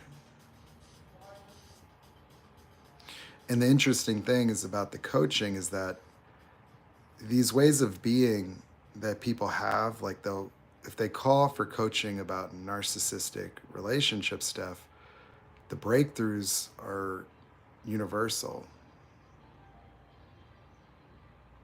It's just people that are in these and exit these relationships are like real close to a breakthrough because they're more able to kind of get in touch with the experience that they're having.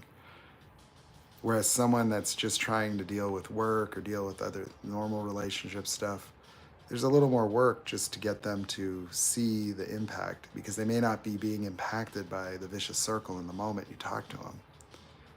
You know, but like people that come out of these relationships are feeling broken and not good enough and like really in a bad spot. And so it actually makes it easier.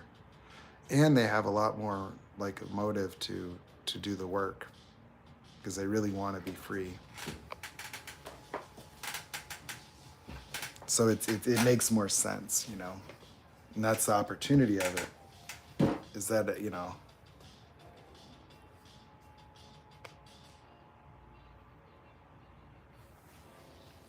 so I think that, you know, NPD should be like, to me, narcissistic personality disorder is a mental health crisis. You know, we're talking about fentanyl and opiates, right? But these people are very damaging to the experience of being alive, and they're virtually undetected, and that people are ill-informed about it in general. That a lot of the things that we complain about and deal with in a broader social context, whether it's misogyny and racism, bigotry, ignorance, like you could chalk up a lot of social problems to the presence of these types of psychopathies in the general population in numbers that are, you know, not necessarily, you know, accurately evaluated, because these people can live normal lives seemingly, and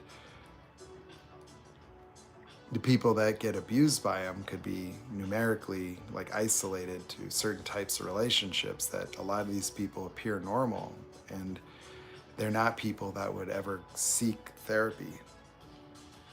And so I just don't believe that we have an accurate understanding of their prevalence. There's just no way we do.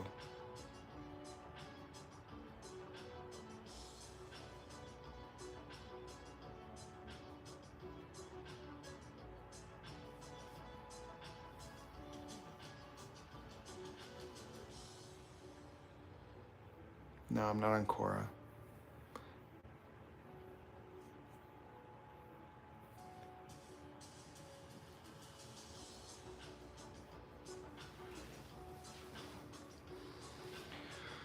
Like, what am I on? WhatsApp, Telegram, and YouTube and TikTok. You know, the other accounts I don't use for this.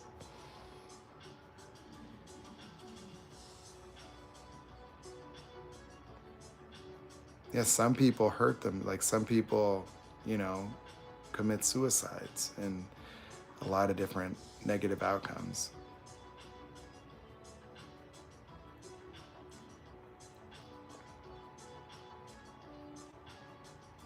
You're impacted by the way of being. And the way of being is like, you know, and it obscures, you know, it objectifies reality. So it makes the I'm not good enough come from other people. And so you're responding to your own trigger by trying to deal with it outside of yourself, and it never resolves it. You know, it just stays, and you just keep going through the same cycles.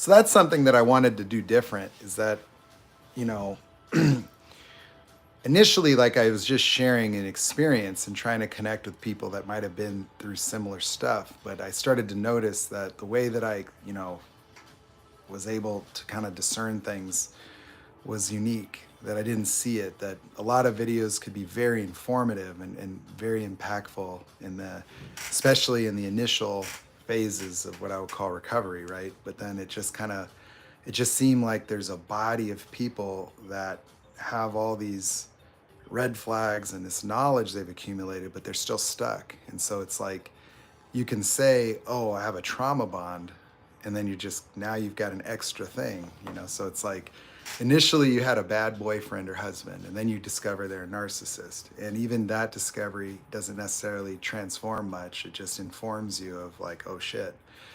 And then you're still impacted by it and dealing with it, right? And then you get, oh, a trauma bond, and I have that. And then I created a term that I called transference of victimhood, which means now you're victimized by the occurrence of this trauma bond, and you're waiting, well, how does it go away? How do you fix it? When does it go away? And people are waiting it out without recognizing it's a way of being, and that they're living in a demented version of reality as a result of the relationship and not able to free themselves, And so I would see that there are other content creators that seem to cater to the victim community by keep sharing things that don't help nobody. Like, so if someone asks me, well, is the next supply, are they going to be happy? Like, they'll ask questions from victimhood, like, well, what is it that you're dealing with that has you concerned?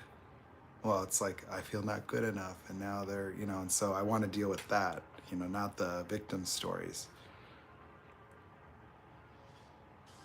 That it's important to validate the experience, but that's just for relatedness and kind of connecting and, demonstrating empathy for people's situation. But there's real work to be done, that it's not just you absorb terms and then, you're free.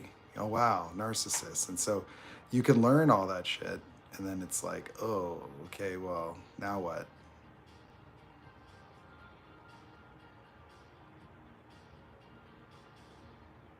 Yeah. I call it transfers. So like in many ways, it bolsters your victimhood by adding dimensions and things that you think you have to deal with now.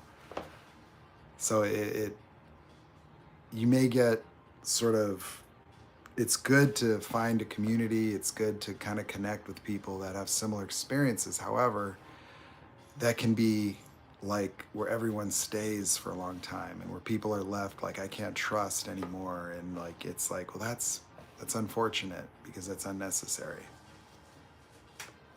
That you can get relief from these things most immediately. And a lot of people will be in therapy for a very long time. I've even had people say like, the videos save them a lot of money, or like they got more out of watching a video than like therapy. And so I don't know exactly what they do in therapy, but it just seems more of like trying to deal with the feelings,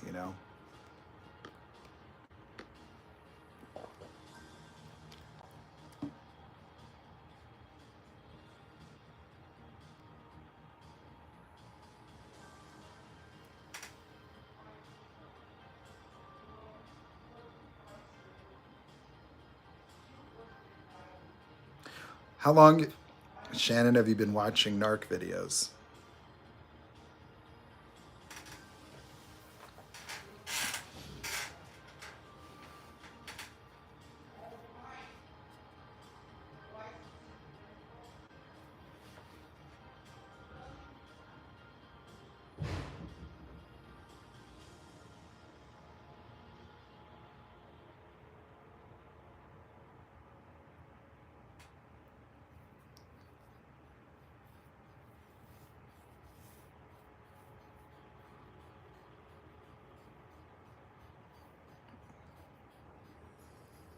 That's good.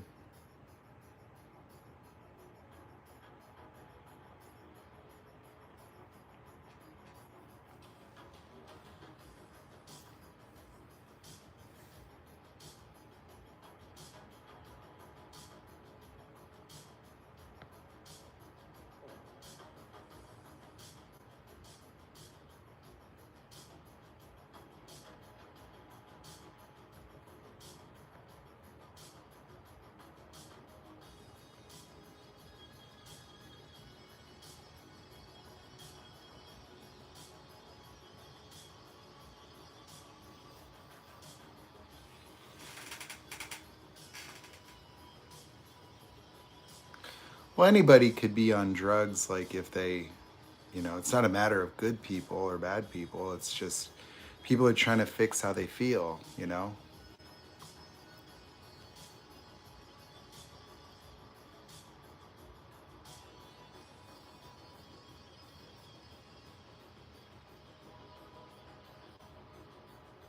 Well, people could end up homeless or on drugs for any number of reasons, sure, you know.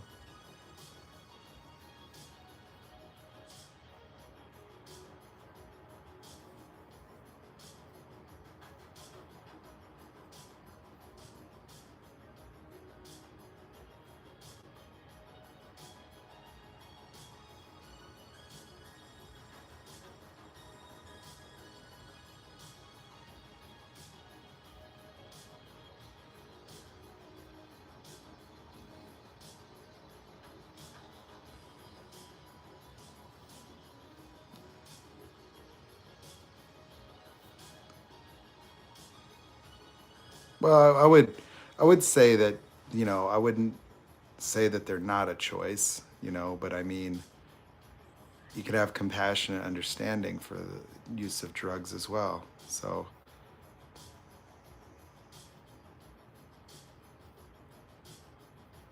I think she just meant ST that it's narcissists often end up homeless and on drugs, like covert narcissists. So she's kind of like she's alluding to that in her experience with hers, that like a lot of covert narcissists are the ultimate codependents because they're lifelong victims, that they experience victimized by everything, and it makes them incompetent in some ways, and always having to try to deal with these very significant emotional experiences.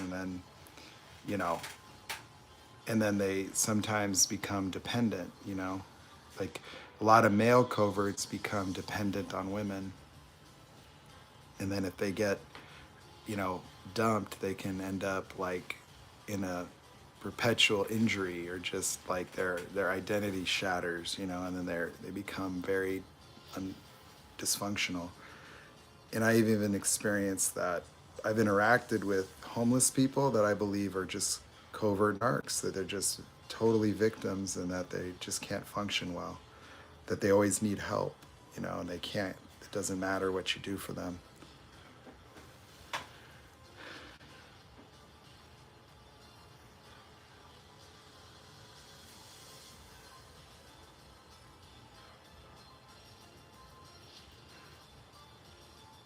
Well, it is true though that narcissists are on the streets, like covert narcissists, and like these dudes,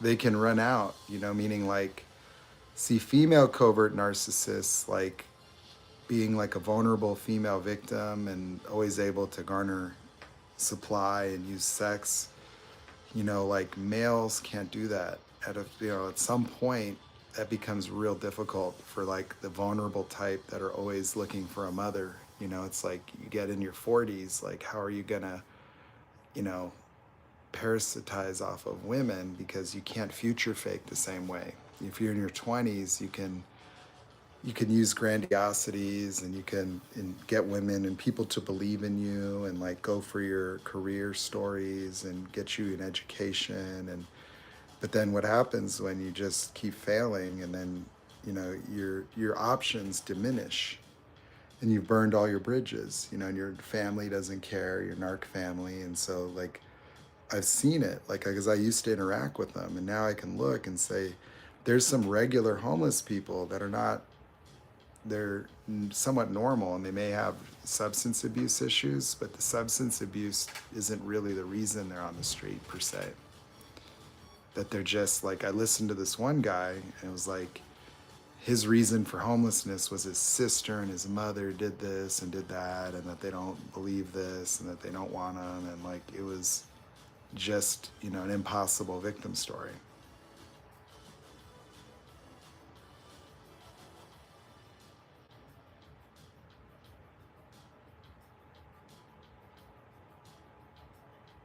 Yeah, like her ex like could probably end up homeless, you know? Like, like he's, you know, like, or, kind of like that kind,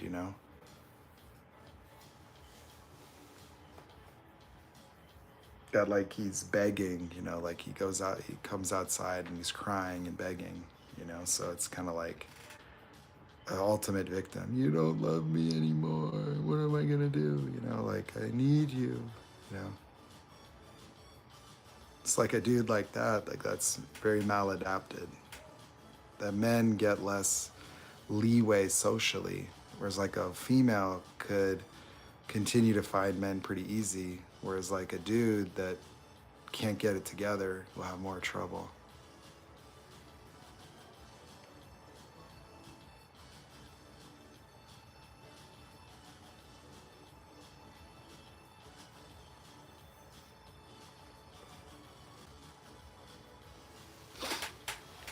Yes, yes, yes, yes.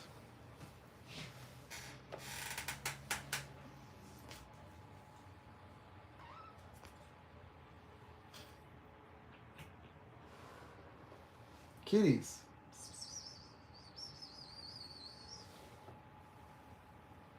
Little kitty. Hey, Buffalo. Buffalo. Hey, Buffalo. Buffalo.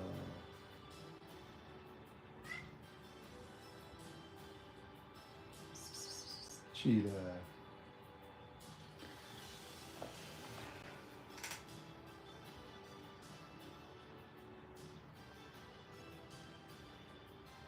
Hey, Cheetah. Come here, buddy.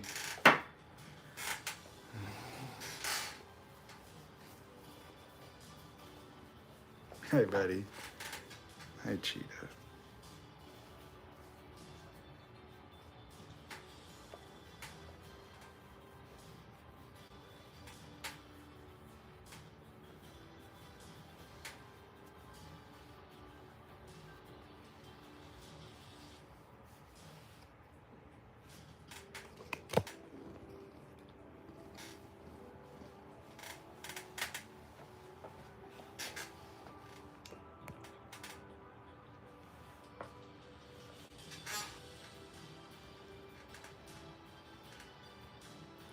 He can be, he's sweet and spicy, depending on his mood.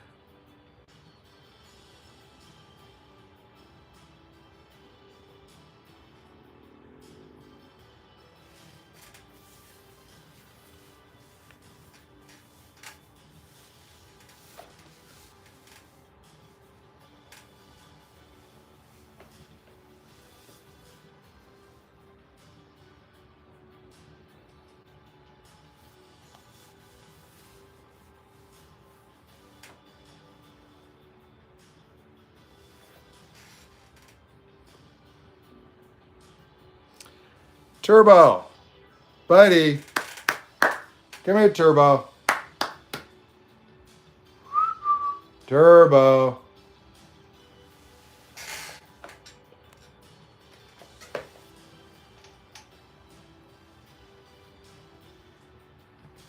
Buddy.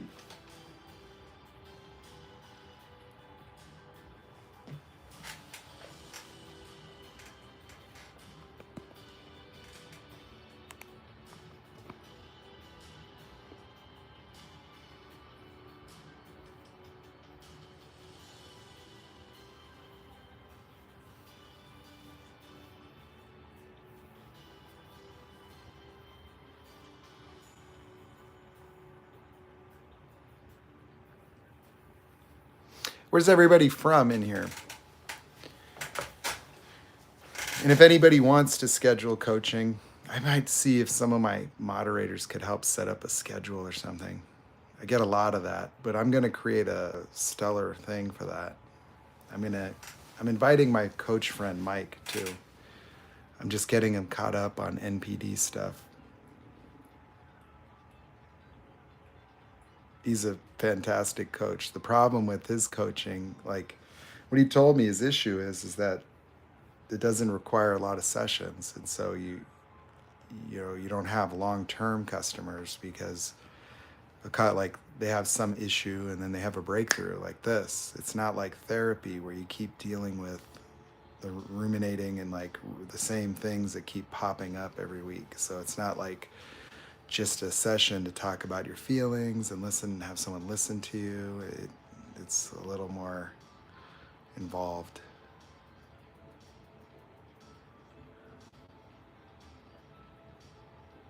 Oh wow, I'm in California.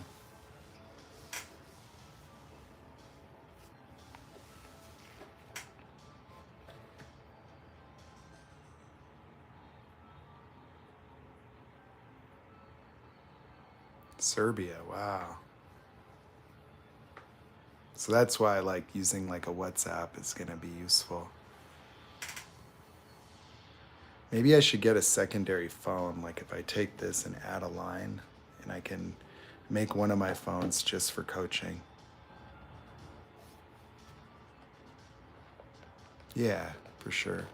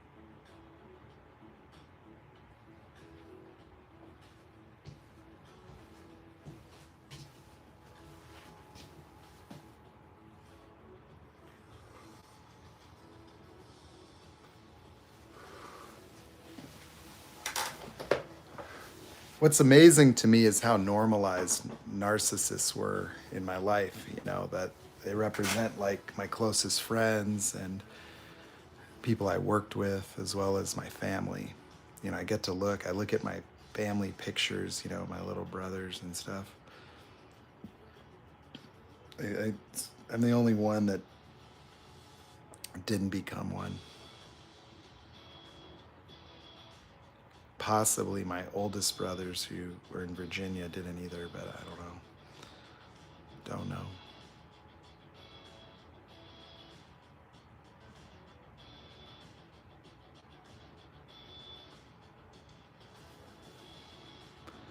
Oh, you're welcome, Cece.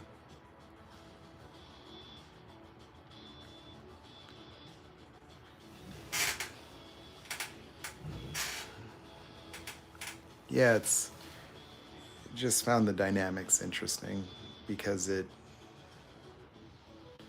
I just think about them, that's all. If I learn a little bit about the nature of the disorder, mainly what happens is I'll read some basic stuff or see things and then I can apply it to my memories, like because it explains things that I observed that I didn't know exactly why people were doing the things that they would do. I tried to explain it conventionally. And that's what was missing in my life was a discernment that I've done so much work to free myself, but then having these relationships would be dementing over time that I could go from having let go of being not good enough and then find myself back in that space unknowingly because it's normal, and that it's just a normal way to be. It's not abnormal, like the experience of being not good enough is something that's predominant in most people. And if it's not that, it's another one because these are foundational to, dimensions of your personality.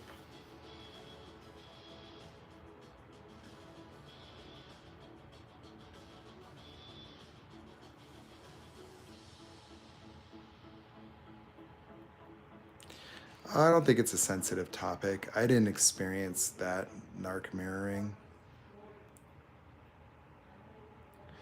Could be conforming and fitting in. I mean, mainly I adapted to be around them, but I didn't become like them.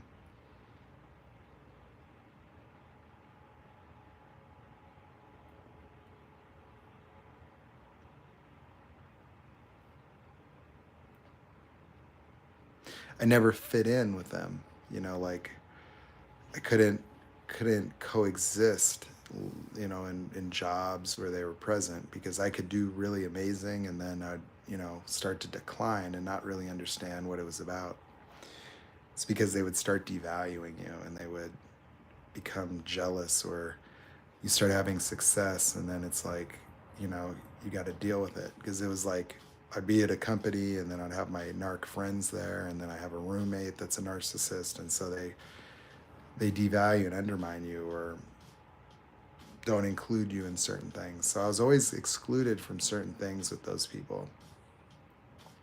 Like, I'm doing mortgages, I'm doing well, but then they would band together and do marketing but wouldn't include me. And so they would put money together and do mailers and get customers, and it was like I was always never included.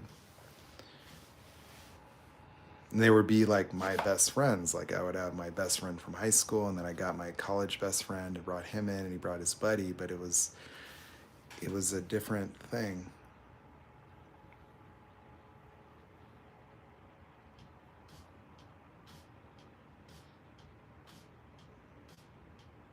So I was never a victim of these one-sided relationships. I just knew I was different, but a lot of that even has to do with ADHD, and like my mind works a lot different.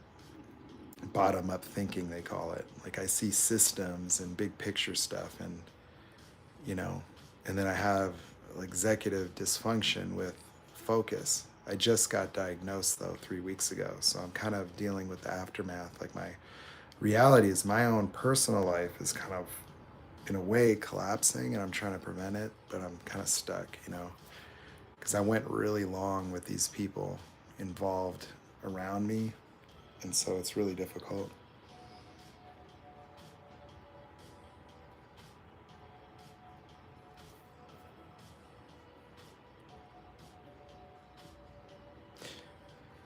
Well, for me, I don't have a prevailing feeling of not belonging in general. It's just that I could, start to experience like not knowing that I'm different, my character is different. The way I see people was transformed as well.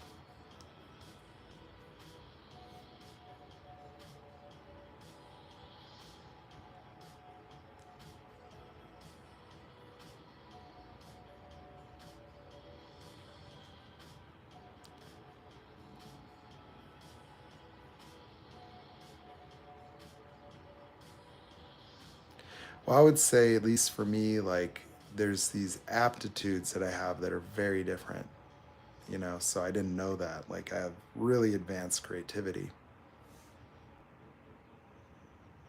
And so I function different. And I've been trying to structure a life so that I could mitigate the the types of work that, you know, don't work for me.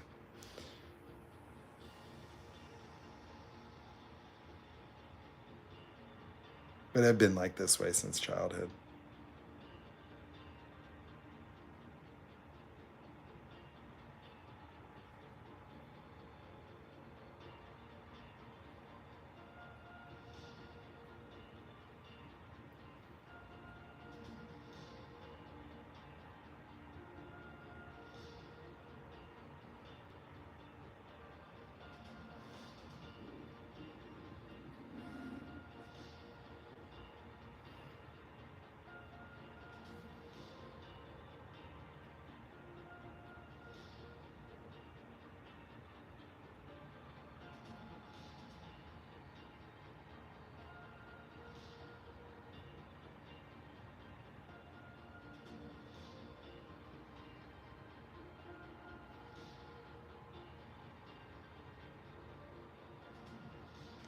See, I think why ADHD happens in part is if you're in an environment where there's stress, or you have a lot of criticism when you do things. I think I didn't account for that. Like, what I believe now about at least ADHD for me would have been inattention due to a lack of development of focus, meaning that focus likely includes inhibitions of certain areas of your mind where, you know, they may never have developed. Like I was watching a girl get tutored, and it was like the way her mom introduced her to the tutor was like fully invalidating her, like it was dominating her, like almost being a controlling narc mom, and like having like a 12 or 13-year-old daughter, and then almost guilt tripping her about focusing, and then having the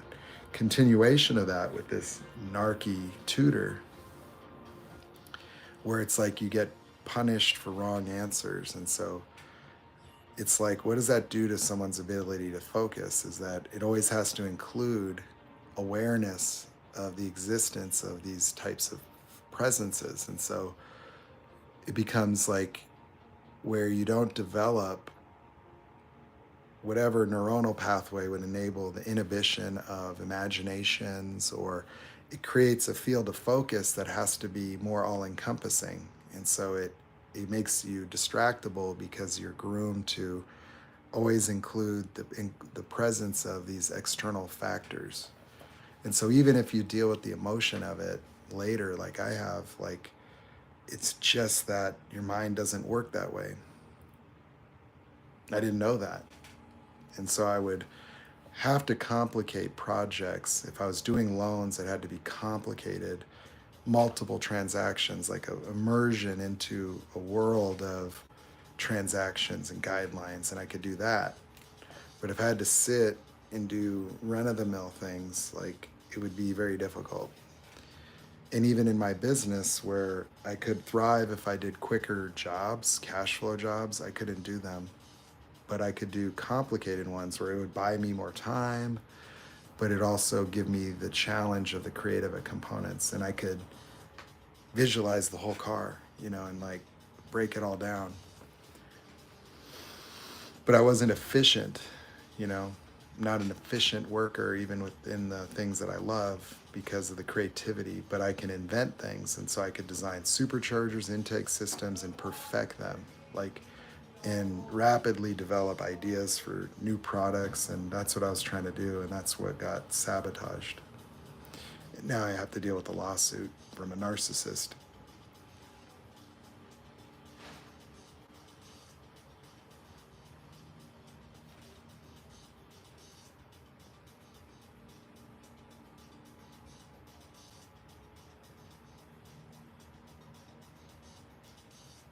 So I relied on hyperfocus, where I had to like cram and like drink coffee and do all-nighters in college last minute. And it's like studying was hard because I would be aware of everything.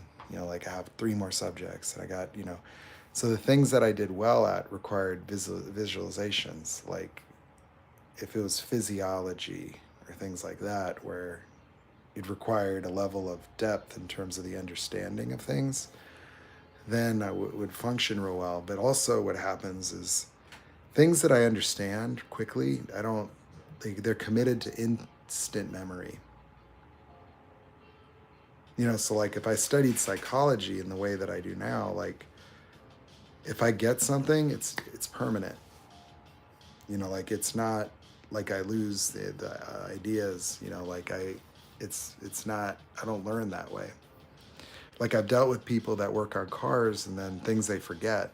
Oh, I'd have to like look at that again. Like they don't learn visually. And so like for me, if my mind can make sense of something, it just becomes assimilated and it's done.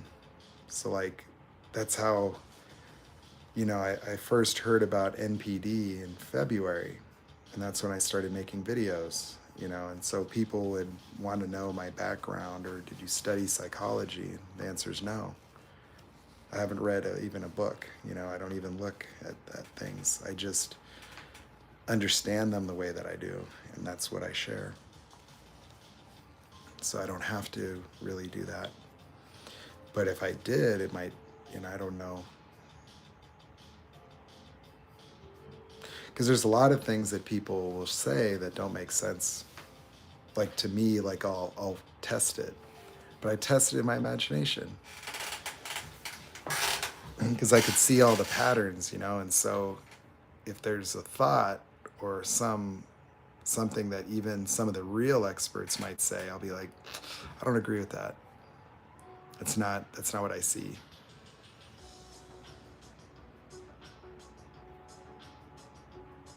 And I look at psychology like a philosophy.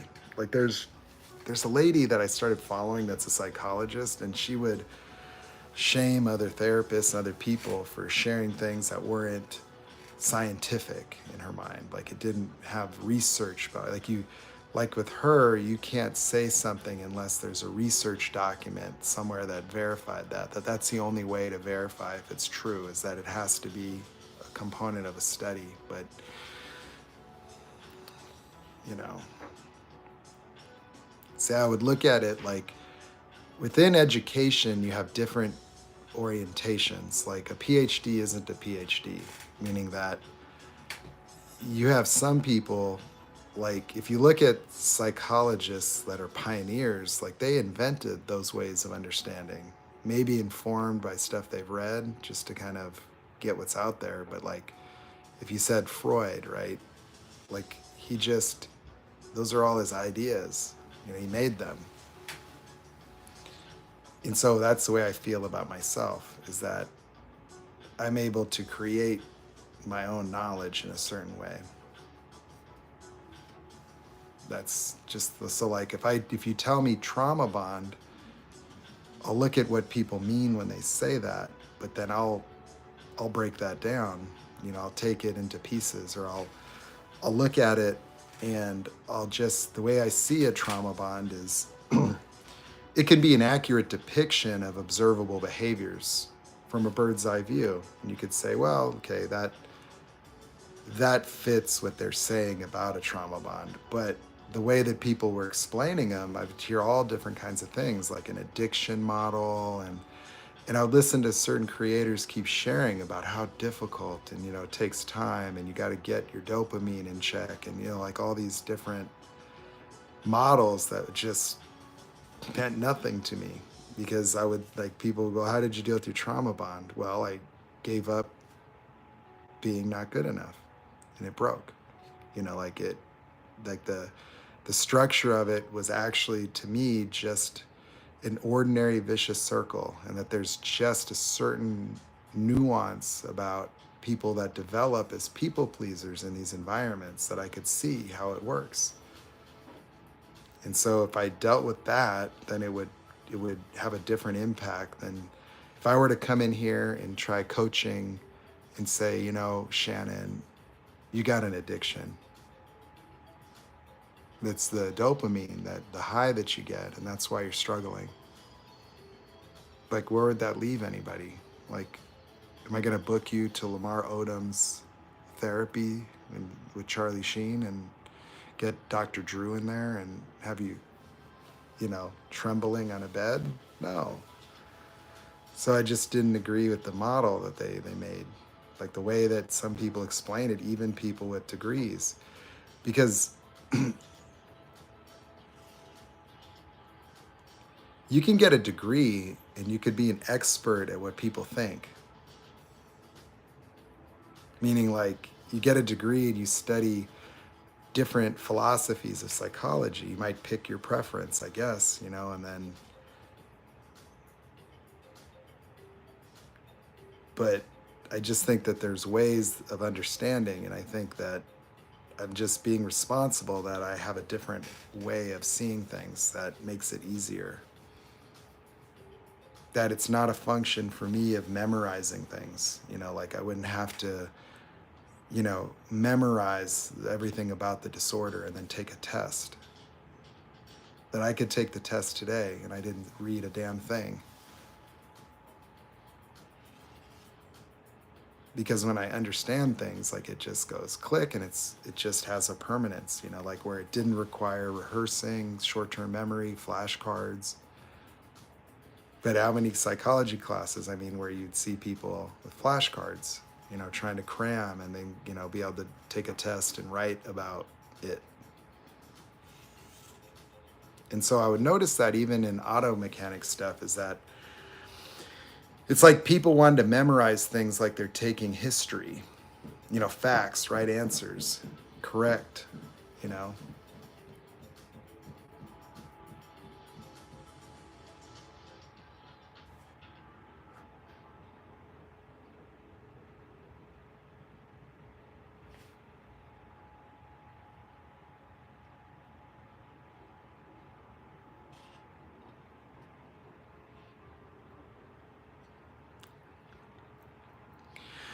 And so like education is extremely vital and critical, and it's good that we qualify people based on sort of the standardization of education, right? But you have outliers too. And so, like, if that doctor were to stitch a video of mine and try to chastise me as a non expert, then she would get a response from me.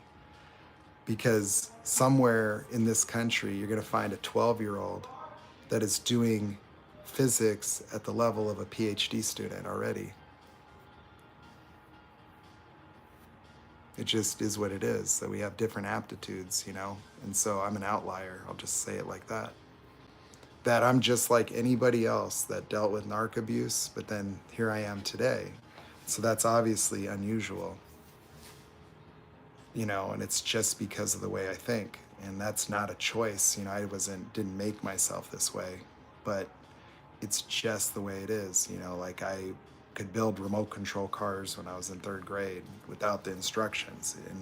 And a lot of the things that I have that might have been gifts were suppressed because I was treated in school like had a problem. You know, I had a learning deficiency. And it's like, well, I have a learning proficiency. It's just I learned different. And that was never articulated. And so I didn't know that. And so I've lived a life trying to be like other people, trying to fit in and assimilate. And it has not worked that well.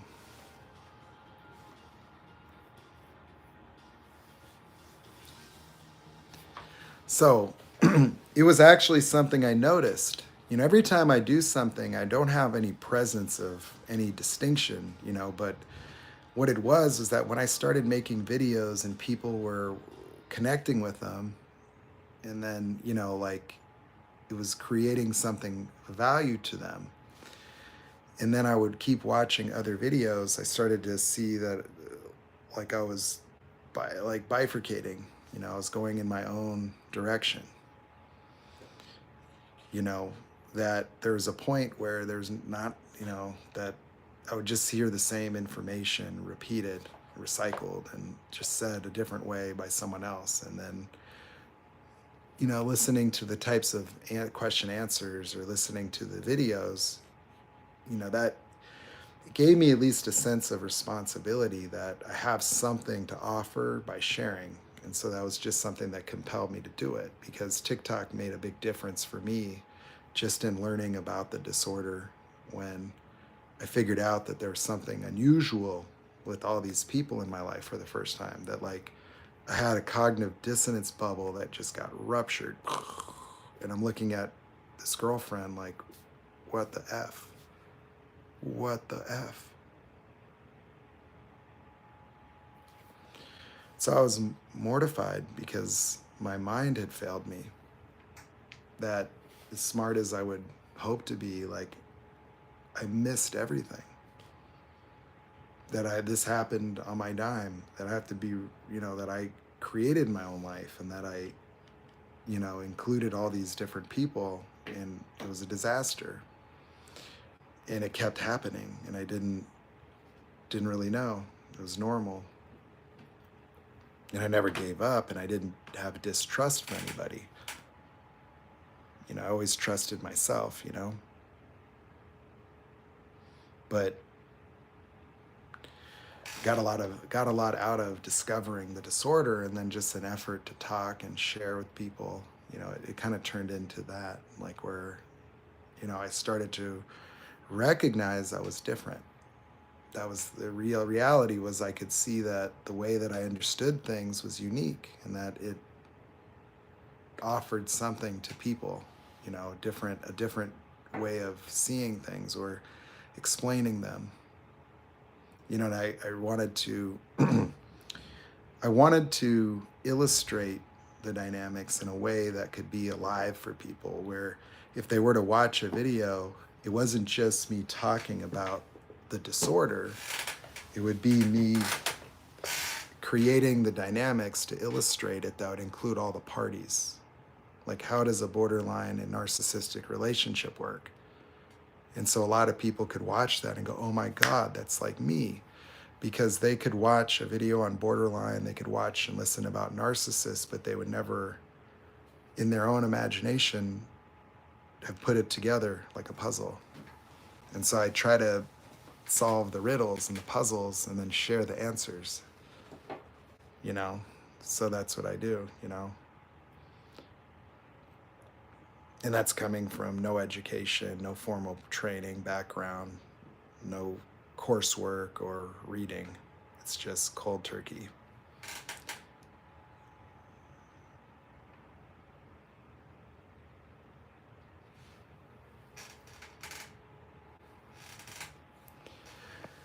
And so it's like what might have seemed like a limitation where you could say, this guy is not educated. I understood that. And I understood that that could be like a consideration. But then I look at it, I'm saying, if that lady with the PhD was to chastise me, I'd say, why don't you think about it the other way around? That what I'm sharing comes from no education. What does that suggest to you? That I'm a charlatan? If that's what you think, then there's something off with your discernment. I would question your motives for being so hypercritical.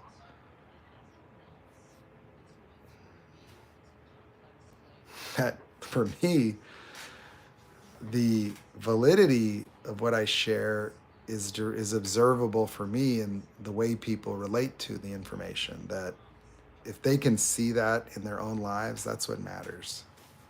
You know, because I'm not attempting to be an academician with my videos, you know, like I'm not here to read terminology to people, you know, just tell them what this means and what that means. It's a little different.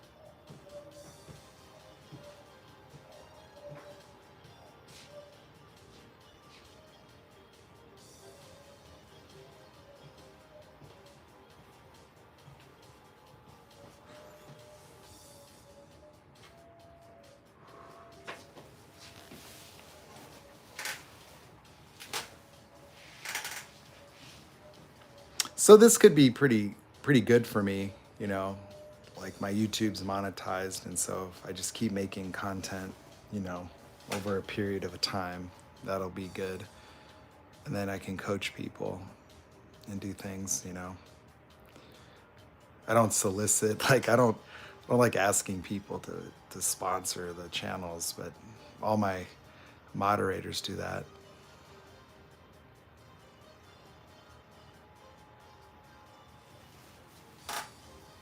Yeah, so like in March, I was 1 month out of the relationship. You know, no trauma bond, nothing. After living that way my entire life. So I wanted to share what I did to get out of that and how rapid it was. It was instant. It was giving up being not good enough. The first thing was I was laying on my bed right here and I was just stuck, you know, and I had to break down the experience. Like it was the same questions I ask you guys. And so I'm like, well, what is really there for me? And I'm like, you know, and I saw this thing that I didn't recognize, and it was like this experience of not good enough for her. And that wasn't like, it was just a component of the relationship where it wasn't dominating me like as it might have in the past, like being like feeling totally worthless, but it was still the mechanics of people pleasing, that I was trying to accommodate her and her, whatever. I was cooking for her every day and doing things to try to contribute. And everything I did to try to contribute would always backfire. And so I had been slowly but surely cut off from myself, meaning that the person I was attempting to be in the relationship had become invisible. And then I was just sleepwalking. So as a routine, it was like I stopped cooking, and then now, like at the end, it was just driving there automatically. Like just arriving. You drive and you just end up places, and then I would go to the store and get stuff to cook, but I stopped and I was just eating ice cream. Hadn't worked out in a year, and like just checked out and like eating ice cream and watching Netflix, and that was it. In my head, the anxiety was work related, but she was a part of that. I didn't see that she was like the gatekeeper in the way that her devaluations and like the way that she, kind of cut me off for myself was part of this persistence where I was trying to prove myself to everybody. For me, I valued people believing in me. And so when people were checked out, it was like they didn't believe in the future I'd invented. And that started to happen with her. And what she would do that I didn't realize, she would talk about her future and it had nothing to do with my business. Like she started talking about her own, like I'm going to create a business. And she would start talking about partnering with these other idiots, to do an accounting business. And while I would be encouraging that, it's like she's supposed to be transitioning to work for me. And so it'd create this confusion. Like, wait, why are you making an alternate future? Like, we're supposed to be doing this. And I would talk and it would just be like, well, what the fuck? And so it was very disheartening. And she would talk about like all these things she was doing in the context of her other job, and yet she wouldn't do anything. Like she was gaslighting me and not participating in the way she was supposed to. Yet she was like becoming a victim when I needed to try to hire other people. Like I tried to bring on another accountant, a bookkeeper, and she threw like a little fit, acting like, oh, you're saying I'm not good enough and I do so much for you and now you want to replace me? Well, fine. It's like, that's not what I'm doing. It's like, you're not showing up. Things are getting behind. I feel unprotected, like almost naked. Like I'm starting to get an accumulation of all these things from all these people, so like I got the machinist who's not producing my parts in a timely manner, and it's affecting the projected income of the business, that the business was the parts. It was the superchargers. That was the purpose of me creating this company, not me working on cars. It was a transition away. And so I was transitioning away. And now I had to go back and hustle and grind to keep paying into nothing. And so I had a bunch of these narcissistic people that were just bleeding me. And so it was all of them. And that had been my life. Like, oh, that's pretty much all I've had.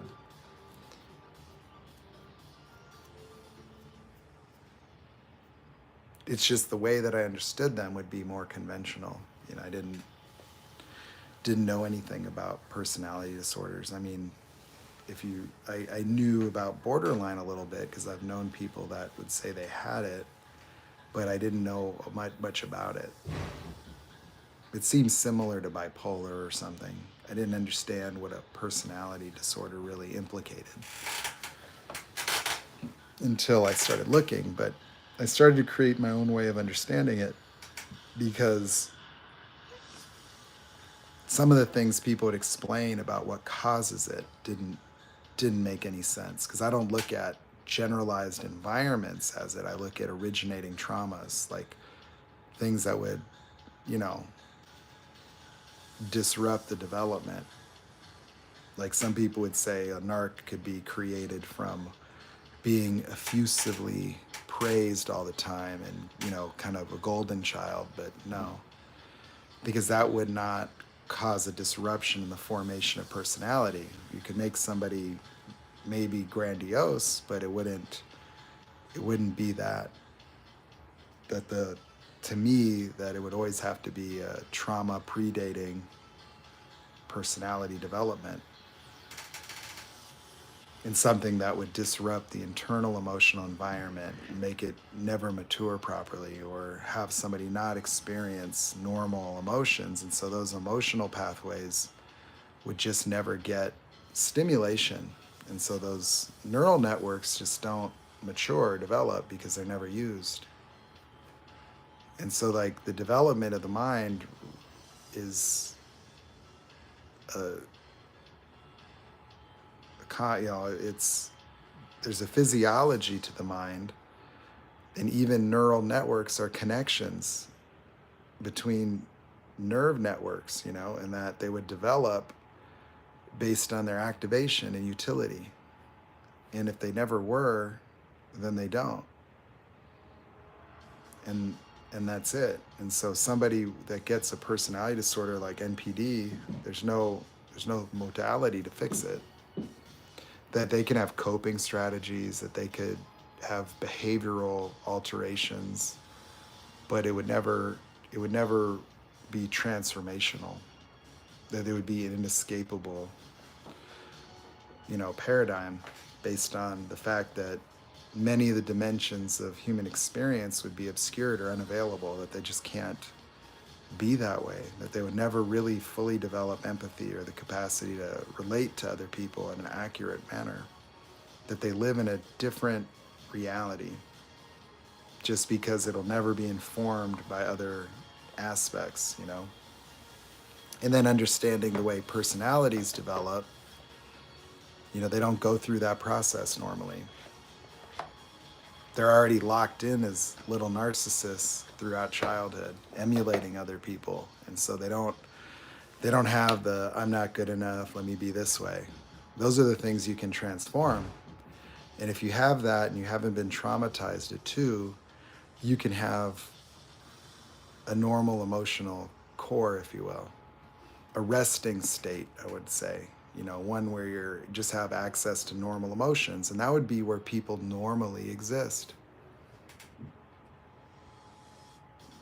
If you were to meditate and sort of turn off your vicious circles, like you would just be present to the resting state, the normal state, that I think that what people try to meditate into would be a predominant experience absent everything that we have created in the modernization of life and the creation of civilizations, where transitioning from tribal life to that, it's like, animals like my cat sitting there, it's not triggered.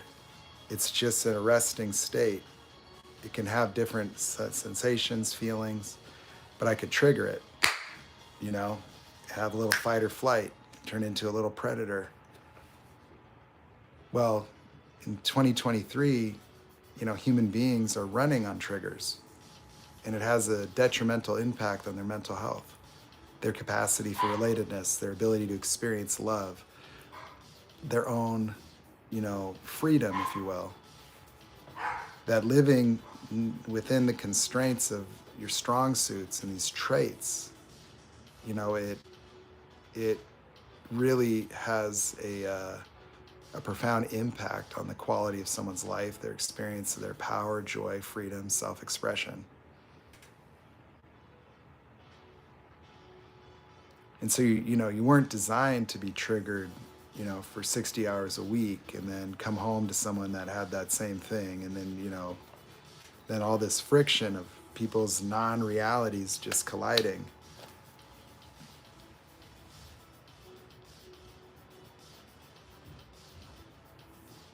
I would say that the spiritual experience and the cognitive experience for me are the same. That I don't, they're not two different fields of study. That psychology and ontology, we're all talking about the human being, and the spiritual aspect and, consciousness itself is the same thing. That there's one human being, one form, one structure, one way that we came to be.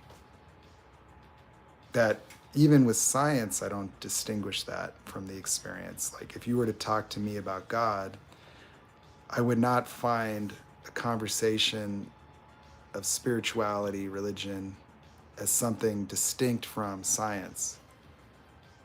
Because science would merely be the architecture of existence, where these things would have to not just overlap, but run in total unison. That having everything broken into compartments and having them be very distinct ways of explaining things, in a way that seems like mutually exclusive, doesn't make sense to me. So I would say I would describe it as a spiritual experience because it's a bifurcation from identity. That it's awakening to a broader field of consciousness, entirely independent of my personality in a way. That my personality remains there. In a way, I'm just Nate too, if I go and I'm just watching the Lakers, but there's a dimension of being that is selfless in a way, that I can just operate as a commitment to others and objectively just be there and be present. And so that's what I would say, is that the things that people might want to acknowledge that seem distinct about me are not distinct at all.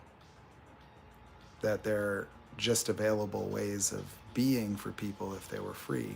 That it's not that I've become confident, or that because I've been a certain way that I feel good enough to do it. No.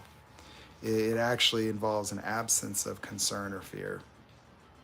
That I don't think about it at all. That, like, one of the structures of sharing in this way is it absolutely turns off anything in my inner voice, notions of self, like, it disappear in a way.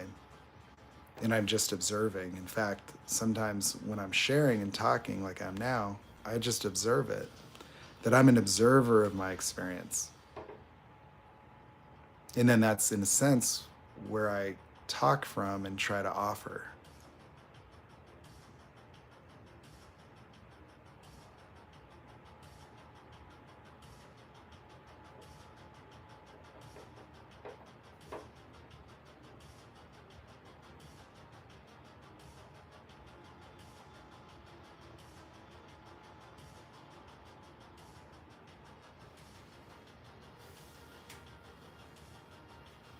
Well, she was a narcissist. So it was more than that. Is that she was devaluing me and sharing her experiences with the boss to make me less important. That's what she was doing. She was knowingly doing that. And she was well aware she wasn't doing shit. She would pretend she was. And so she was willfully getting excitement out of that. Like, she was cheating on me in a way that was almost blatant, with this boss that she would be talking about.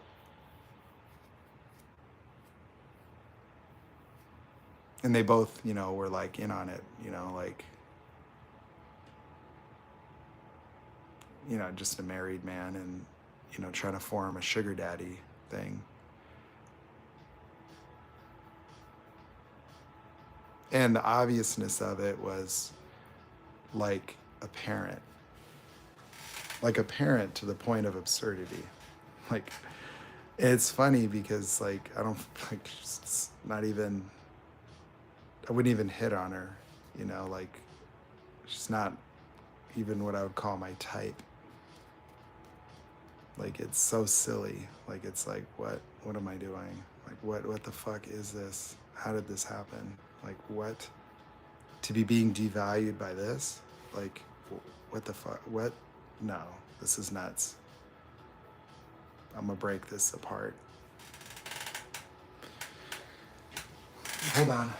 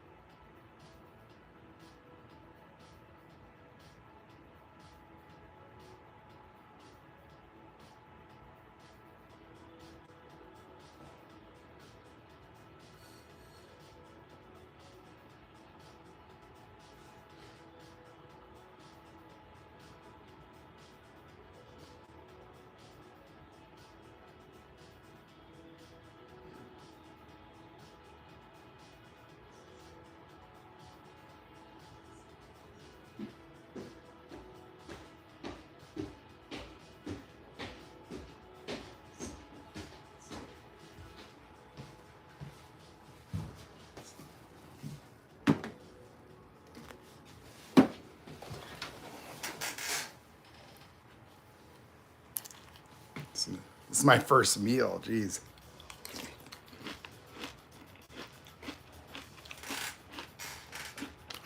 I just noticed myself starting to fade, you know, like taking a lot of effort to talk.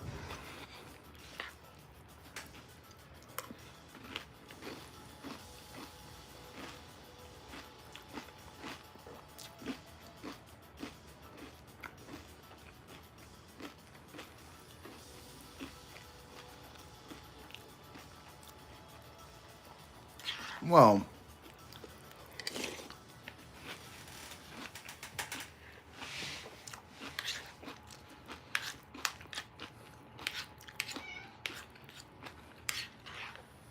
her mother's a covert.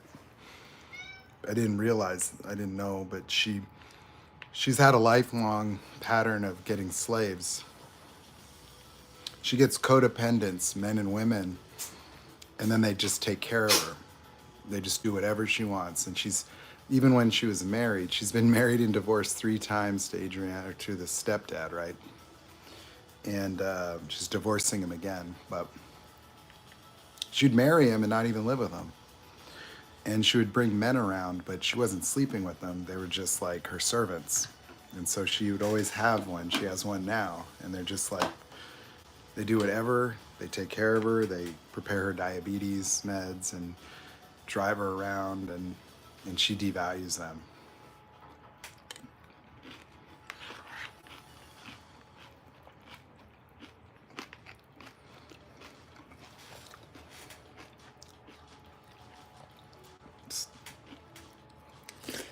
Mm-mm.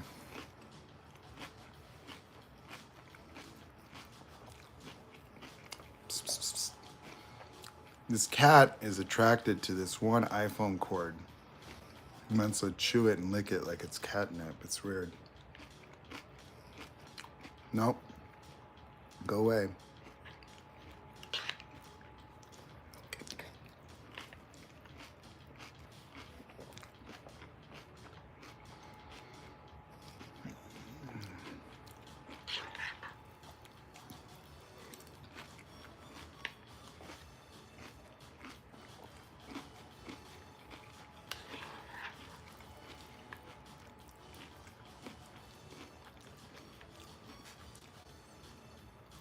I don't really like the word trauma bond.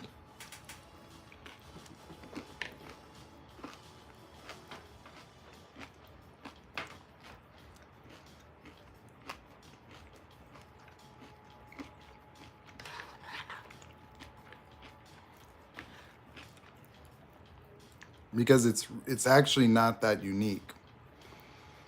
It's a vicious circle. That's it. It's a normal one, like anyone would deal with. It's just that people pleasers have an added dimension of internalization, you know, where they deal with devaluation by guilt and trying to fix themselves and fix other people. And they're people that are hypervigilant and perceive, you know, a necessity or a compulsion to try to address the emotions of others, because that's what they did as children. So they feel compelled, guilt, or, you know, a form of what they think might be empathy for the feelings of others, hypersensitive to that, and then wanting to fix other people. But they have to do that socially. They have to experience providing value to other people in order to belong and be wanted, or to validate their belonging, or to create a sense of security. But it also causes perpetual devaluation of themselves, because they start to understand that it's the utility they provide that causes people to want to be around them. And so what they do to try to securitize relationships and be valuable to people is also something that makes them feel undervalued, because it's never reciprocated. Because it's also over the top. Even in normal relationships, they'll be the one that's always providing value, that's always helpful, that's the one that's thoughtful, and then they feel underappreciated because people don't reciprocate that.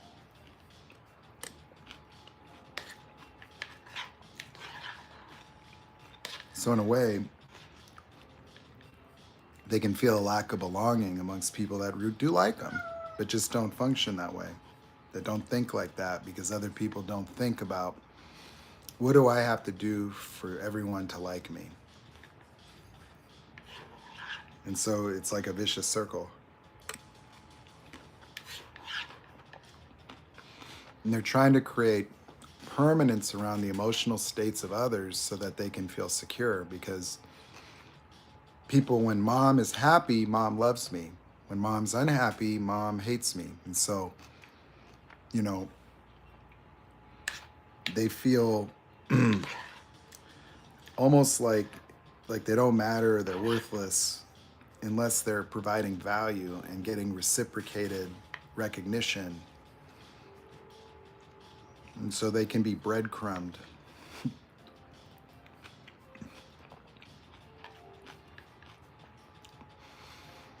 So they have all these conditions to feeling love. Like they have to fix themselves and fix the other person, and then they're happy. But obviously, you're doing that with narcissists, you're going to get devalued. And then devaluation causes, confirmation of being not good enough, and then you keep trying. Like if saying, and devaluation doesn't always have to be insults and attacking you, but it just has to be no recognition for your effort. Like it wasn't enough. Like you're cooking and you're going to add something else, and like nothing you do really creates an impact or causes reciprocation. And so the devaluation can really just be nobody really fully appreciating or acknowledging you. But you think that would be the answer. You think that if you could get them to recognize that you care, you can get them to care, and then that relationship would be happy.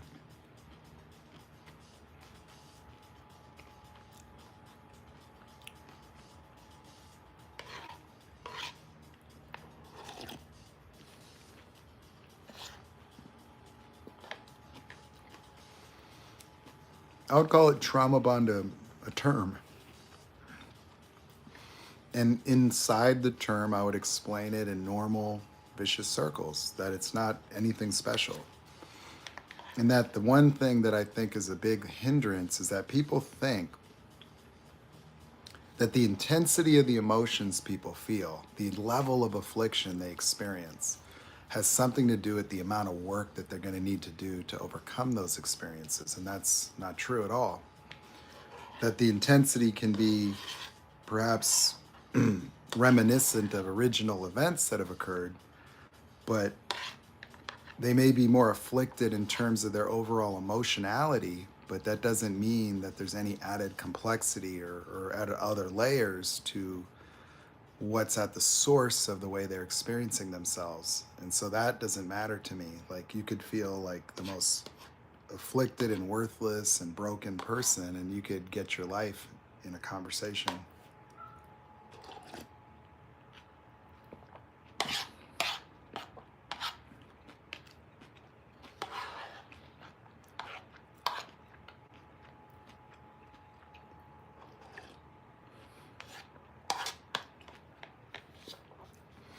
If I'm listening to an engine run, I could hear a knocking sound. And I could say that's an engine lifter. And I could hear another one that's like 5 times as nasty. Or I could be, that's an engine lifter. And the work is the same exact job. And you would think that the one that was louder would be worse. Well, it may, like there's more damage, if you will, or more whatever, but the amount of time and the labor, it's the same, and the parts list is the same. And so that's why I got my truck for $825, is because it had a loud engine knock, and it was just a lifter, and I was going to change the cam and lifters anyway to improve the performance. And so someone else would listen to it and think it's broken. I listen to it and think, oh, I'll do that in one afternoon.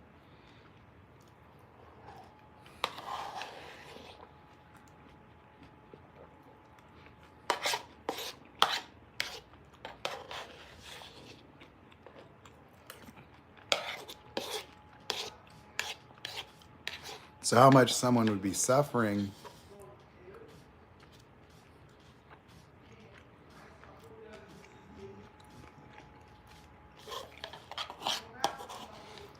you know, doesn't mean that they're more messed up than someone else. It just means their experience is less pleasant.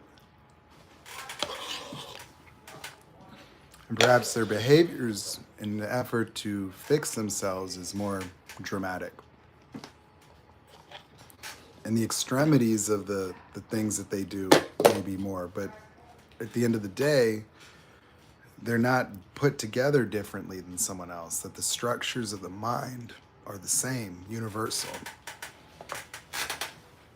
And so if you really understand the beingness and what causes the genesis of one's experience of their own existence, like that applies to everybody, unless, of course, they're a narcissist.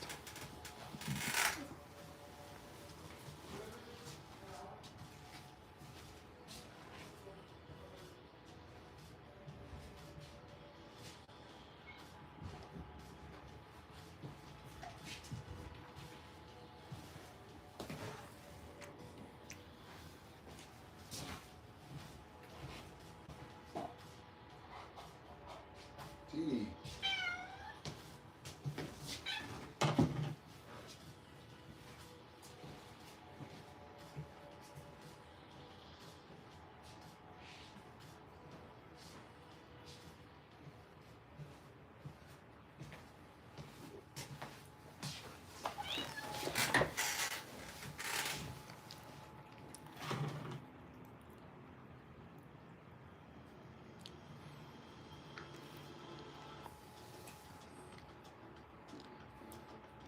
So, oh, what happened with Tate's interview?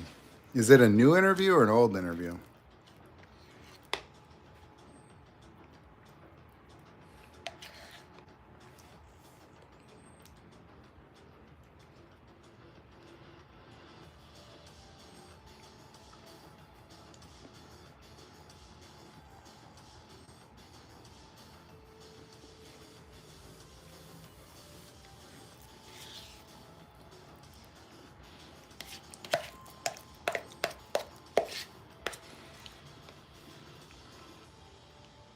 His true colors are so obvious, though. He's just a narcissist, and, you know, narcissists are misogynistic just because they're insecure.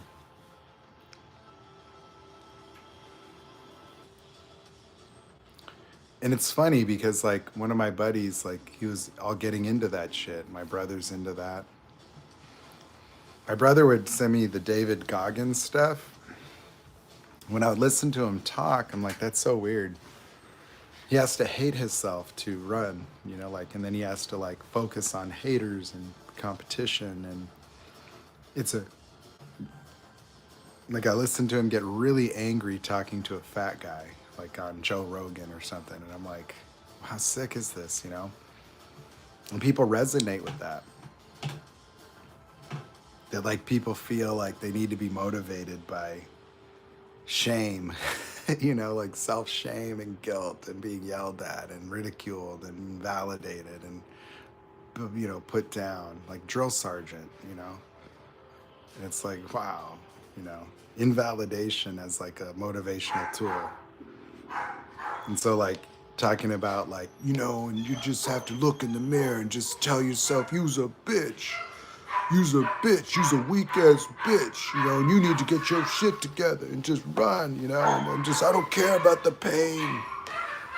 Just make myself stronger, you know, and it's like, that's how people relate to it.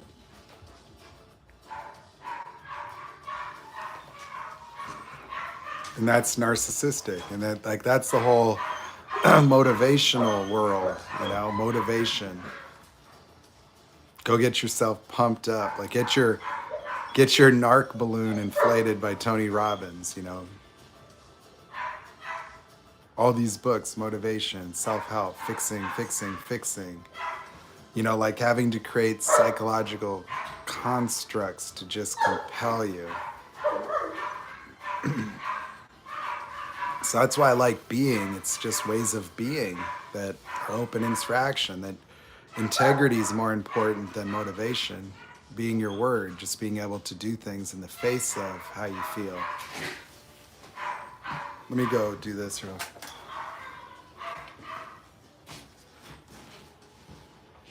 I got it. You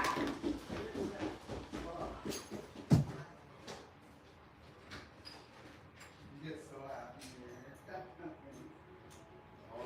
What do you get, Mom? Yeah. Come here, buddy. Hey. Come here. Hey. Hey.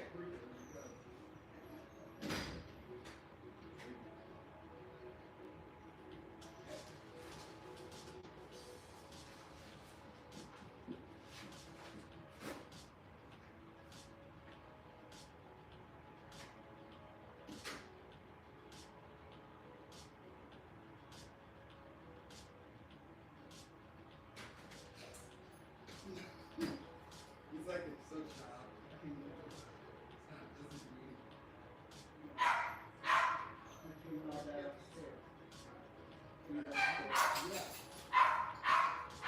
So Paul just beat him up? Yeah. We're going to talk to kids on Friday. And they like the Bible, especially likes those things, but I don't remember which ones. I know it's not the raisin ones, but outside of that, I don't know.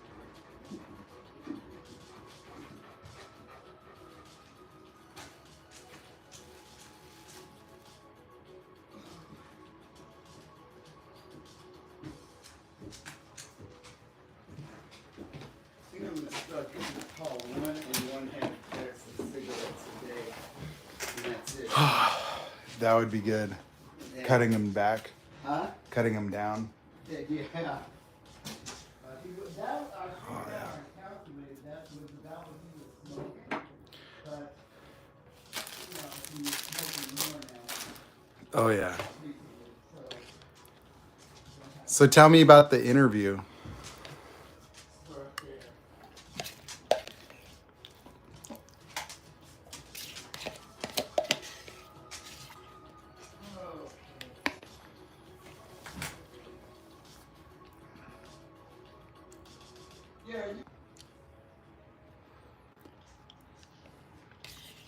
And I went to this store that I go to. Hi, Turbo. Hello. You know what I'm going to do, Nate? What? When the weather gets a little cooler, I'm going to take Turbo in the car with me. Everywhere. As long as I'm not going in somewhere for like an hour. Or more. Well, maybe an hour would be alright.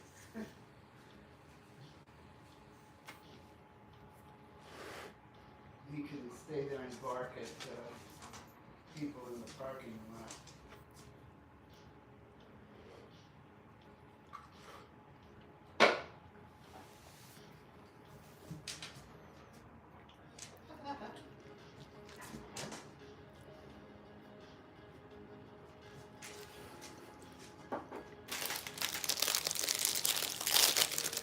Is anybody here right now? I was asking a question and there's no text happening. All right, let's go down. Give you some food. Come on, move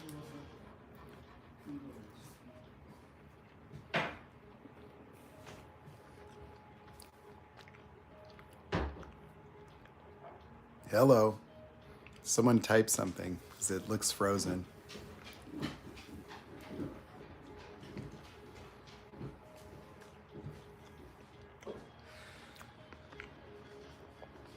Oh, okay, sorry.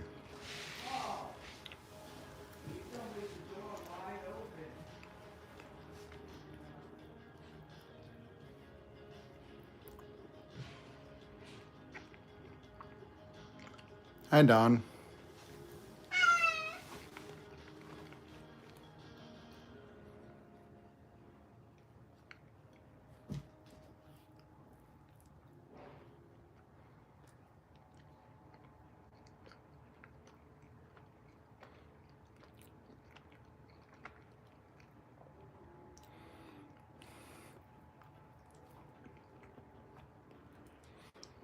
See, people like that, they show the way narcissist minds work.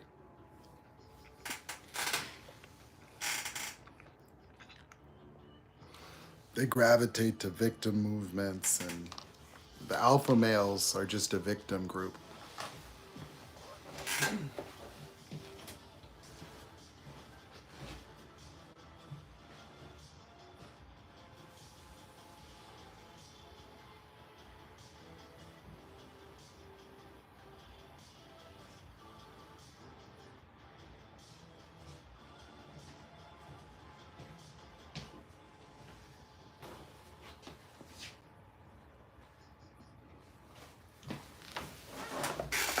See, I think that these psychopathies are historically relevant because if you think about slavery and you think about colonization, you think about the genocide of Native Americans, you look at modern misogyny and then you think about, that we call it traditional relationships. It's like, what's the mentality of people that can't empathize or humanize other humans? Like these types of prevalent these presentations are normal in my view, that they're normal numerically. That if I think about Nazi Germany, if you want to see what happens to societies, well, people with, covert narcissism assimilate, and that women would struggle in silence within those homes. They exist today because they existed yesterday. You were only accounting for this. But they've been historically, a predominant grouping. Like, how do you persecute people, and how do you operate with no mercy? How would you load your neighbor, and rat him out, in Nazi Germany? It's that whenever you give covert narcissists that model themselves to fit in, belong, and function as normal people, you start putting people in front of them that are malignant narcissists, sociopaths. They will then belong. They're like-minded and they can resonate with the vitriolic, hate-filled bigotry of these types of personalities, and they'll just form a new mask, a new identity. All of a sudden, you have all these like MAGA people, Proud Boy people, and you get alpha male people, and they validate the narcissist experience. You don't have to be quite so covert. You got your daddy there, that you can idolize and idealize and try to be like and model yourself after. And there's no reality. Reality doesn't matter to a narcissist because that's why reality is so up for grabs, is that you can just create anything and people will become a victim and they'll become a conspiracy theorist, and all that stuff enables them to deal with imposter syndrome and inferiority. You tell them the earth is flat and it's a NASA conspiracy, that doesn't care. They don't need to fact check it. They only want to research stuff to reaffirm it. And then they can invalidate people that they would be inferior to. I watched this documentary where it took all these flat earthers and it created a roundtable discussion with astrophysicists, people with a level of intelligence that make these people look like insects, and they're trying to talk sense to them. And it's like, well, I know that I've done my research, and they're saying like research, and you're talking to somebody like you don't even know, like, what? They're talking about the math of the flat earth to an astrophysicist. Like, I had a buddy, one of my narc buddies, like one of them, listen, this is what happened. I didn't know they were narcissists, but one of them told me the earth was flat. Like, he started explaining it and he watched a video. So I was with another buddy and I told that buddy about it. We laughed. And then a week later, that buddy was a flat earther. And he came to meet with me for lunch and we were just hanging out at Marie Callender's having a beer. And he's like, I checked it out, I'm like, I don't know. He's like, I don't know, man. I have to tell you, the earth is flat, dude. it's irrefutable. The math doesn't lie. I'm like, the math doesn't lie. I'm like, you know, you never really occurred to me to be a math guy. I was like, so what do you mean? Like, he's like, well, there's 250 mathematical proofs. I watched them all, and it's just convincing. So I was like, you were convinced based on the math. He's like, well, yeah, math doesn't lie. And so there was a beer coaster, and I slid the beer coaster over. And I said, well, it's like, you know, this beer coaster, it's 3 inches in diameter, let's say. What's the circumference?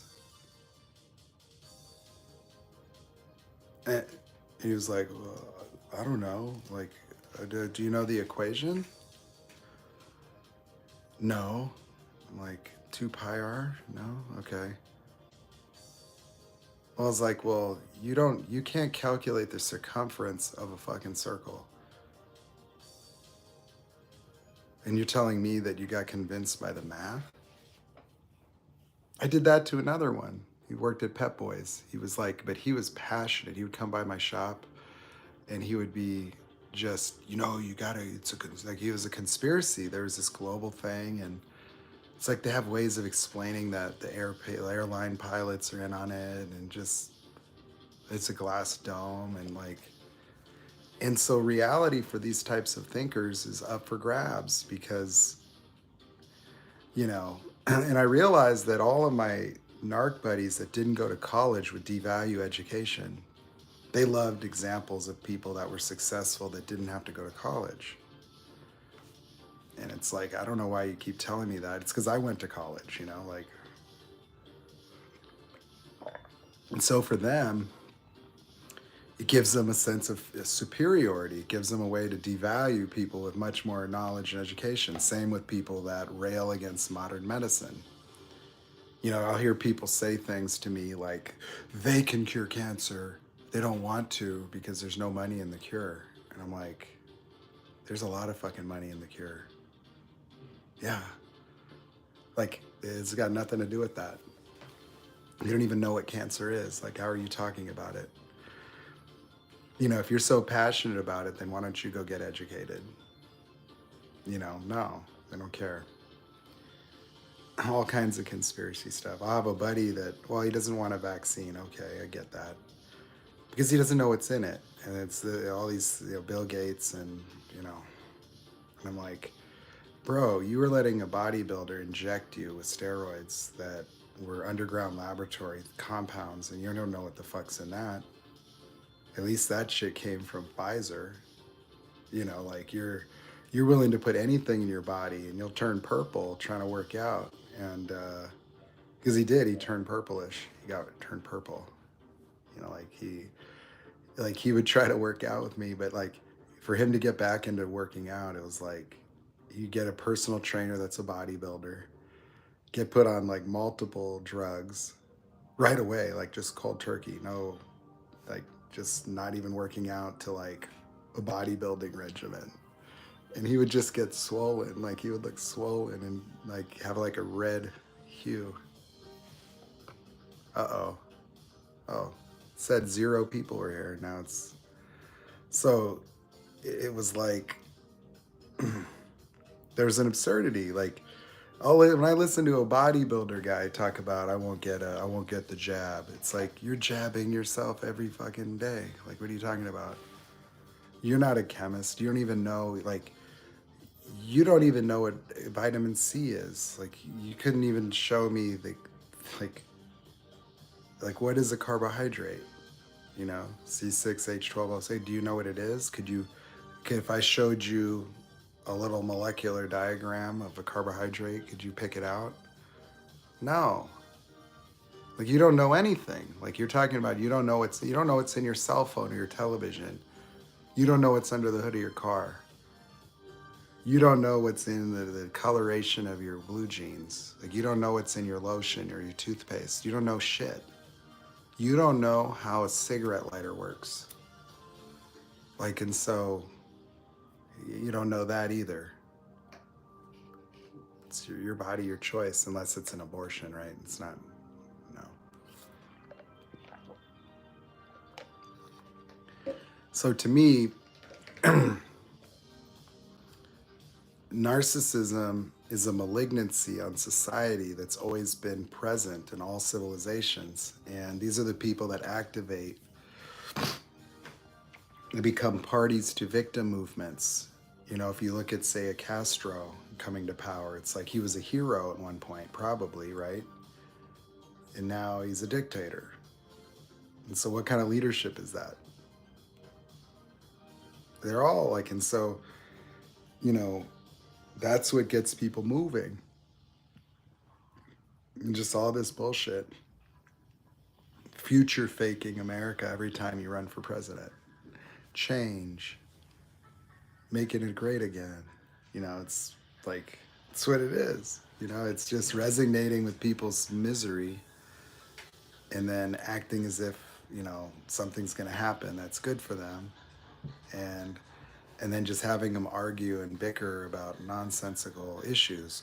Well, the realest important issues in this one is going to be transgenders, abortions, you know, the building a wall or illegal immigration, you know, entitlement programs, so taking money away from poor people, you know, punishing them, you know, like the shit that people are dealing with. It's like, this is all you can come up with in terms of like, this is how we're gonna improve the world, is with bigotry and ignorance. Like, it just resonates with stupid people. Like, you know, it's like, what the fuck are we talking about?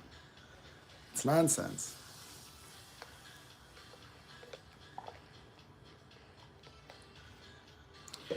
So I'd explain these catastrophic human events, you know, in a historical context by looking at the pathologies of the mind, that like the type of people that can have no compassion. Like, how could you put people into gas chambers, you know, and just let it happen?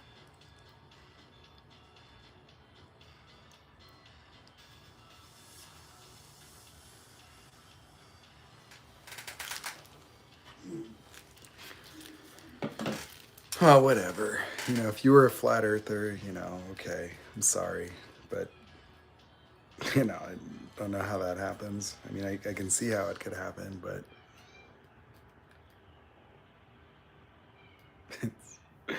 the math. Like, he's like, it was the math that got me involved. The math. The math. No, it's just people believe whatever they want. That they believe things and they just, that's it. They just believe it just because. And they think that things are true via belief. And I could never understand it. Like, I just couldn't relate that I could never just believe something, you know, like, there's no reason. It's like, you know, at one point I realized that belief is less valuable to me because things aren't true because I believe it. My beliefs have nothing to do with reality. That they, you know, I kind of looked at it like whatever I would believe about God would be a profound limitation on whatever that would be. So it's not important that I try to believe it or believe someone's story about it, a very limited view about it. Because it wouldn't become true. It doesn't matter how many people believe it.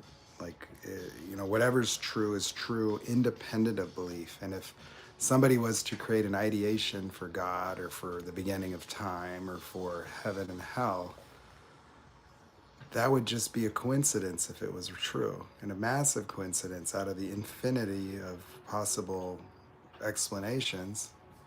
It's arbitrary, you know. So that's the nature of human belief. Is human belief like creates dogmatic, you know, philosophies that are rigid and that we defend and we fight to the death over things that are nonsense. They're just nonsense. Things that are just way outside the boundaries even human experience, meaning like no evidence of, or just knowing, like it's just made up stuff. Fighting over dirt, you know, fighting over things that are, you know, superstitions and, nonsense. And it's crazy. So I would say that I could believe in Jesus. I could believe in that there exists a God. That I think there's something magical about consciousness that can't be explained merely in physiological terms, although it could be one day. But that there's some way in which we experience consciousness that isn't explainable in a three-dimensional model of reality. That you can't locate the movie theater of your experience. That, how within the brain could you generate such a profound experience of existence that's so profoundly connected to an outside world? Like you're looking out, like you're looking out the eyes of the windows of a big robot. That you experience your own existence, you see things outside of yourself, you have this central occurrence of a real world out there.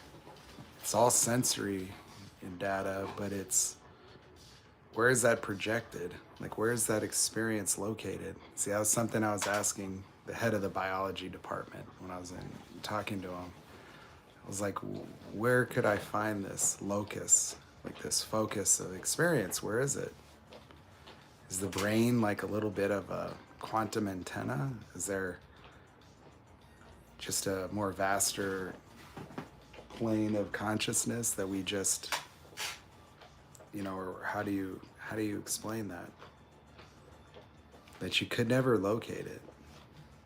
Although it's real, it's like the experience of us is real because we can experience it, but we can't locate it. It doesn't have matter. Like your consciousness does not have form or matter. It does not have any dimensions, or mass, yet it exists. Hey.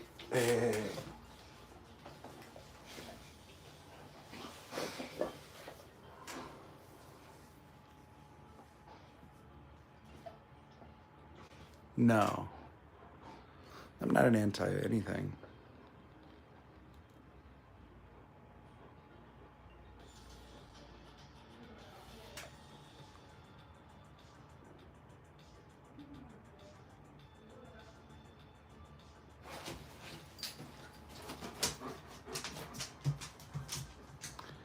Like, when you say like confirmations of someone being a grandiose narcissist, it's like, it's so obvious, like that's just what he is, like, I mean, like,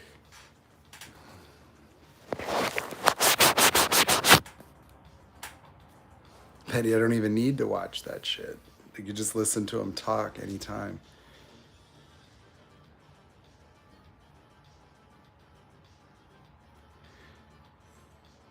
So yeah, like I have all these anti-vaxxer buddies, and it's like they take steroids, like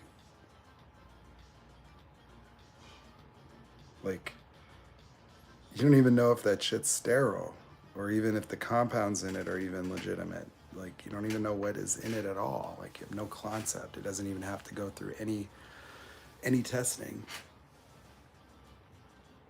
And so it's like just kind of absurd.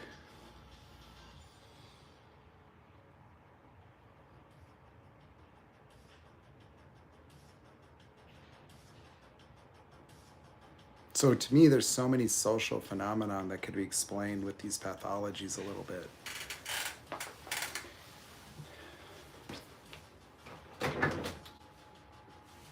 Damn it, turbo.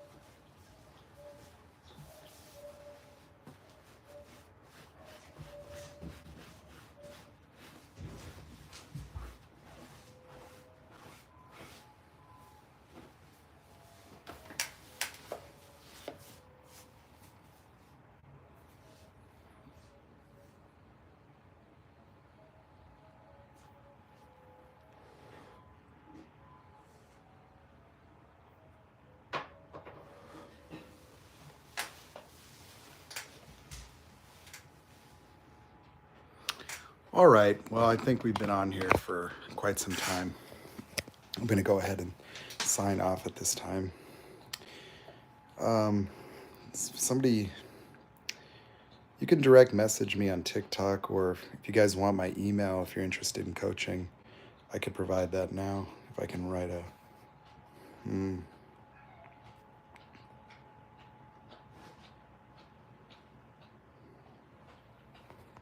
See if I can... I don't think I can text.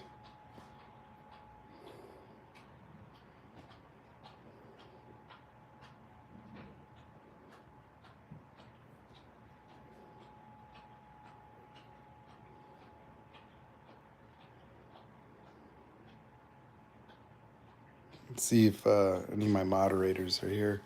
They can type out my email, and you can get a hold of me that way. No?